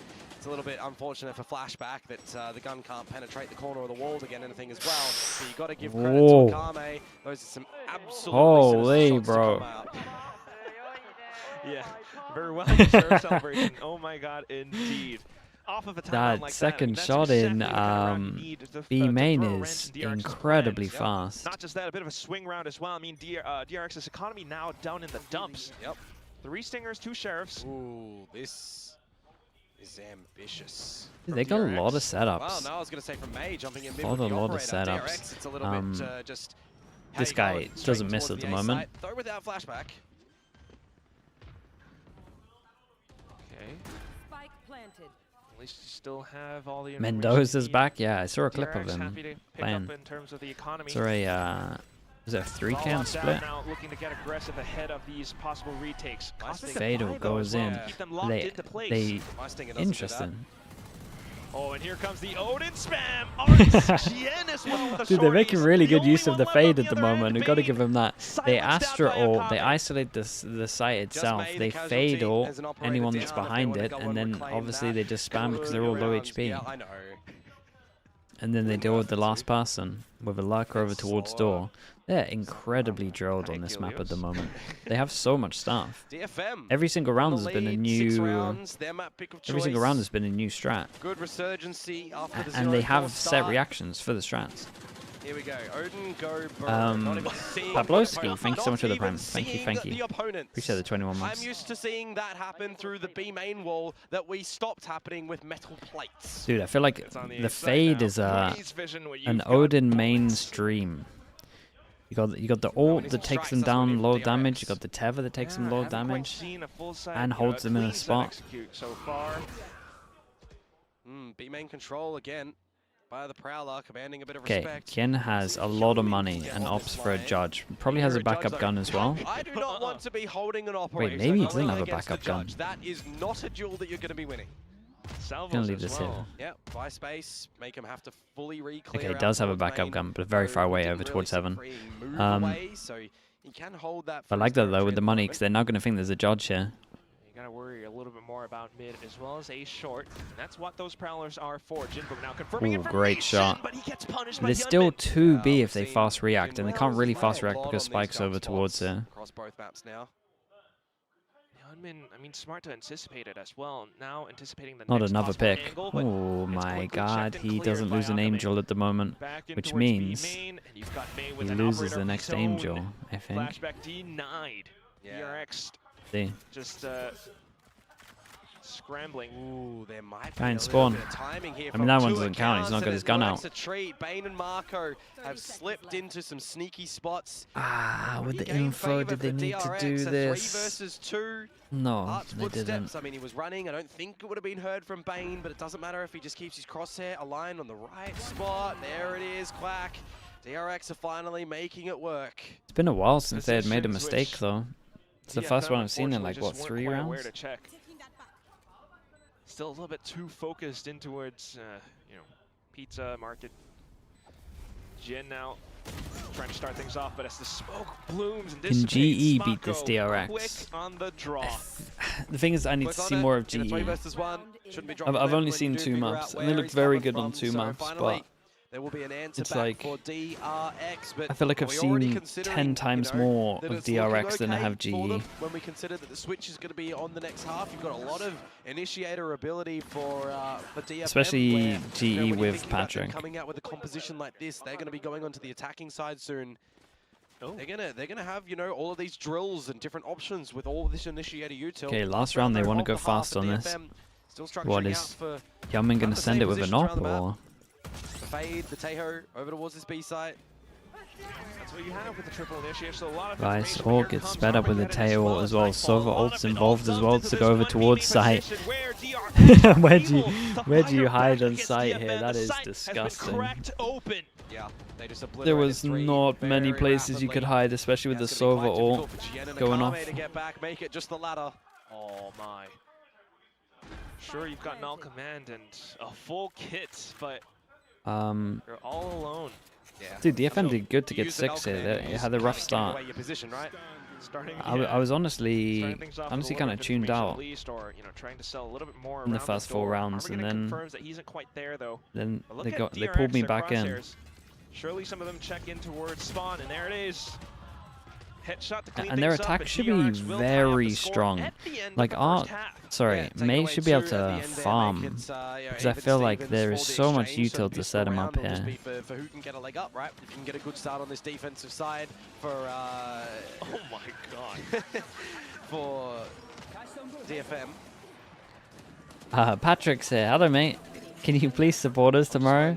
Dude, I picked you guys to win.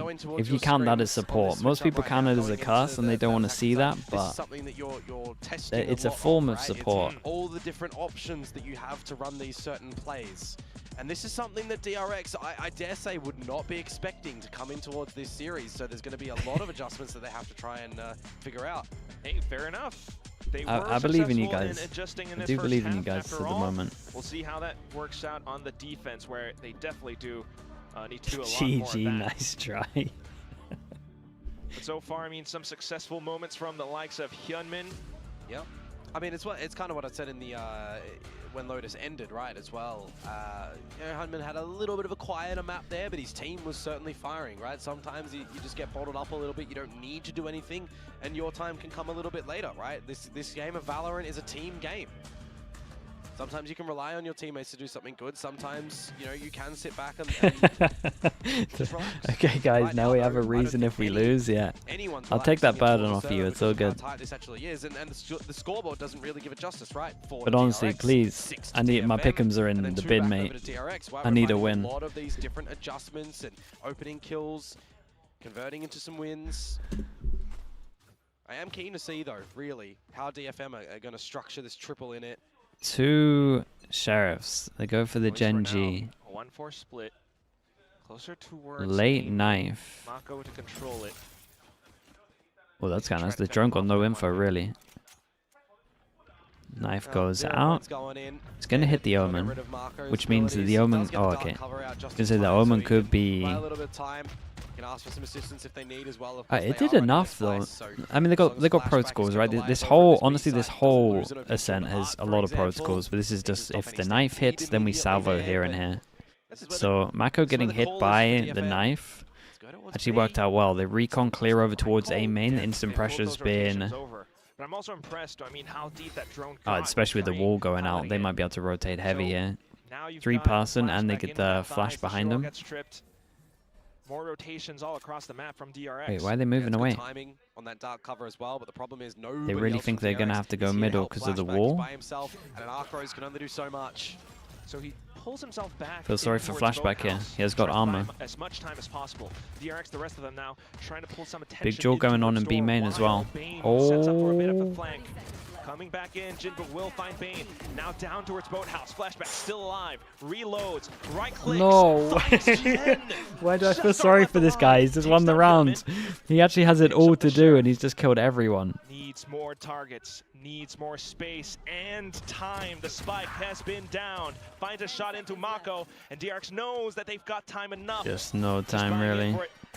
In for the flash. Especially now. Flashback. Dances around the walls. Gets the sheriff shot. Time gone in the cold. Dude, Freeing's even around to get the kill straight off the time. 4-0 for the Pistols. Flashback has done numbers around that B site there by himself. Because Really that's rough not even for DFM. playing on the back of any utility, by the way. That's just a classic and control. Good right clicks, good left clicks. I mean, the one on towards May, yeah, looks a little bit awkward, but the fact that he's just buying so much time and getting 3 kills there really sets up the team quite nicely. And I'm impressed by the right timing that DRX are throwing out that utility as well. You know, they're layering that approach really nicely, trying to just 100% all the stalling abilities. It's not leaving too much space for DFM to exploit. Might have been a rookie before, but Flashback certainly has Hey, he gets in the position to insta-dash. Right now. What do we do? Not phased whatsoever in that little moment. Next round coming up, DFM stacked. He wants to dash on this guy with a shorty. Exactly as before from DRX. Yeah, different look towards the utility at that B site though. It is just the standard pistols for DFM. You would generally expect this to not go they're their slowly way, though, getting right? closer and closer. 3-person Even holds. Salvo's recon, Omen flash. In towards the B main area as well. May? So it's a lot of information for DRX now. They are ready to receive. Here comes May? sprays, No way, wait, that's nuts from him. A triple kill found. Might be able to look for a Dude, little this bit is such a more. sick round. Away. Oh, here comes Hyunmin as well though. In towards 48 Trey HP. now, sandwiched into the site. Not quite able to get the spike down yet because of the door being broken apart. Yeah, they'd be vulnerable if they tried. So it's down to just Akame and May. Bit of a flash to buy time for the plant. May still keeping his crosshair zoomed in. So unlucky. Hyunmin in with a frag. Akame looking for a flick, dude, but Hyunmin I'm pretty sure the up on third other kill side is as the really cloud nice. dissipates. It's going to be DRX finding yet There's a another little round. micro adjustment getting between these them. individual Dude, values buys showing one on this shorty, one now, nearly isn't wins he? the All rounds. to be coming on through. This is cool. Would you like to see Dude, that I'm telling you, they're drilled on this in there map. as well, They'll beat but I most gotta people say, this is in why I'm Pacific on hesitant this to map. say, like, these Maybe classic there's like pistols, 3 these evil teams they pistols, won. they should Oh, get RRQ the look kind of round nice at because Ascent, you never actually. really know when May gets in your face. Maybe they wouldn't be Steals RRQ. away a gun. I But mean, most it of the can other look teams, for quite what I've seen, I awkward. think they'll be alright. That's fast, dude. That was crisp. Yeah, I mean, this is something we were kind of missing, though, right? Last week, it was the kind of the question, like, where's May? Here he is. Well, he's back now. What's your personal peak 6-8. viewership? I have no idea, to be Still honest. is a DRX round, but we'll see if DFM can find more momentum. But here comes a Tiles Crunch. Classic play. And it keeps DFM at bay. Flashback in for a bit of a burst, but still DFM able to hold back. Yeah. They find shots Yeah, they went for a against vision DRX, strikers. and now Mako needs Try to to catch him retrieve off. weapons. Yeah, but you forced out a little bit of this early re-clear utility. Kind of just from about DFM damage as now for well, so, DRX. you know, try and make it a winnable scenario. I like the attempt from DRX, don't get me wrong, couldn't quite execute it the way that they would have envisioned. And that's where you got to give credit to DFM for being able to Dude, is that react my in kind peak? to a play like that. 24k. Absolutely. That's And now it comes mental. down to what your initiative is for the rest of the round, right? Are you looking for any orbs before dying? What was that, Are you looking to Lexi? just hold all your weaponry. That's at a raid. DFM? I mean, That has to be a we raid. certainly would I like think that's to, a but raid. Are they aware of the fact that freeing has top mid? That has to be a Yes. pity Yes, they raid are. from someone Good job, big, Akame. man. That's an So now FNS or just Tarek Mako pity raid, for sure. holding up around spawn. That has to Round be. B, I wonder what my where- legit oh, the Odin gets spotted highest out. is. Mako back in towards the site, and that's when Jinbong will find the trade-off of a little bit Double of contact. raid, Solman Still FNS. keeping it Oh quite my tight in goodness, the the map now heroes. In terms of the score line, again, just And that's honestly, to get that alone a lot as of well, I'll rounds in pick NRG consecutive for their to next game. flow on the Who are they first playing? half. This is where we'll start to see some of these differences on these gun rounds, right? And that's where a lot of people Playing will be, G2? Oh, okay. hoping, Whoa, ready whoa, for it, whoa. excited for it. Chat. Yeah, still a No, question for DRX. chat. I mean, they've been successful. I take it back instantly. Will they make it clean? Yes, the op in hand. I instantly take it back. Will it be expected? I mean, you'll count your credits, right? You'll know that someone's nearing the amount to be able to purchase it. Heavy investment though for Hyunmin. A bit of an intentional start from GN as well. But really nothing so far, just a bit more information as DFM begins to make their way into the B site. Oh, good amount of chip damage actually with that one on towards May. Happy to Big launch buy in a round. second. 5. Yeah, but now we've got 5 people shock can't buy, darts 2 as people well. can't buy. You got your drone, you got your dart. Actually, Recreate 8 the shock information darts. 1 minute mark, but they kind of get a little bit of A main control. Close mid and B main. B main just got, okay, one recon went over towards B main, but it only got one scan before he shot it, so there is still a little bit of pressure. AO goes in, clears close to push up short, and then clears a lot of sight. DFM trying to scrounge or connect the dots in together into an A site. I think they can make this a little bit better, but sussed everything out. Yeah. Even with the Armageddon spent, the paranoia keeps them away. I like the idea. As well, where you've just lost all of the value. Tried to go in for the rush, but here comes spraying. Oh, in with a spray transfer. Down to the next player, and that's just May. Alongside Art inside of A main. Freeing finds him as well. And that's flashback. Okay, very, very brutal. To come through from DRX. Chat, did anyone see where May used his dash? Did he use it in B main early? Before they got hit by everything? Because I feel like they had the dash here with the Teo, it would have been pretty nice, but is going to be important around this A side is because DFM didn't go too far forward in towards B main. They didn't bait out 20k without a raid during game changes because of the title drop. Man, we're actually getting carried by everyone else. FNS and Som and Valorant are carrying us. They kind of showed their hand a little bit way too kind of crazy. Early, so DRX able to read all of it. Now same setup. We're not fighting the fraud allegations. As well. Fired off a shot down mid. Ooh. Yeah, done it already, but can't. Yeah, setting yourselves up for an A completed that one. Thanks for checking in, though. A little bit more committed this time, but you've got that sheer wall in your face. That's it, and it's going to be so hard to bait that out. Flashback finds Archimate to start off. And that's a spray through the smoke as well. Now look at this entire pinch down in towards tree. Okay, Stinger spray. Dude, I was looking at him just go like ever so slightly to the side. Like, no, don't move. The half bite somewhat paying off. He did great to get that one kill, though. Flashback has gone for a little bit of a play, and the trade is in, though. That's a great shot. Now Bane up onto the site. Hyunmin in with the op as well. Yeah, that's rough. Barrel spotted. That's the round. DRX. It's a shame they got some okay stuff on this map. I feel like if they'd won a pistol, it would be incredibly close. This was just an eco though, so maybe there's still a little bit of hope. The Steel Garden of Flashback, because when you consider the kills that were found towards tree, there's some guns. Team Liquid Academy watch parties, dude. I have to sleep. I have to sleep at one point. What's the time? Is it 4 my time? There's a small chance that that I can some great little if I sleep. Recognition components there from DRX, but this is the important round back. This is the guns back for DFM, and they're fast up mid here. Okay, May. It's time to pull off some of those magic, but yeah, this own flash is incredible. Really impactful for Marco there, and before the smoke is able to land, GENG. They lose every time I watch. Not all the times, just majority. He sees all of it before it actually happens. Stuck and trapped inside of B main now. And if you do try to look for the exit out back from tiles, Lexi can't say it. Yep. You need to really dig deep and deliver something huge here for DFM to get back in towards this one. When they've got no smokes either, you want to play on some sneaky traps, and that's what they attempt to do over at that lane, but Bane's able to just dodge it. That's where, you know, you got triple initiator. Yes, you've got a lot of utility. Standing ahead. But it's not going to amount to too much. Yeah, there's the info though. That info is crucial for the next couple of seconds. You can't spam the wall, of course, on the back of it, but you know that there's a bit of a trap play around here. That's nice. Okay. And even with all that information, Flashback comes in to bolster the support around the site. Yeah, you got to save. This round is done. This round is essentially done when those first kills came out. Yeah, there's been a couple of rounds where like either May goes down early, that's this one, or like May you lose your smokes as GM. There's no dash because their initial idea gets shut down, and then it just looks incredibly hard. It's the Vice, man. The Vice looks horrible to play against. I think DFM need to have a really good chit-chat.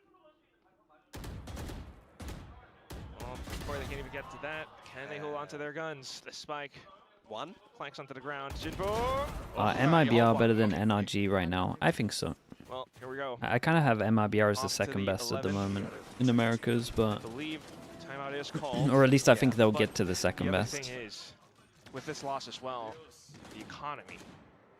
Yeah, I mean, there was an importance on having those two guns, you know, be available for the next round. But the problem is they didn't know if their own spawn, you know, is in enemy territory at that point in time, right? They hadn't even managed to World's really biggest crew hater. I have them third if that helps you. Really, really rough. Sentinels are flip-flop. Like on their day, Sentinels can be second. A really big blessing in this timeout to go your way. On average, they're probably like fourth. It's gonna be though. Coach Northern Lights trying to cook up something. But you still got to deal with, you know, Hyunmin on the op. If you're coming out on the back of this timeout with something fast, right? MIBR top 2 and not that top heavy. I mean, the thing is, I would say MIBR crew and Sentinels are very close. I just think that MIBR have as DRX, more potential from what I've seen. At the right spot, a good dart on one of these back of the walls. I can just see like MIBR going on a run. Like the players are good enough for them to go on a run. Cloudburst where he won't get revealed. C9, like a solid 5th at the moment. Difficult. You know, are you trying to Cosmic Divide here? Combine it with the Nightfall. Spreading around the map as DFM right now, not really. Playing more of a passive default. I think MIBR or crew can win the Masters. I give him a similar percentage to DRX. This goes back to my whole thing yesterday. I think that Americas has more teams that can win a Masters because I think they have more people that I would give like a 2% chance and to be at 2% like DRX. But we saw what 2% could do earlier. Or 3% at least. At Art as well. Will he be able to, you know, pull off something sneaky? Maybe not yet. The team's still trying to scuttle around B main. I mean, DRX is a 2% to win a Masters. I mean, yeah, if they went into a Masters with 12 teams, I would give them 2%. If like T1, if T1, EDG, and all those other teams are there, yeah. But at least Art will be able to alleviate some of that pressure. T1 Vitality, EDG. You'd be giving the majority of them like 20. Hasn't found any traps or sheer walls. I just think there's a gap at the moment between those teams. Do you rotate to the A side on the back of that though? You don't. You leave Art to his own devices and you kind of just try and set yourselves up for some smokes in towards the B site. Maybe you do just have the Nightfall in and split into the site. Take the rounds that you can get. So trying to sell a little. What are the chances of EDG? Probably like more like a 20. I would kind of give EDG, Vitality, E1, G2 all around the same percentage. And then that fills up like 80%, and then every other team takes up 2%. It just feels like there's a gap at the moment until we see proven stuff. You wait before getting in towards the B site. You find your Not even at 5%? Yeah, but if I give DRX 5% and I'm giving all those other teams 20%, I got consider turning on towards some damage, right? 8 more to 7. I got 7 more teams that I have to spread between 15%. Pretty rough. Maybe it would average out to like 3%. Flashback on the other hand, just offer the long save. Yeah, get the operator. Back in for Hyunmin in the next round. Exits around B main would be great. Or they know Freeing's in main from the 0 point. He's stuck. Oh, but is he really? Or are you stuck in there with him? He's able to find a double. Look at that. What a dig. Good damage. Salvo's off as well. And looks for the hunt into the 3rd kill. But Akame at least will be able to keep him honest. So not too bad of a round for DFM. Not too bad, but losing those guns at the end there, I mean, they will have a small effect. I get that, but otherwise you would assume it's 10 times more likely that Vitality would win a Masters. Yeah, I think that's right. That's roughly where I have it. Do you know how hard it is to actually, like, go all the way? Like, I don't, from what I've seen, I don't think they can. Do I think they can get, like, a 3rd, 4th shot? But to do a full run, they would have to beat a G2, beat an EDG, beat a Vitality, beat like the people that I kind of rate on the same level in terms of MIBR crew, Sentinels. Takes a while for those salvos to meet in towards main. So do you have an idea? And then eventually maybe you get like Heretics in there if they get back to old form. Don't know what to see. At the same time though, to put Hyunmin on the line and find Mei, who has been such a crucial player to have to get into. How much did we give T1 a kickoff? Oh, I would have given them like a 2%, to be honest. Maybe like at best 5%. 0 point now as well. Well, not a little. They went for an absolute run though, and I do think their biggest win condition was the double jawless maps. At least DFM still with the 4 players looking for any possible picks. And they did it? Yeah, that's why you give them a percent. You can't fully count them out. You've still got the Vice utility over Chad, you guys know how percentages work, right? Out of 100? You can go on a run, you can improve it better. Good for another one. DRX knows exactly that as well, and they know what Nope, okay, that explains a lot. Looking for, and hence they are able to play around these positions. That said, though, Freeing was taken down. Mako already in position to 30 seconds play around as well. If you lose control as well and you're null commanding into the side, I was going to say Bane has a Hunter's Fury, but that actually removes it. Still, you got to contend with 2 players on this B site. At least no utility might help them out a little bit, but still. It's also harder for DRX to win the others because it would be a 12-person tournament. Not quite finding the right position. Swap over to the shorty, but still the kill from Art. Trying to find the round. Can't quite pick up the fallen teammate. Dude, it's unlucky. Here comes the flash from Mako. Yeah, I'll have to win that, Joe. Well, and it's going to be the round for DRX. They've brought things up to match and series point. Yeah, they've brought a little bit of stability now, haven't they? Pushed around second round, only losing the bonus, and then it's been 4 clean ones in a row. I say clean, there's been some shakes, but all in all, I think there's a big gap at the moment.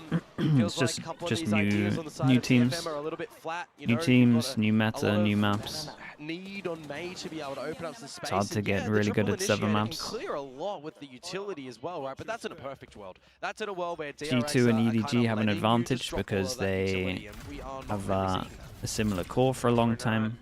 And then T1 and Vitality are kind of in the same boat where they just have better players than a lot of the other teams. If you want to try and bait out the sheer wall, you've then got the Thorns, you've already got repositions where you can. But other teams will catch up. As well. This comp that DRX are running, you know, could very well be, I think Big Time called it nicely, it could very well be this new meta comp of Ascent. It's got a lot of the valuable items that you have in the old, you know, Killjoy KOs over, blah, blah, blah. Especially on this defense. I think out of the entire second half, DFM have only found 1 successful round.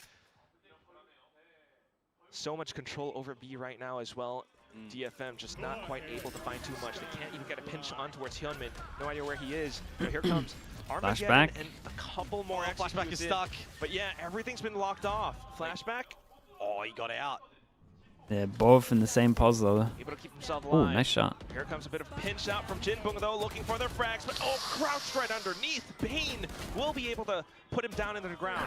It's rough. It's a rough attack off. Now they finally pop the shear, but they can't even get in. Yeah, this is all almost over. 1 more kill, and it's just May. 4 targets right up in front, but he cannot find anything. Yeah, very, very whereas nice. DRX have taken everything. The final score at the end of the map on Ascent, 13-8. It's a 2-0 at the end of the series.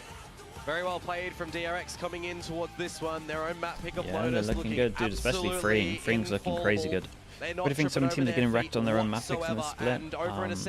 It's probably a little bit down to the fact there's so many comps that are viable at the moment, so even though you're practicing on your own stuff, you might pick a map that you think's going really well in practice and they play something you've never played against. So, and that's way more likely at the moment. It's probably hard to get like precise practice that you want. Feels like It's also a lot of new stuff. You don't have demos really, or as many demos. Might not be the recipe that they thought. Once you get more stuff out there and people get used to the meta more, it should happen less and less. A tough spot where they need so many factors. They need the stars to align in order to find these rounds. Right? But when DRX recognizes that, DRX are able to deny these factors from coming online. They take down May, they take down Gen. Those smokes and everything are gone, and it's just these. So I do think that DFM's Ascent actually looks alright. Their attack was very rough. They struggled a little bit against the Vice. But if they won a pistol, I still think they would have lost, but it would have been pretty close. These wins, you're getting the championship points as well, and that's quite crucial for a couple of these teams. But I think. Do you think more teams will pick up ISO? Yeah, I do. I think slowly more teams will pick up ISO, deadlock kind of vibes, especially if we get a Teo enough, but I don't think that's happening for a bit. And back into the victory interview with Gen. DRX의 2대0 승리입니다. 이렇게 해서 무패 행진을 이어가고 있는 DRX인데요. 오늘은 DRX의 프링 선수 만나보도록 하겠습니다. 어서 오세요. 축하드립니다. 감사합니다. 박수 부탁드립니다. Hey guys, 2-0 for DRX, still undefeated in Pacific. Now, here's Spring to talk about today's match. And I feel like, you know, DRX, you guys have a good momentum going on. The best deadlock maps right now. Anyone can't really, there's no Ascent, one that then can really Split, intimidate then you guys in stage Lotus, one. maybe? Any thoughts about that? 무패 행진이 이어지고 있거든요. 연승 가도를 쭉쭉 달리고 있어요. 연초부터. 이제는 뭐 어떤 팀이 와도 질 자신이 없을 것 And the 같은데. Tito, thanks so much for the raid. Thank you, thank you. Hope your stream was good. 사실 질 자신이 없다라기보다는 그냥 저희가 좀 확실히 이 대회 경기 날마다 퍼포먼스가 좋으면은 그러니까 확실히 좋으면은 질 자신이 없다인 것 같습니다. 퍼포먼스가 좋으면. 퍼포먼스가 좋으면? 알겠습니다. Well, yeah, I wouldn't say every match would be a free win for us. I would say, though, if we do put up our good performance on stage, then obviously we can take the win. Now, let's start with the changes that you had to go through. I mean, Sentinels. Switch to China? Nah, I'm gonna try sleep. We'll see if we can wake up for Liquid Academy again. You didn't get to play him much coming into stage 1. 워낙 또 감시자가 익숙한 역할이긴 하지만 We'll probably be sleeping. 좀 재미 많이 봤잖아요. Bacon, we'll probably be sleeping. Relax yourself. Magros, I can't say on watch by. 아쉬울 것 같은데 어떠세요? 저는 다 둘 다 재밌고 확실히 감시자도 좀 혼자서 하고 막 그런 챔피언이잖아요. 그래서 뭐 태호도 재밌고 다 재밌어서 뭐 그런 거 다 둘 다 좋은 것 같습니다. I would say both are fun, so I don't mind. I mean, Taeho is always fun, but when it comes to playing that sentinel role, you get to play by your side, be the side anchor, and kind of lurk around as well. So they have different. Dude, honestly, he kind of looks comfy on everything we see. What kind of fun you can have when you're playing them. Radiant suit, for sure. I don't mind playing any of those roles. Now, should we expect you sticking to the Sentinel's role and Flashback kind of Alpha, of course, dude. on Thank you that for saying flex that. role, except for, you know, DRX's Taeho map, or what are the roles? What are the talks around the roles? 그러면 이제 역할 배분이 좀 감시자로 픽스가 됐고 플래시백 선수가 약간 그 타격대와 감시자와 무언가를 왔다 갔다 하는 플렉스 역할, 그리고 태호를 할 때만 프링 선수가 하는 걸로. 네, 맞습니다. 네, 여기에 대해서 좀 자세히 얘기해 주실 수 있나요? 일단 태호를 잘 쓰는 거는 저희 팀에 일단 제가 숙련도가 제일 좋기 때문에 일단 태호를 쓰는 맵은 무조건 제가 쓸 수밖에 없고 그래도 저희가 투엔트리 플래시백 선수가 엔트리가 되기 때문에 투엔트리 했을 때 감시자가 저도 옛날에 감시자를 했기 때문에 제가 이렇게 드린 것 같습니다. 알겠습니다. Well, yeah, I mean, when it comes to our Taeho maps, I'm the best Taeho player on the team, so I take over that role. But Flashback can definitely take part in that double duelist comp, so he swaps over to the duelist. So we switch back and forth, but I would say it's mostly we are permafixed on that Sentinels, plus Flashback on that flex role, except for when we play the Taeho on some maps. Now, lastly, we see you guys swapping agents, you know, one or two, making constant changes. And most teams, when it comes to those comp changes, it's all about, you know, why fix something when it's not broken? But it's a different story for you guys. So why the change? I mean, let's talk about the Cypher Viper swap on the Lotus as well. Why the change? Did you not like something about your last Lotus, even though you won? Or is this kind of to keep the players be more flexible, or, you know, catch someone off guard? I mean, there's got to be like multiple reasons as to why you guys keep bringing this comp. I mean, even it might be, you know, you guys wanting to add some more tools in your arsenal as well. 조합을 요한 하나 두 개씩 계속해서 바꾸는 모습이 보여요. 로토스도 이겼는데 사이퍼를 바이스로 바꾸기도 했잖아요.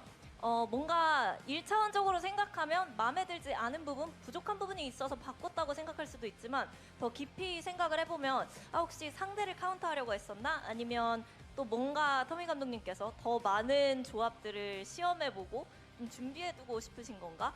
여러 가지 이유가 있다는 생각이 들거든요. 어떤 이유일까요? 진짜 별 딱히 이유 없고요. The interviews are a lot longer here, a lot of the time as well. 그래서 좋은 캐릭터를 쓴 것 같습니다. 메타를 조금 더 자세하게 파악하고 대처하기 위해서. 알겠습니다. No, we don't actually read too much into our comp changes. We just use whatever's better in the current meta, and that's it.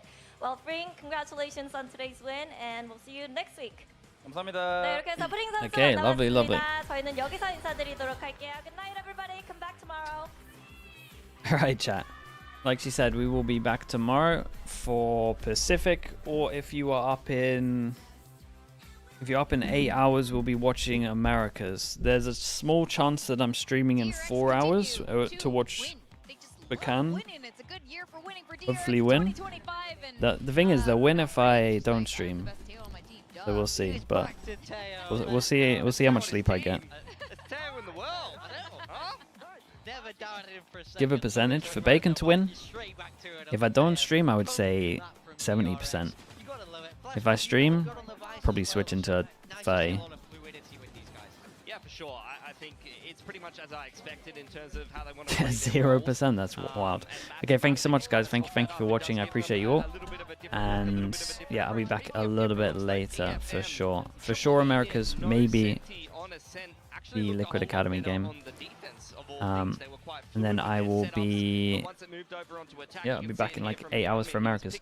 Thank you so much, everyone. Say hi to Yinsu. Enjoy China. Bye, bye, bye. For me, is kind of a failure, really, for DFM to play their comp correctly on attack. They have so YouTube, thanks so much, guys, as well. Subscribe if you can. And I will see you all a little bit later. Which are not that uncommon of questions.